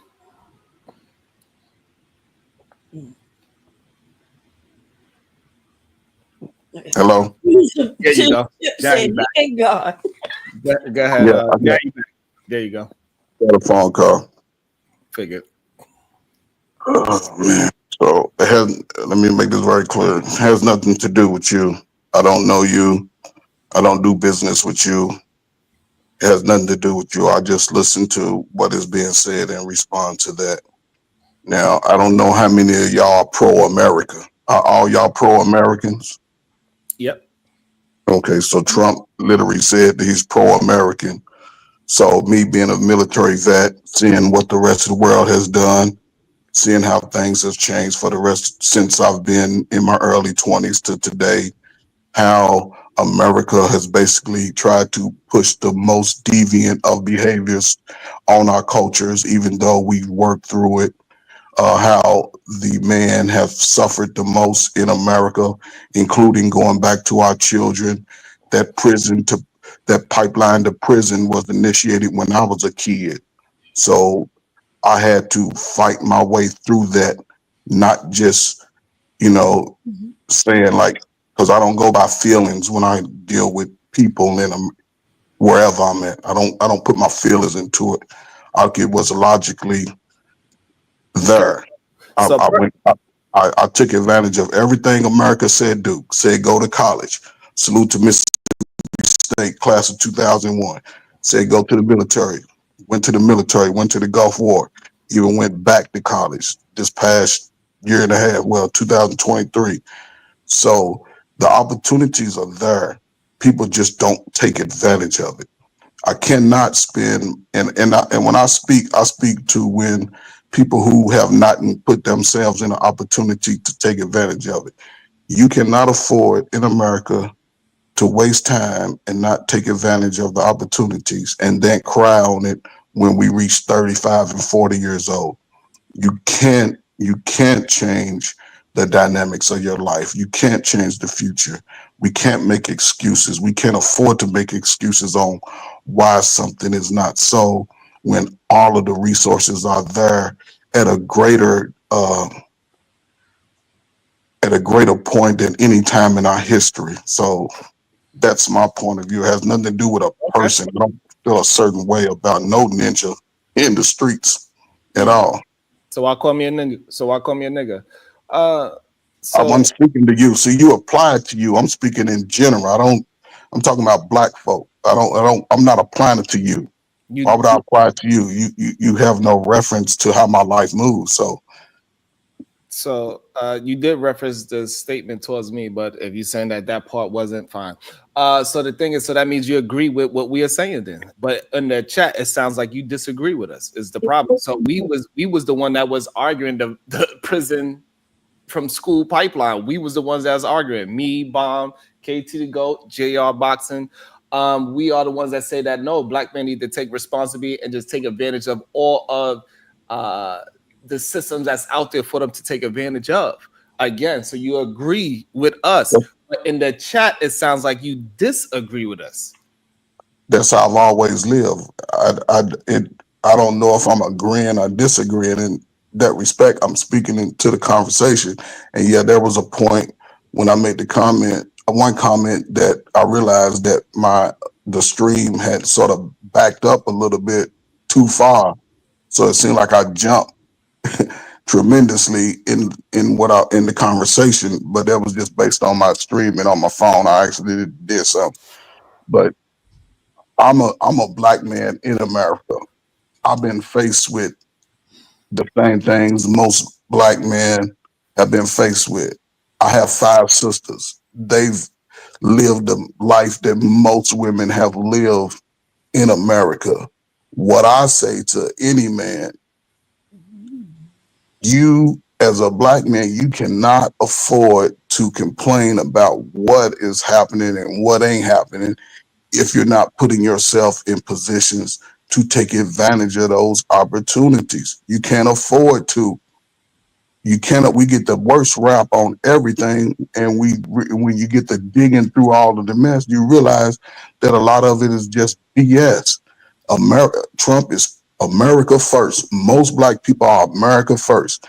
He's going in and he's putting American citizens in a position to have first right of refusal to everything that's going to happen forward. And if people don't take advantage of it, I can guarantee you 5 or 10 years down the road, when niggas start getting 40 years old and they ain't did nothing in their life, they are going to struggle.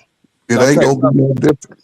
All right. So again, hey, listen, if you agree with me, I think you should just be okay with agreeing with me if that's what it is. When you disagree, I think you should just disagree, right? But if you agree with me, you should not try to make it your sole purpose to verbally disagree with things, and I'm not, and you actually on the same path as me as thinking that we do not allow people to make excuses and complain, right? So that is one of our main talking points, right? But that's always been my talking point.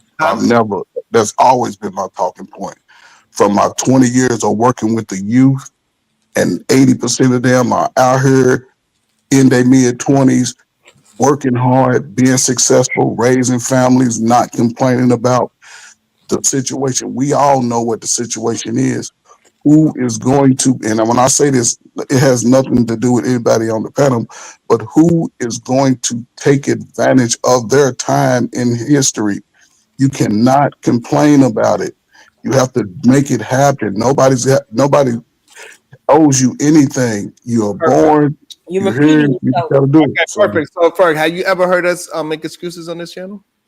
You've been here I a couple. did, but again, did I say here on this channel? I'm speaking to the whole audience. Any That, nigga that can hear my voice.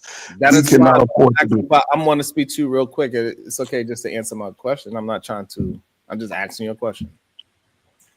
Have you ever I heard don't know. I don't know. I can't from the say. time, no, from the times that you ever see me communicate and have conversations? Anytime you ever see me, you personally heard me talk, and whatever how many times I can say I don't know. If it's one I just time say I or don't is know. it 10 times, it don't matter how many times you ever heard me speak. Have you heard me make excuses for people? I can't say that I've heard you offhand today, but I've Okay. heard the conversations, and we use this. Oh, we have system. Yeah, there's systematic things that are in place, but there's also systematic things that are in place that when they put it out there for us, we don't take advantage of it. We say there's opportunities for everybody, but who's willing to be brave enough to take advantage of it? Okay, perfect. So you never heard me do that. All right, fine. So we agreed there. Have you ever heard me make excuses for anything that I did in my past and say it was the blame of women that got me there? Have you ever heard me say something like that? Yes or no? I mean, no, I can't say that I've heard you say anything like that. You know. Okay. But again, I'm not speaking. I don't speak to your issue. You know what I'm saying? I'm not speaking to you. I just respond to the topic and how we look at it. Sometimes we look at it in a small lens. You have to look at it from all four corners. All right, that's fine. So again, so I don't understand. So all I'm saying is that, hey, listen, when we are in a accord and we like, hey, these are the same kind of movements I like to speak about, and I like to see people speak in this kind of manner. It is okay to just say, hey, I fucks with you on that point, and that's okay.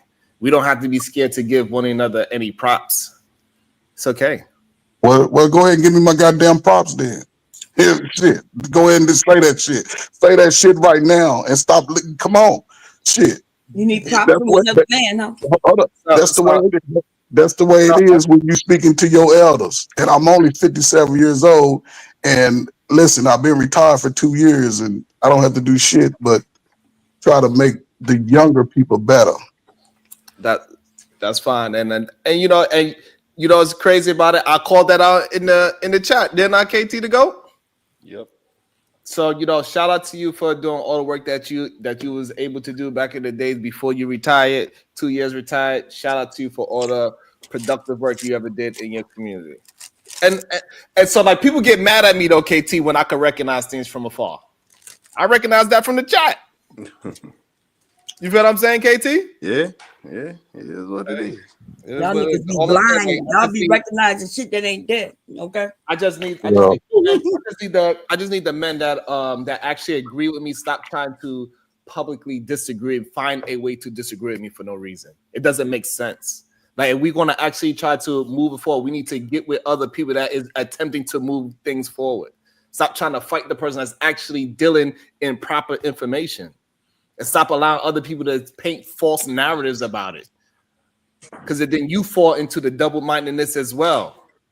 If you want recognition, just come up and substantiate your argument, and we're going to give you the recognition. We gave KT to go recognition and say, hey, that's dope that you own some properties, you build the things, and we also cooked his ass up for not be able to communicate. It is what it is. You're going to get both over here. But okay. I've never looked for recognition from anybody. You just did, by the way. You just asked for something. No, I was just being facetious with Sharon because of what he was saying. But throughout my history of being a man in America and having to put in the work to do the things that I can do today, I never look for. It would behoove anybody not to look for validation. The validation is when the people that are behind you can say, that guy right there, he made a difference. He made a difference in my life. He made a difference in That's those so Coach around Ferg, me. so this is what I want to be addressed, right? So people would say he want yes man, he don't want nobody to give him proper pushback, and that is not true. I ask people to give me proper pushback all the time. I even asked you, I said come up and give me the proper pushback, and if you have a different information, then we could go along with it, right? But what happened was you came up here and you actually agree with the things that we said today. Almost everything that we said today, you wanted to remember, you remember the same thing, and it's okay.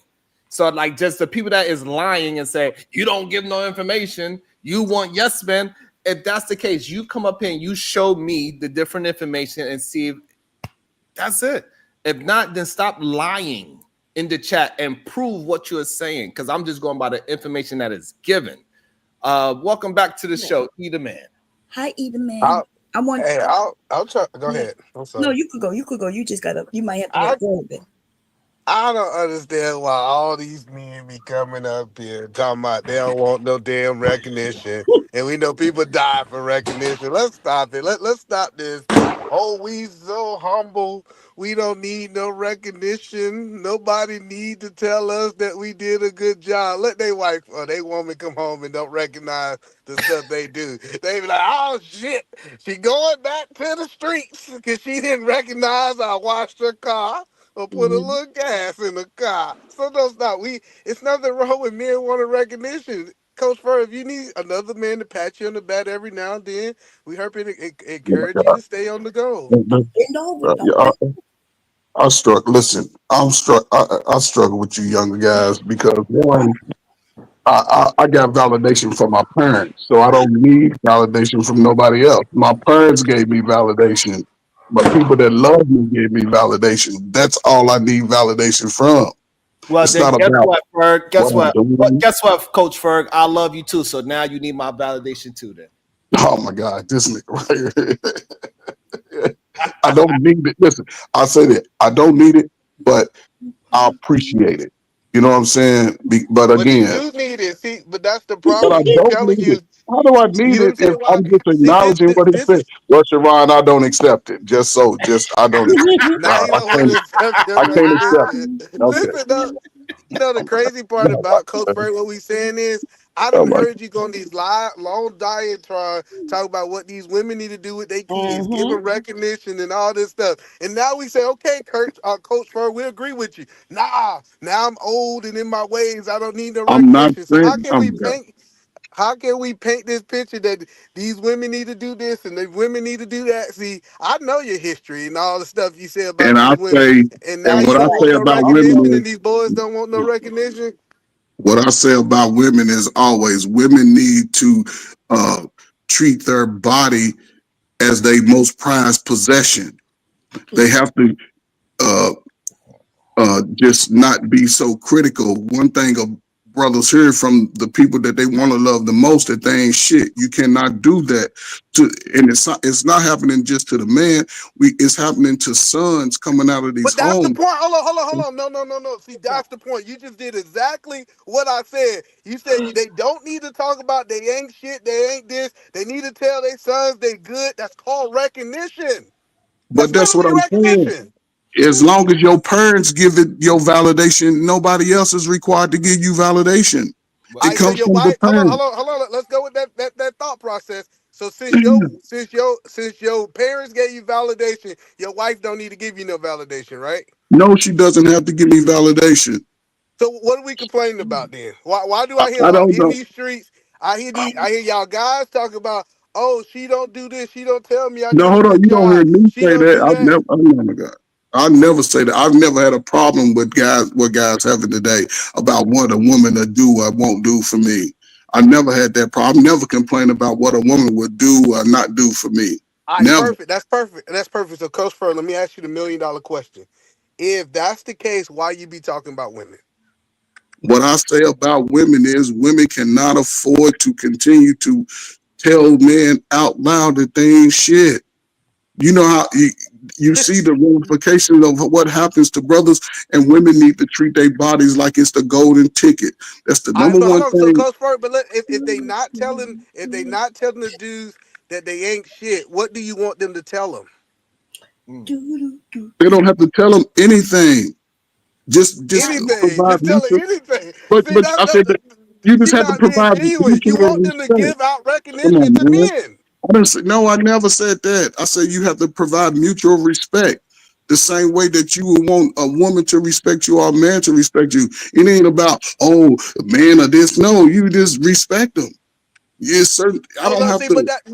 No, but man. this is what Sharon is talking about, Coach Fur. You agree with me. You agree that women should be upping their man. They should be giving them recognition for the things that they doing right. I know you agree with it, but you just don't want to be wrong, so you won't just say, Emmanuel, Oh my God. they Well, should be what is it? recognizing their man for what they doing in their life. What is? I'm talking about men and women who are not even in a relationship. I cannot expect any validation from a woman that's not in my life. So I don't But you see how you had disrespect. to go to a certain group of people to prove that my point is not valid? Why can't I don't understand this space why we can't just say, either man, you right about that. Men need recognition. We tired of people talking bad about these men. They need recognition. We need to one up them. It'll actually create a better community if we get recognition. I would have been even happy, Coach Fur. You said that's not my cup of tea, but men do need recognition. But you're going out of your way to argue with me when I know you agree with me. I'm going out of my way because that's all men need is respect from somebody that they don't know. That's all I'm saying. It's not about recognition. I wouldn't expect a woman that don't know me to, oh, you're doing such a great job. No, just respect me. You don't have, I'm not going to just come down on women just because a woman don't like me.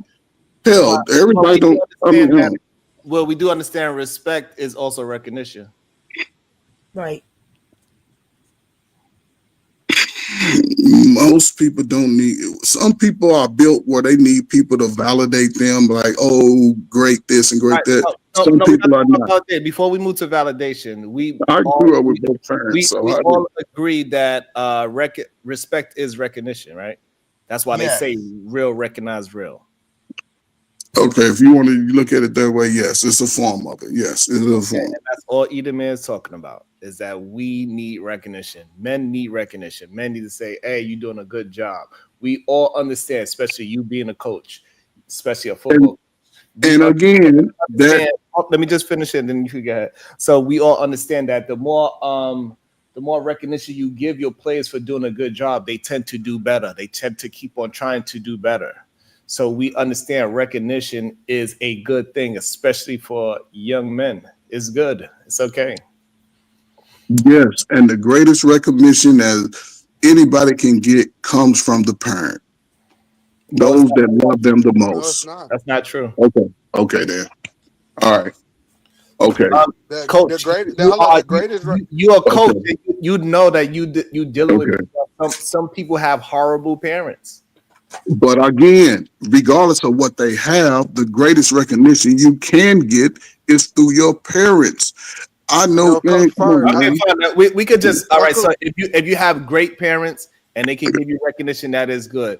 All right, that's fine. So we can all just agree to that. We agree to that. However, in reality, what either man's trying to talk to is that a lot of people do not have their parents with the right state of mind. This is why they go to gangs, and this is why they go to football. It's why they go to basketball. That's why they go to all these other things to get some recognition and be good at something. Yes, all of that is true. Everything y'all saying is true in that regards. However, for any boy, the greatest validation you can get comes from your parents. Your parents instill the confidence and the competence that you need. That's fine. It's no need to argue that. That's fine. Like if you have good parents, we all agree with that. All right. Go ahead, Edie, man. So, but the reason I came up here was not really to talk about recognition. To be honest, it was really just to show. Sometimes we just need to concede. Sometimes we need to just get to a point like, you know what, you're right. Let's talk about something else. Like we don't have to just argue just because some things that we disagree with is not aligned. That's the point that I was making. Yeah. And that's what people tend to do with me for some strange reason. They tend to, even though they actually agree with me, they tend to try to argue me. And it's kind of weird sometimes. That's why Bomb Cherry started singing. Oh no, he had said something about he worked, and I started singing work, work, work, work, work. I was just having fun, but Yeah, so like it's, and then all we saying is that hey, it's okay to recognize good information. Another good dude. So the same way how you enjoyed the recognition, hey, I don't mind a good recognition sometimes too when I say something good. I take the bad. I don't mind taking the good too. Right. I'm just waiting for him to start talking negatively about the women like he normally do. Damn. And then it'll be colorism, which always come up when it comes to him as well. That's his talking points. I already said what I say about women. I already said it. No problem. That's what I don't go into what women are bad because I ain't, like I said, I never had women treat me the way guys are saying women are treating them today. I've dated before several women, and nobody was just disrespecting me because they didn't feel the same way or believe the same things I did. We either had a discussion about it, and that was it. Difference of opinions. So, Coach Furt, do you believe men and women should sustain for sex into marriage? I can't say for sure because not everybody has a true understanding of sex. Some people just want to go in and pound and have no true understanding of what connections that build. So I can't speak for that. I just know that if somebody does do it and it affects us all some point, emotionally, when we think we in love or whatever. So do you think do you think women should have as least partners as possible or even possibly remain a virgin for as long as she can? I think at least the least partners as possible, at least into their 20s, but in our community, a lot of us are just coming out of school. Okay. And so what about the men? You think they should have as least partners as possible? And try to remain a virgin? Well, I think it applies to both. The same thing would if I'm have my group of men, I would apply those same topics to the both men and women as far as your sexual promiscuity. You know what I'm saying? Because I've seen guys crash out. I've talked to young men who were addicted to porn, who are addicted to sex, and they're 15, 16 years old. So we go back to the original question. You do believe that people should sustain themselves into marriage because that's the best thing for society. At least, well, in a sense, I can say sustain, but I wouldn't. It's outside of nature to really sustain. It's just that we don't educate enough about the positives and the negatives of it. That's just doesn't happen. So, Coach Furt, would you agree that it feels like what I'm hearing you talking from two sides of your head? First, you said that they should, and then when I asked a blanket question, you giving them excuses why not to do. As a coach, as our senior, shouldn't you be telling us what's the best for us and not trying to pacify it? But again, you as a 35, 40-year-old ain't gonna give a damn what I say. The younger people, they don't know what to understand. So you got to give them the picture of both sides. And then you have to be able to speak about both sides on how it will affect you long term. I don't expect this to be good for somebody who's already been out here in the streets and shit.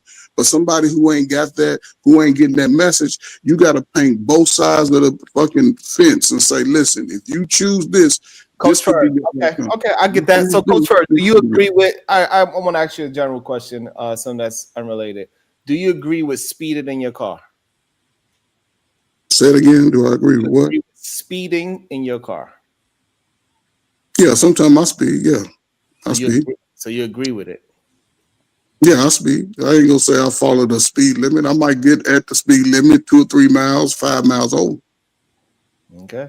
All right. So then there you go, Edelman. Now you know why he speaks on both sides. Okay. Yeah, I got you. Yeah.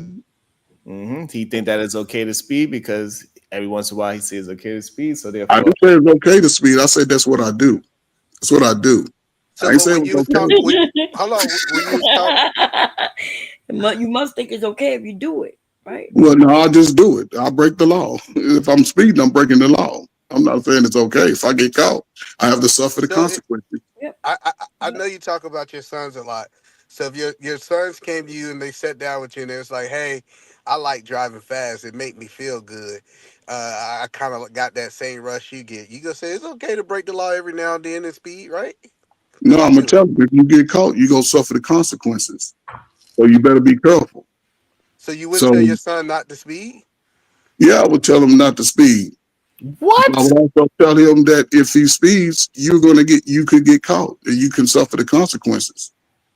I'm not gonna say if they pull you over what you should do. No, if you break the law, you get caught, you suffer the consequences. So you gonna tell him? So hold on. So let me get this straight. So you gonna tell your son not to speed? Yeah, I'm gonna tell him if he speeds, he could get caught. I'm not. No, hold on. So I'm asking you a very direct question. I would tell him not to speed. I would tell him not to speed. Give you my direct question. I expect a direct answer. Are you going to tell your son not to speed? Yes, I'm gonna tell him not to speed. Okay. So I tell my sons not to get caught because they know that I speed every once in a while. So I tell them to be careful, look both ways, make sure no cops around. But I don't tell them not to speed if I speed.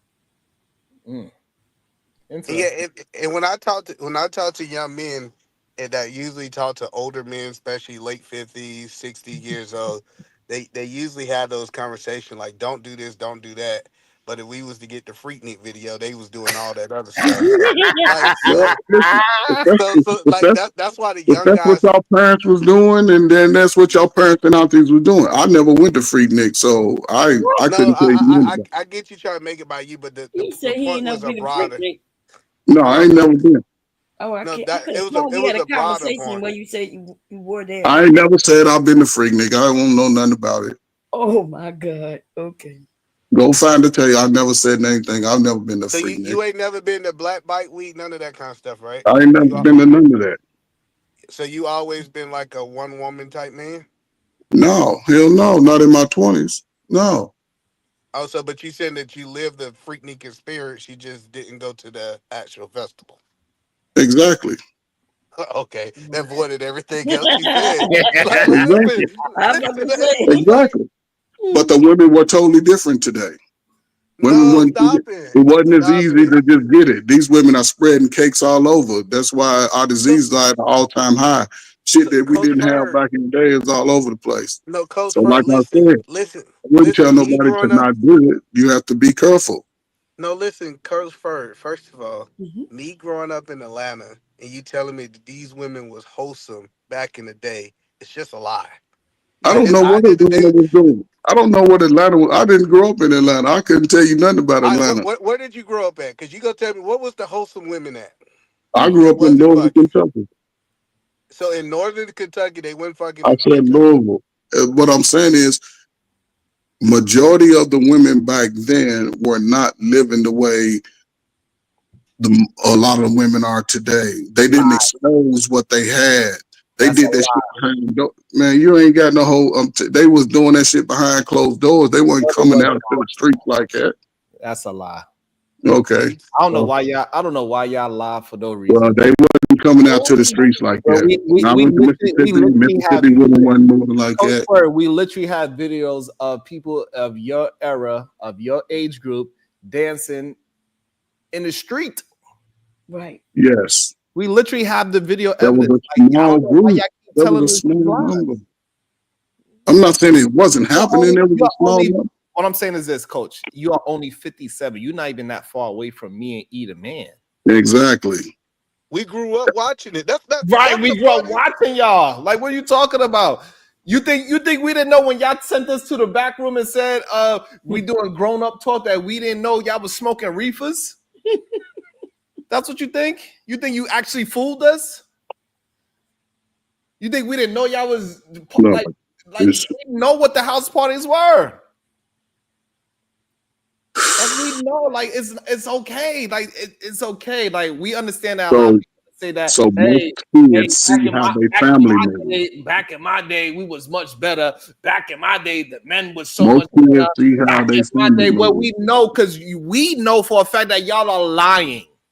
Well, just say y'all saw how y'all family Why most of the men of your live. age group is lying because we was the excuse when you took us to the goddamn store. The only reason why you took us to the store so we could be your excuse that you ain't see no damn woman.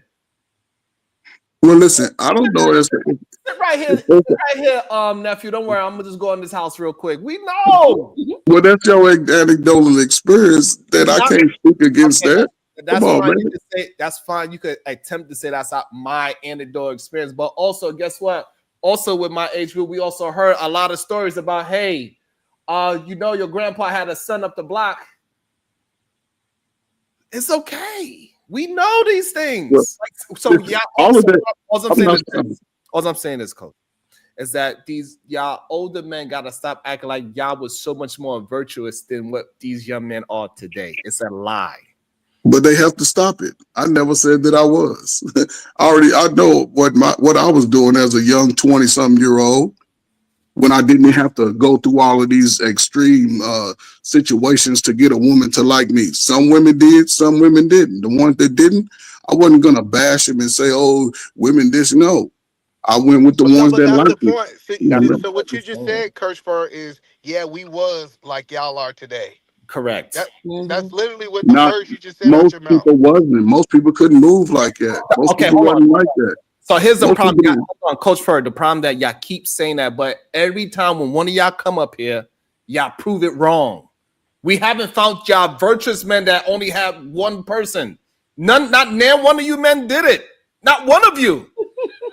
Did I say have one person? And y'all keep telling us that y'all was the most virtuous man and y'all had the most virtuous woman and we did everything correct. We paid all the bills, and it's a lie. Y'all the whole reason why we had the whole crack era, because y'all ain't had no jobs. I was doing the most degenerate things. Most of the women wasn't even moving like the women today. Most of the women wasn't giving out easy. Wasn't nobody walking around. Oh my God. Again, this is another lie, because y'all had the most least. Everybody was just fucking because y'all could just do everything with a pill. Wow. A lot of childhood births, little girls having kids. Like, come on. It's just like lying. So since they came out with the birth control, that's the way of Black America has been moving. The reason why they came out of the reason why they had to have a birth control when you was young, because of niggas like you. Y'all was fucking everything, and then this is why all those goddamn girls got shipped up to the goddamn down south, so they won't have a goddamn baby up north. It was brothers like that's a you. goddamn sister. We don't Brothers want like a goddamn child. Okay. We just want the honesty. That's all we saying. We just want the honesty. Stop saying that back in your days, girls was way more. Stop. Y'all did the same shit we did. Well, again, whatever y'all family was doing, that's what it was doing. I didn't see it where I was at. Coach Ferd, listen, but Coach Ferd, you keep saying whatever our family was doing, but we proved you was doing it in your family. So it was still happening in your family too. Me, one of 7 children. One.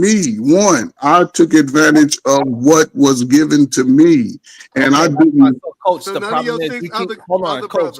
Okay, so Coach, look, we got you that says it, right? We also got Edelman. He knows some uncles and all that did it. KT to go. He knows some people in your age group that they did it. Jers Almighty knows some fathers and aunties that did it in his. Bomb Cherry knows, like, everybody knows one, and you keep saying, well, it was just a small. No. Yeah, they just didn't talk about it as much, but we know, but the solid numbers generation. That's what y'all are. They don't talk about what I'm saying is that they are more virtuous now. These niggas ain't popping off nothing. They scared to even talk to a girl. They was just better liars. Let's call it ace of ace. Hey, listen, Coach Ferg and they group, they was the ones that gave us all the toxic shit that we do. Catcalling and partying, drugs, alcohol. You want to get a girl? Where the fuck do we think we ever heard of Spanish Fly? Where the fuck Spanish Fly come from? I don't know where that shit came from. It came from you niggas. It came from white boys. That's where it came from. Who passed it on to niggas? That's where it happened. Bullshit. We ain't create shit. You think those blue pills came from us young niggas? No, the old heads was like, hey, listen, you take one of these. They still talk about it to this day. Shannon Sharp still talk about it to this day. But again, you take the blue chew. You take the blue chew, man. I'll tell you, Unc beginning in with that blue chew. That's just something that dudes took. It wasn't nothing that dudes invented or created. Dudes today in their 20s are needing a fucking pill to get that shit makes no sense. Y'all did this is what I'm saying. Y'all did as well. Like, Okay, well, I don't know what else did the only difference is it wasn't called a fucking Molly, but y'all was taking ecstasy as well. It was just over the counter. No, yeah, them white boys was taking a lot of that shit. I don't know. Too. It was black men. boys to black men too. Well, listen, well, they was taking it. I didn't know no friends doing that shit. Most of my friends was athletes, so we ain't do all that dumb shit. So sure, you can lie to us. But you no. See that's what you do, Coach Fur. You talk about the 1%, the athletes. What about the other 99% that was at your school? well, I do friends that wasn't athletes, and no God I went to college unless they was like you said. If they lying, then I don't know. I can't speak for the liars. I'm speaking for the people that college, nobody was doing drugs. I'm confused. By the time you went to college, you smoke was weed. an old man. We smoke weed. What are you talking about? But you just look about. You older Hold than up. me. Oh my That's God. why you didn't do it in college. Are you listening? I went to college straight out of high school too. What are you talking about? There's no way. Oh, boy, I said I graduated. I said I graduated in Mississippi State. See, I didn't put in the fact that I went to college in 1986 when college was rolling. You said you went into the military directly out. Lord Jesus, that ain't what I said. Okay, I know. Mama, guess what? Damn, y'all just want to throw narrative. No, Y'all so Coach, you said at the colleges black people weren't doing drugs. They were smoking weed. When I went to college, the weed was it. Wasn't nobody all this. So somebody might do a mushroom or something, but all this other shit came later in the 90s during the crack era and the height of the crack era. That's when a lot of that shit came into effect.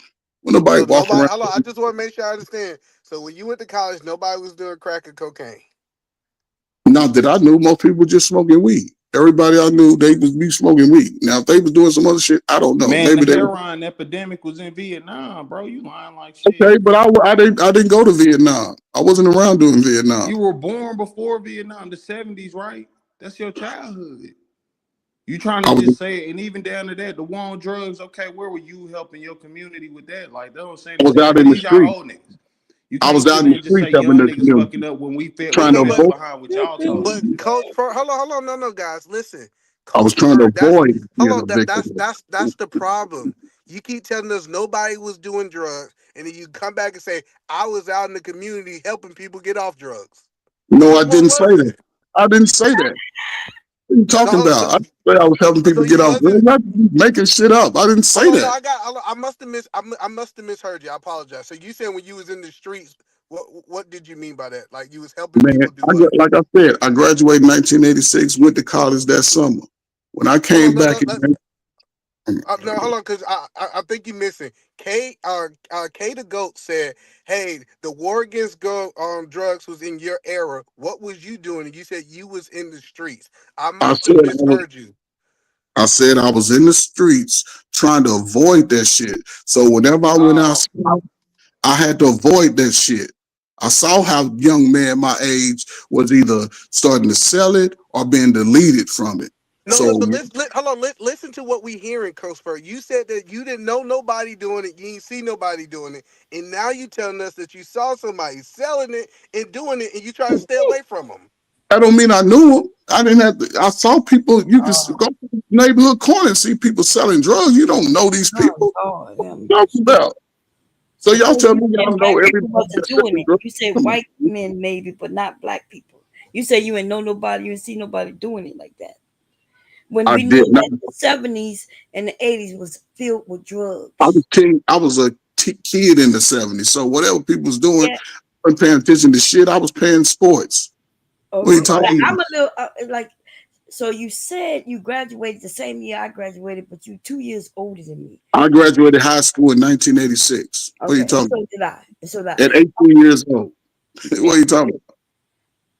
Well, I graduated. I graduated at the same time. But I did graduate before I was 6. I graduated 16. So okay. But anyway, and then you said you went into the military, but then you said you was in the streets. I went to college straight out of high school. It's okay. All we saying, college don't last all year. You got the summer before you talk. So we can get an understanding because like we asked you questions so we can get like just some straight answers. And the problem that we have with a lot of older gentlemen that y'all do not want to be very direct. And it's okay to be direct. But if it's good, bad, or indifferent, just be direct so we could just deal with the information and then we can move forward. We can get better as a community. But as long as men are out here deflecting every question and every answer and acting like y'all had it so much, y'all did so much things better, y'all virtually say like y'all was the better generation, that's where we have a problem. We are not going to move forward unless y'all start telling the truth that, hey, we was degenerate. We had a lot of degenerate young men and young women the same. The only difference now is that y'all have more cameras to watch it. We didn't have no social media for other people to see it. But guess what? We seen the Freaknik tapes. But here's the thing, though. You saw young men, and and I'm just gonna speak from what I understood and what I saw. In the late 80s, a lot of us was coming out of school. A lot of us that were coming out of high school, they were saying, do these things, go to college, join the military. Enrollment increased in the military and college and trades for Black people. And when we got out and was trying to become adults in the world, the first thing they did was a lot of people who stayed in the community, they started putting those drugs in the communities. And a lot of people got trapped in that situation. And a lot of people that were trapped in that situation, we were still trying to be adults and have children. And this is the effect of a lot of that time where a lot of those children are now adults. And for most of that time, they've seen nothing but fighting and bickering amongst their families and the rest of the community. A lot of people escape. Okay, that's fine. We have no problem with what you said. We're not going to be dissected, even though we can, but we'll leave it there just for art. So we're gonna have to just argue for argument's sake. However, we just need our older men to just be able to have a clear and concise point, stop deflecting from the truth, and this way we can deal with the information so we can just move our community forward. As long as we keep deflecting and say, no, when I was younger, all the men took care of the women, that's a lie. All the women was, that's a lie. I can't speak for they didn't act like how these young women act like today. That's a lie. It's okay. We just need to be honest and understand that this generation is moving a little better than what we were. It's okay. Teen pregnancy is down. It's okay. Right. It's okay to be honest.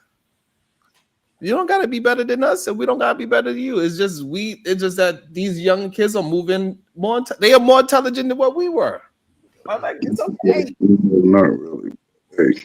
No, they literally are more intelligent. They figured out ways like making different decisions. Come on, man. They moving different.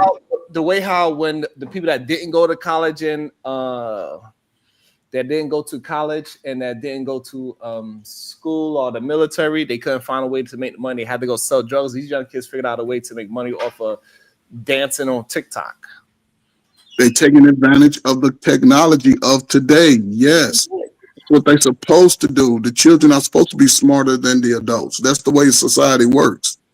Okay, so therefore stop calling these children stupid and stop saying that your generation. That's what y'all say to children. Yeah, that's the first thing y'all do. The children are bad. The children are this. No, y'all say that. I never say that. For me, I never say it. Other people that say Hold on, but let's condense it real quick. So you said that we are better than y'all, right? We're doing better. Everything's better, correct? Well, I don't know because a lot of people might. What are you talking about? A lot of people my age that I know they retiring. They buying houses. Their kids are going to college. So oh shit, that was crazy. That happened in real time, Coach Ferg. But y'all have to get there. Y'all have to get in y'all 50s. So then y'all can look at y'all track record and the children's track record and say, yes, we are better based off. So here's the difference. So this is why things is changing so rapidly. Now I'm starting to really understand it. I'm glad I was able to speak to Coach Ferg today. Because like me and E, like when we get old and if by the grace of God that we are still in communication with each other when we like 50 and we both like chilling, and maybe we can even go on vacation together. We're gonna be telling like, yo, man, our kids are so much better than what we were. They did this better than us, and we ain't gonna have no problem with saying it. Absolutely. We're gonna say thank God that our kids are doing better. They out there out earning us. Like, we're gonna be happy. Like, we don't want our kids to do worse than us. But y'all, Our But generation crazy. like that too, but he's not apparently. Apparently, right? Yeah. Because we know that the children, our children, are for more smarter, better opportunities, and are doing things better than No, but so the thing is, Bob. So now this goes to a point like where the women are, but the men. But based on what he said, the women aren't. well, y'all need to get the educational stats when black men are reading at all-time low in modern history. Come on, man. What are we talking about? But the No. funny part about it, hold on, no, because I done read those stacks. We What still are reading the- higher than y'all was. That's the point. That's a right. fact. Because Y'all the most overweight. Come on, man. What are we talking about? See? Y'all- Come on. Hey, look. overweight Hey, too. look. So this is so important. Like even at an older age, they could get caught up in the remedial rhetoric. Even at his old big age. His old big age, he's still getting caught up, and he's saying remedial talking points that has been proven, and we can easily disprove those things. Y'all need to go in education. Go look at the schools that in your community. Look at those information. So hold on. So Coach Fred, what we're saying is that what Edelman is saying is this: that even if the kids today are reading at a third grade reading level, if that is the case, when y'all was young, y'all was reading at a first grade reading level. So the generation after you is still doing better, is what he's saying. Can't teach an old dog new tricks, man. If that's the case, then yeah, I'll say the numbers have to show it, and The numbers do show it. the future has to show it. Right, but that's Because what we're trying to explain to you. The numbers already. What we're trying to explain to you is that the numbers already show that. not a lot Like, of it even shows that, like, you know, like if we was to go and look at the pictures from back in the days, from the 70s to the 80s, and see how y'all dressed and to see y'all poses compared to these poses, a lot of things would be looking sweet back then. Okay, it'll be looking. Yeah, Don't make me pull up some pictures. You're right. It'll be looking real sweet. You exactly right on that. Everything will be sweet as hell. You're right. There's no argument. It'll be looking a lot sweeter. So I admit it. When I was in school, it was a struggle for me to read. So first thing I did when I started having kids is my kid is 5-year-old and she reading now. Like, I'm not gonna let my kids go through the same struggles I went through. But that's what But you are what it's supposed to be. That's what I'm saying. You can't say, oh, shit was fucked up, but then here you are, and when you're in a position to make it better, you make it better. You just can't. Perfect. All right, that's cool. Let's land it there, Coach. First, so what you saying is y'all hold on, messed up. eat a man.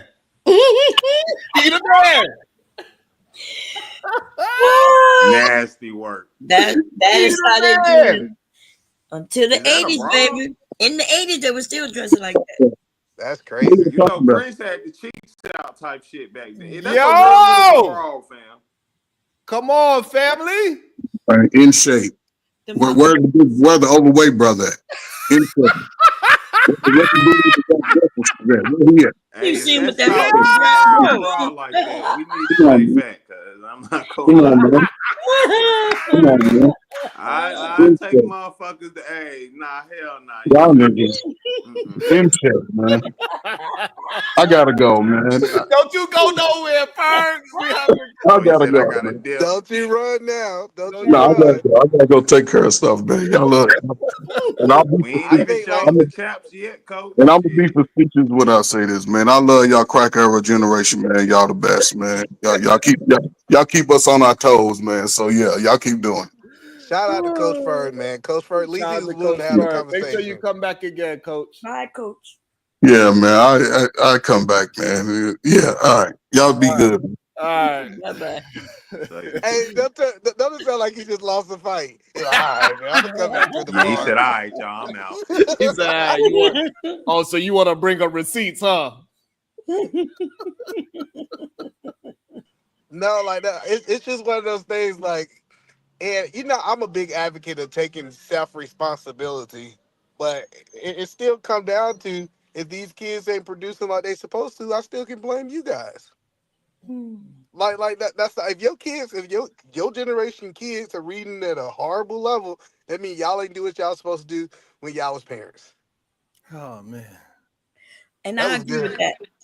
I realized as a parent, I didn't do as much as I started to do with my grandson.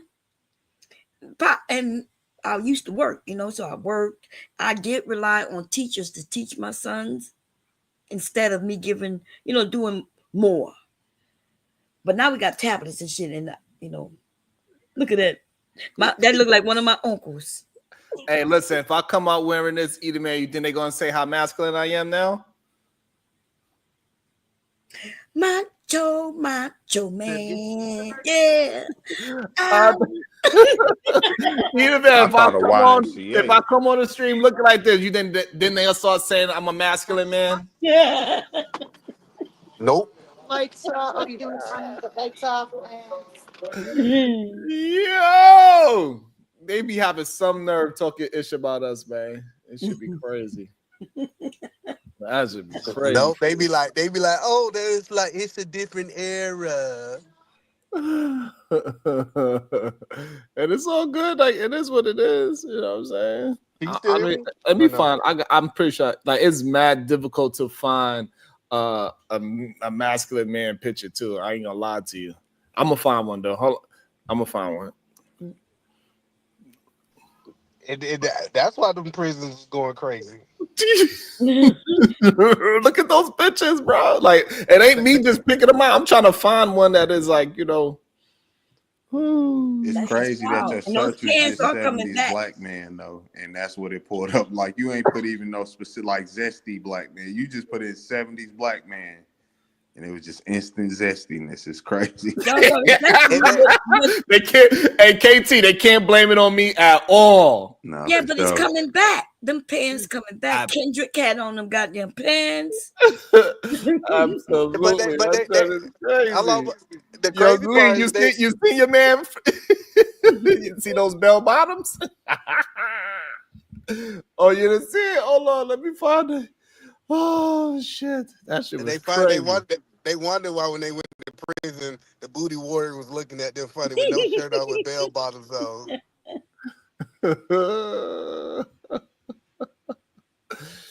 Oh man, it's all good though. I'm about to get me some Dr. Martens, man. I'm about to get me some platform shoes, niggas. All that old shit coming back. Yeah, we was just looking at it. Look, wow, we was just had to cook. We had to cook Coach Ferg up. We had to hold him responsible for. Hey, listen, man, y'all did a lot of questionable things back then. Oh yeah, y'all did a lot of. I'm scared to do the women. You know what? Let me look up the women. Let's see what they look like. Totally different. Yep. Let's see what they look like. It's only fair, right? It's only fair. Niggas had platforms. Everybody was 6'1" back then. Everybody look old as hell back then too. Hey, bomb, and then they gonna say y'all should be more traditional men like our generation. Right. They be judging y'all. Somebody named R in the chat said you only put up famous people, but no, that's how my uncles dressed, my dad dressed. The men went out dressed just like that, doing disco. A lot of ladies look good. Ooh. The ladies look good. Hold on, let me get a different look. Hold on. The ladies look good right there. I ain't gonna hold you. I'll go back in time, put on that damn blouse that he had on. Well, he had a blouse on? Yep, I had a blouse. Yep, they were pulling them with them blouses on too. Yo, Lee, they was pulling them with the blouses? Oh, that's hilarious. Yes, they were. Right. Oh, there go Pam. Ooh, look at beautiful Pam. Let's see how the ladies look. All right, they looking good. The ladies looking good.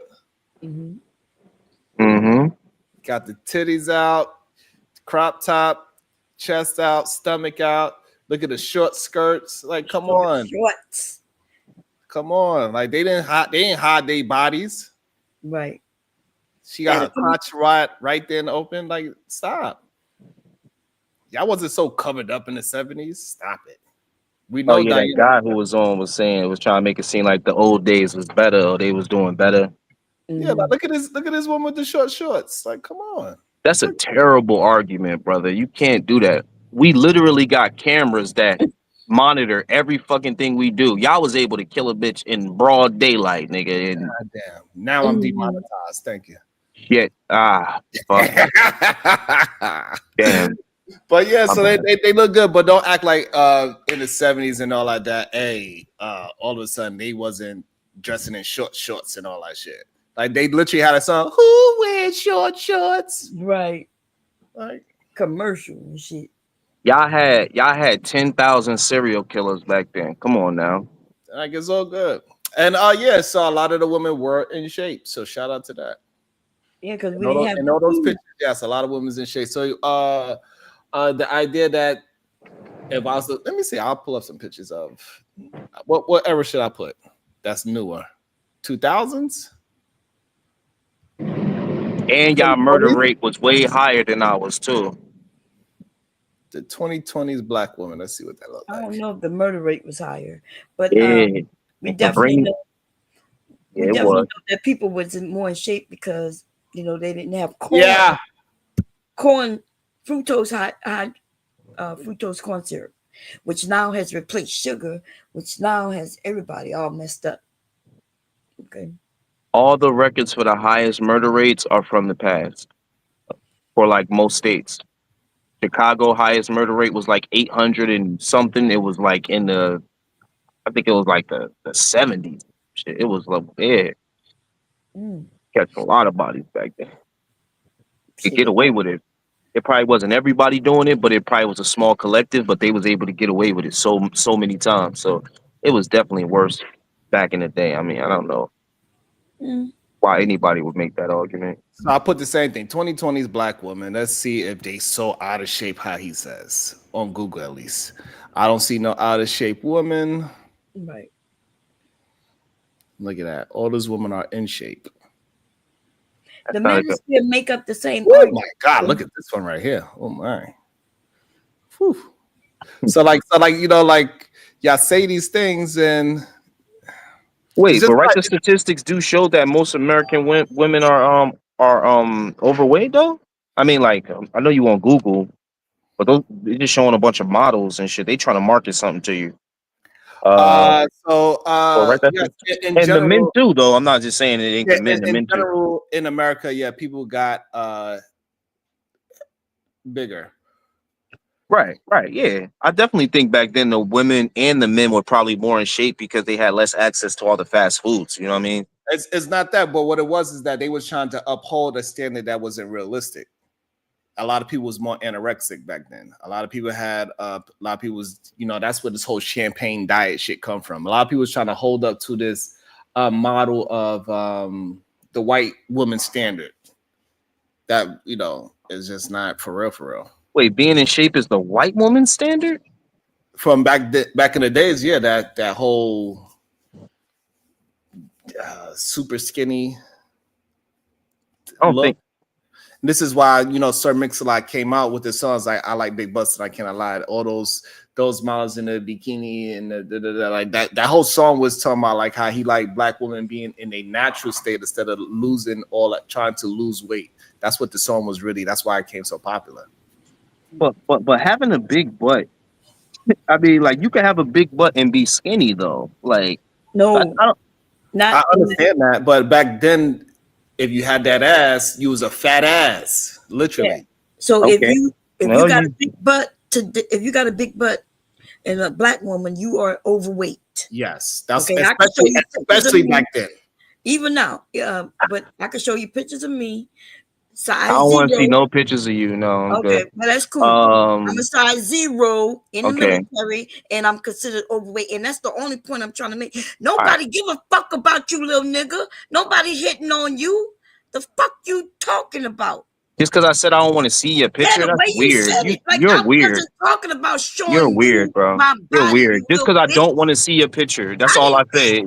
You start cursing like an animal. Show you my pictures, Okay, and go ahead. Yep. Right. Go ahead. Bum ass nigga. I'm so hurt. I'm so hurt. I know Just you because hurt, just because you I don't want pussy you to ass give me little a sexual nigga. assault charge I online was not by you trying showing to me your show you my pictures pictures. with You your weird tried ass to act and on talk about triple me. I That's don't want to beautiful. see your pictures. And you like, But I'm I not gonna want to match that see energy. you stabbing in the back ass little Bill, bitch this your everywhere you queen, go. You Brownsville. stabbing niggas in the back, This your bitch. queen, Brownsville. Go ahead. And we Just because I already don't want to see your size zero. you see what he's doing? See what I'm saying? Well, Because he thinks somebody want him. I never said that. I just said I don't want to see your pictures. What the fuck the are you point is talking I about? wasn't offering to show you me. You just said I will show you my. Oh, Sharon, she didn't just say she Jesus will. Come on, Christ. So Sharon. first of all, I, I I, wasn't I had it talking on mute. I had it to on mute, Lee. I did. you. Okay, I'm talking, and I was talking about a size, and I said It's why black nobody be women. here when the women up here.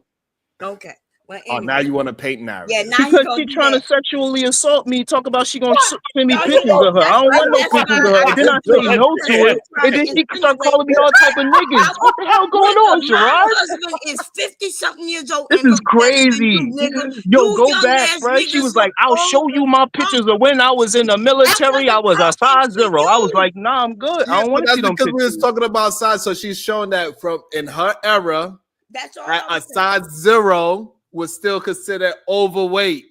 And you Nothing believe else. that?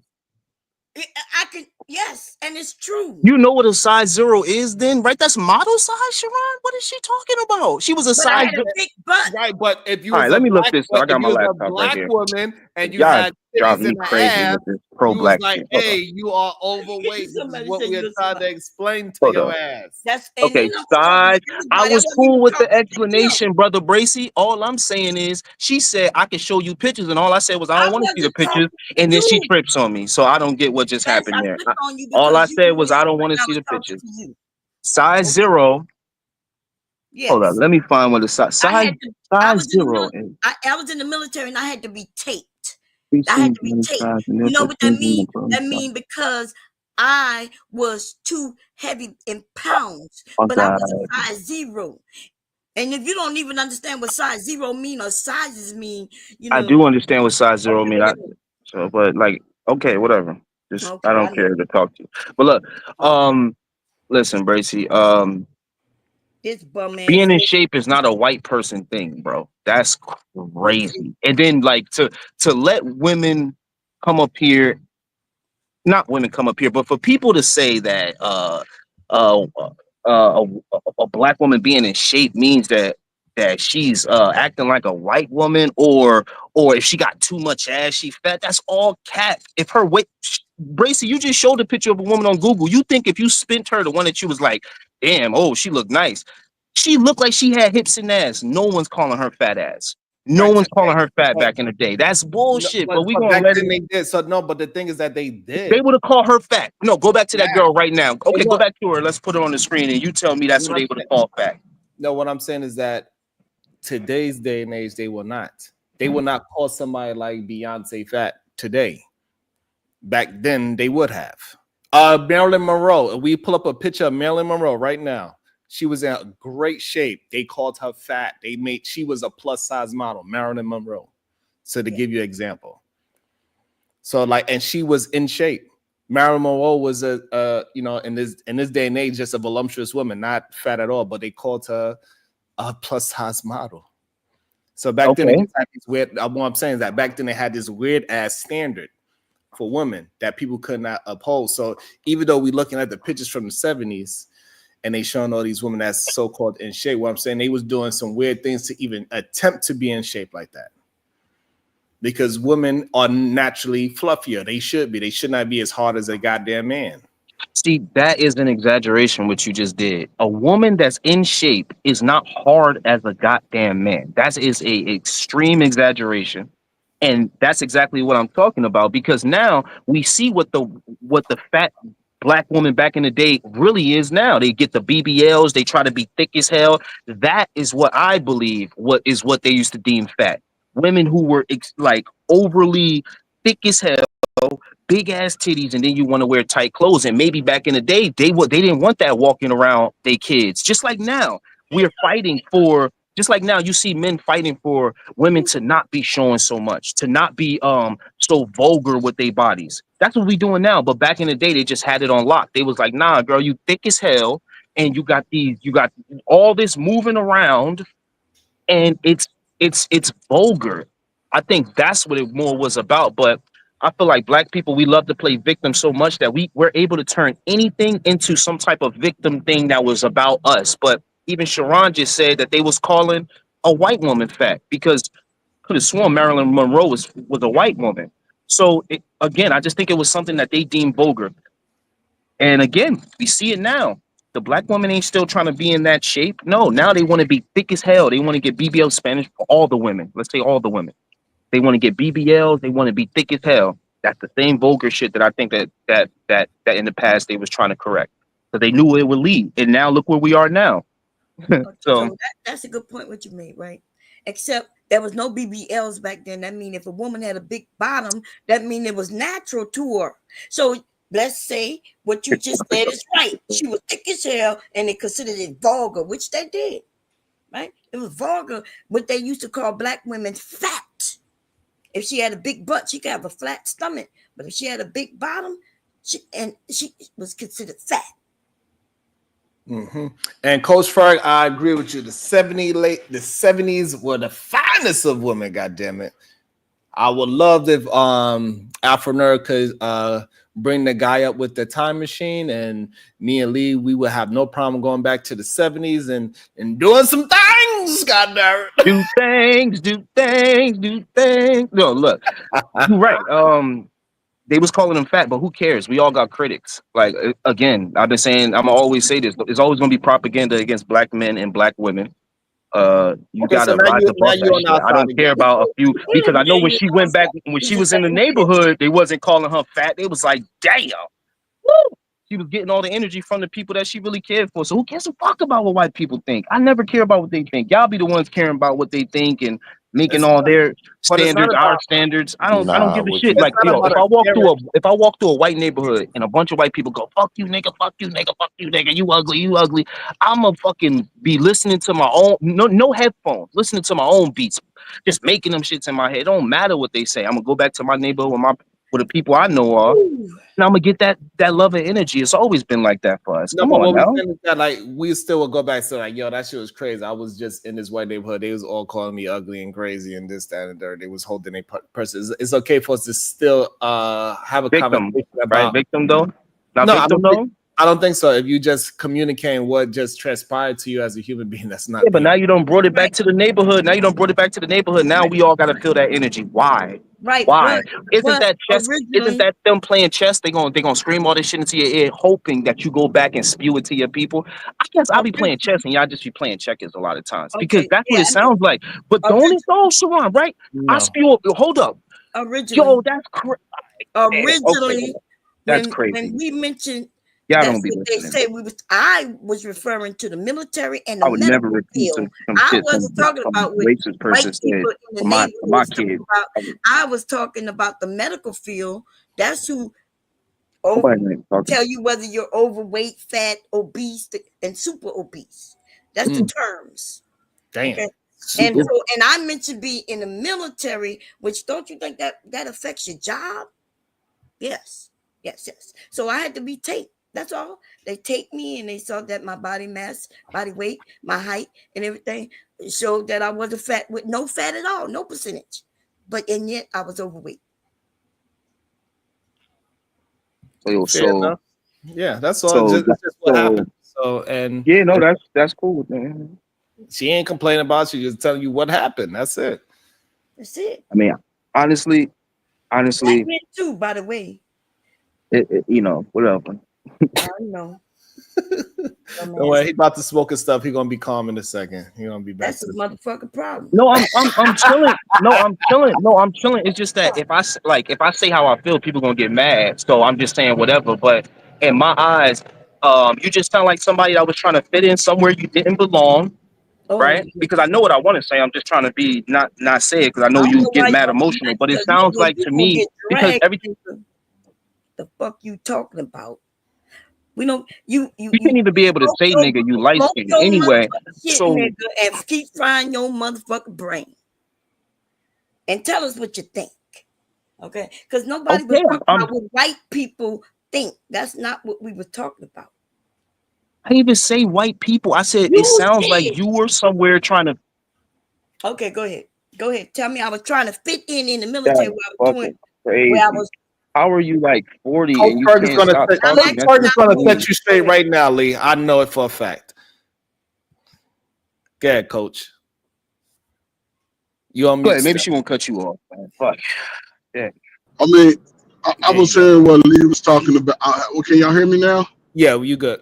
I probably lose we my hear you, signal, man. so I'm gonna try to say it fast. Of the 70s, none of y'all were born, right? I was a kid, right? So everybody had a slim look, and everybody was, being in the best shape as far as throughout our history. The 60s woman was the smallest. The 70s women had the most curves. Now, I also went to the military. I also got taped. Only people was calling black women fat were white men. Black women wasn't, even a big girl back then, she might have been maybe 180, but all her curves were there. Everything was tight on her. It didn't matter. We didn't call sisters fat. That came from the white people when trying to set the white woman as the beauty standard when the sisters were already the standard. They was already the standard. Okay, but I'm glad that you cleared that up, because also I'm glad that you cleared that you got taped too. So now when a woman is 170, they still calling that black woman fat. That's the problem. Yeah, I was 102. But we have adopted that. We have adopted that, but that ain't what our original. Yo, Coach Berg, let me just say this real quick. Hold on, Jersey. Look, because this is what we're missing though, right? Is that in today's standard, if a black woman says she's 170 pounds, most people are saying that mute she's up, Berg. overweight. That's the issue. Yeah, that's Is true. she 180 pounds? Is she overweight?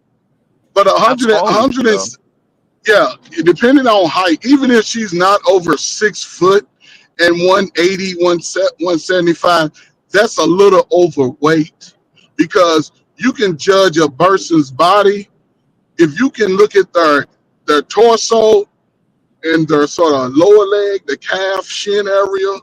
It'll let you know for the most part. So again, overweight. Me, I was 5'9" and 3/4, my official height, and I was 100, and I would say I was around 199, 200. But I have very little body fat on me. So they was looking, and I played football all my life. So they like, this dude got an 18.5-inch neck.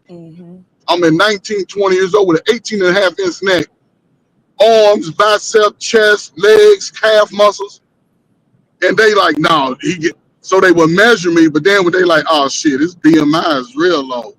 But that's even with the sisters, they were built that way. I don't know what y'all talking about. Yeah, they were built like totally the finest woman on the planet. Perfect. But they got caught up in this. They just got caught up in this feminist mindset and fucked them up. Right, and perfect. Came up here to make things. Right, he made our point. Thank you, Jersey. Yes. Go ahead. Thank you. Now maybe Jersey Almighty understand where the conversation came from. Go ahead, Jersey. I don't understand a motherfucking thing. You understand me?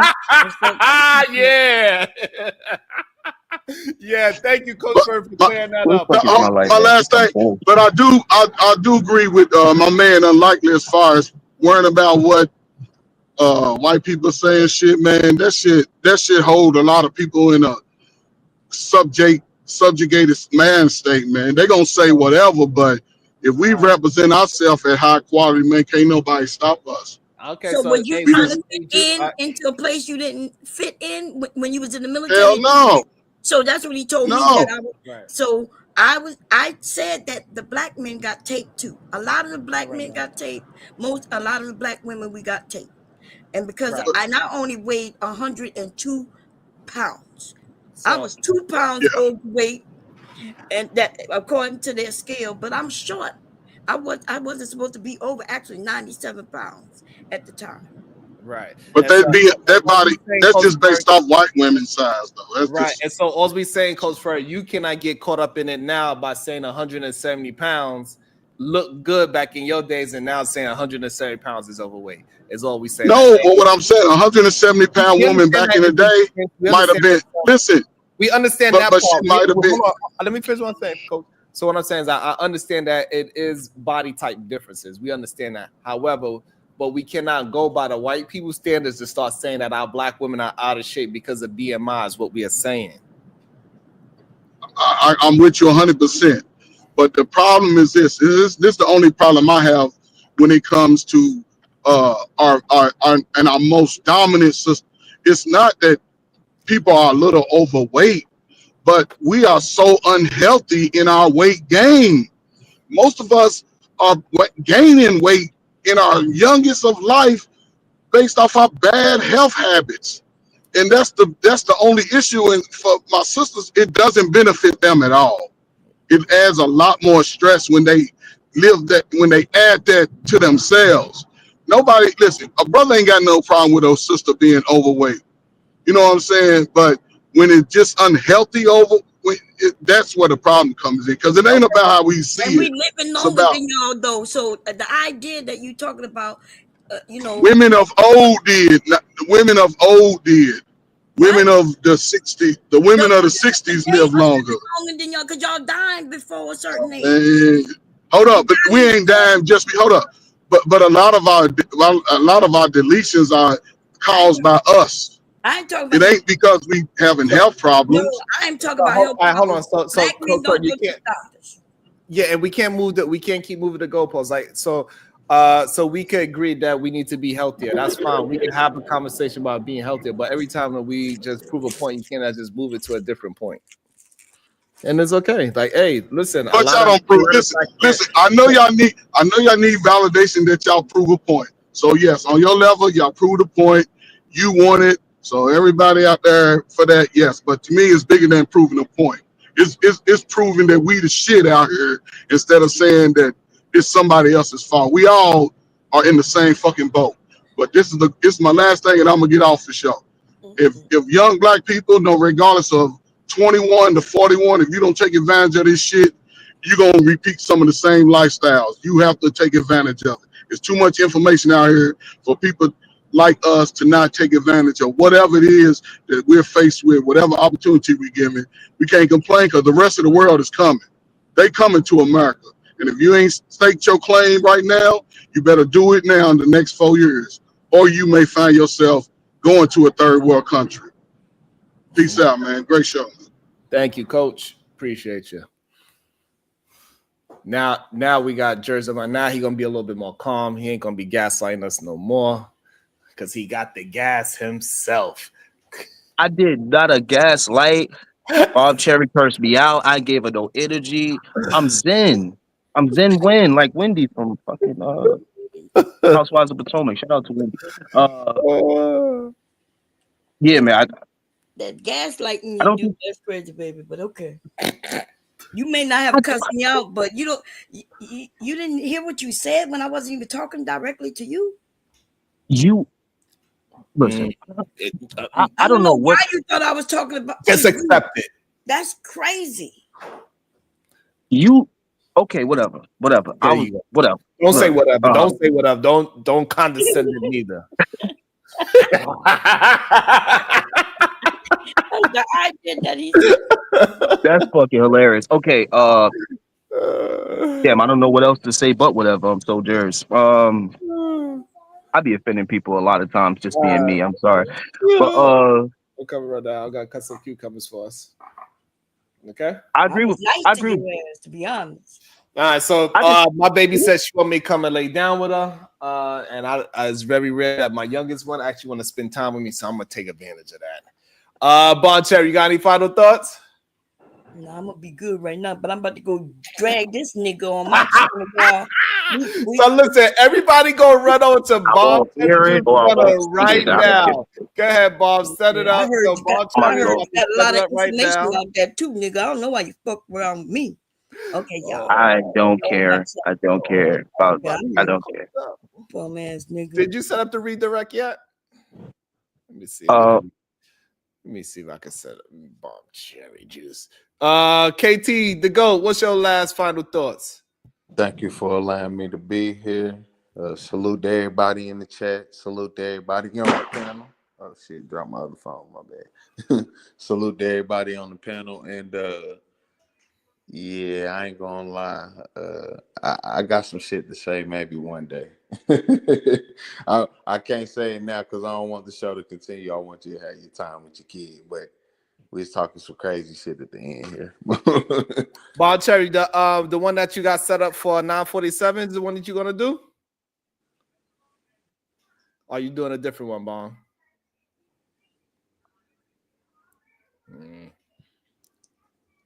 I think that's Bomb. I think I set it up for her. All right, so she already ran away. She cooking you up right now, probably. Oh yeah, Tell her have fun. probably on Listen, his head. let me say my last words being this, man. If a woman offers to send you pictures online and you married, say no. And if she curse you out, you know what you do? You just sit there, you go, ma'am, have a good day. And that's it.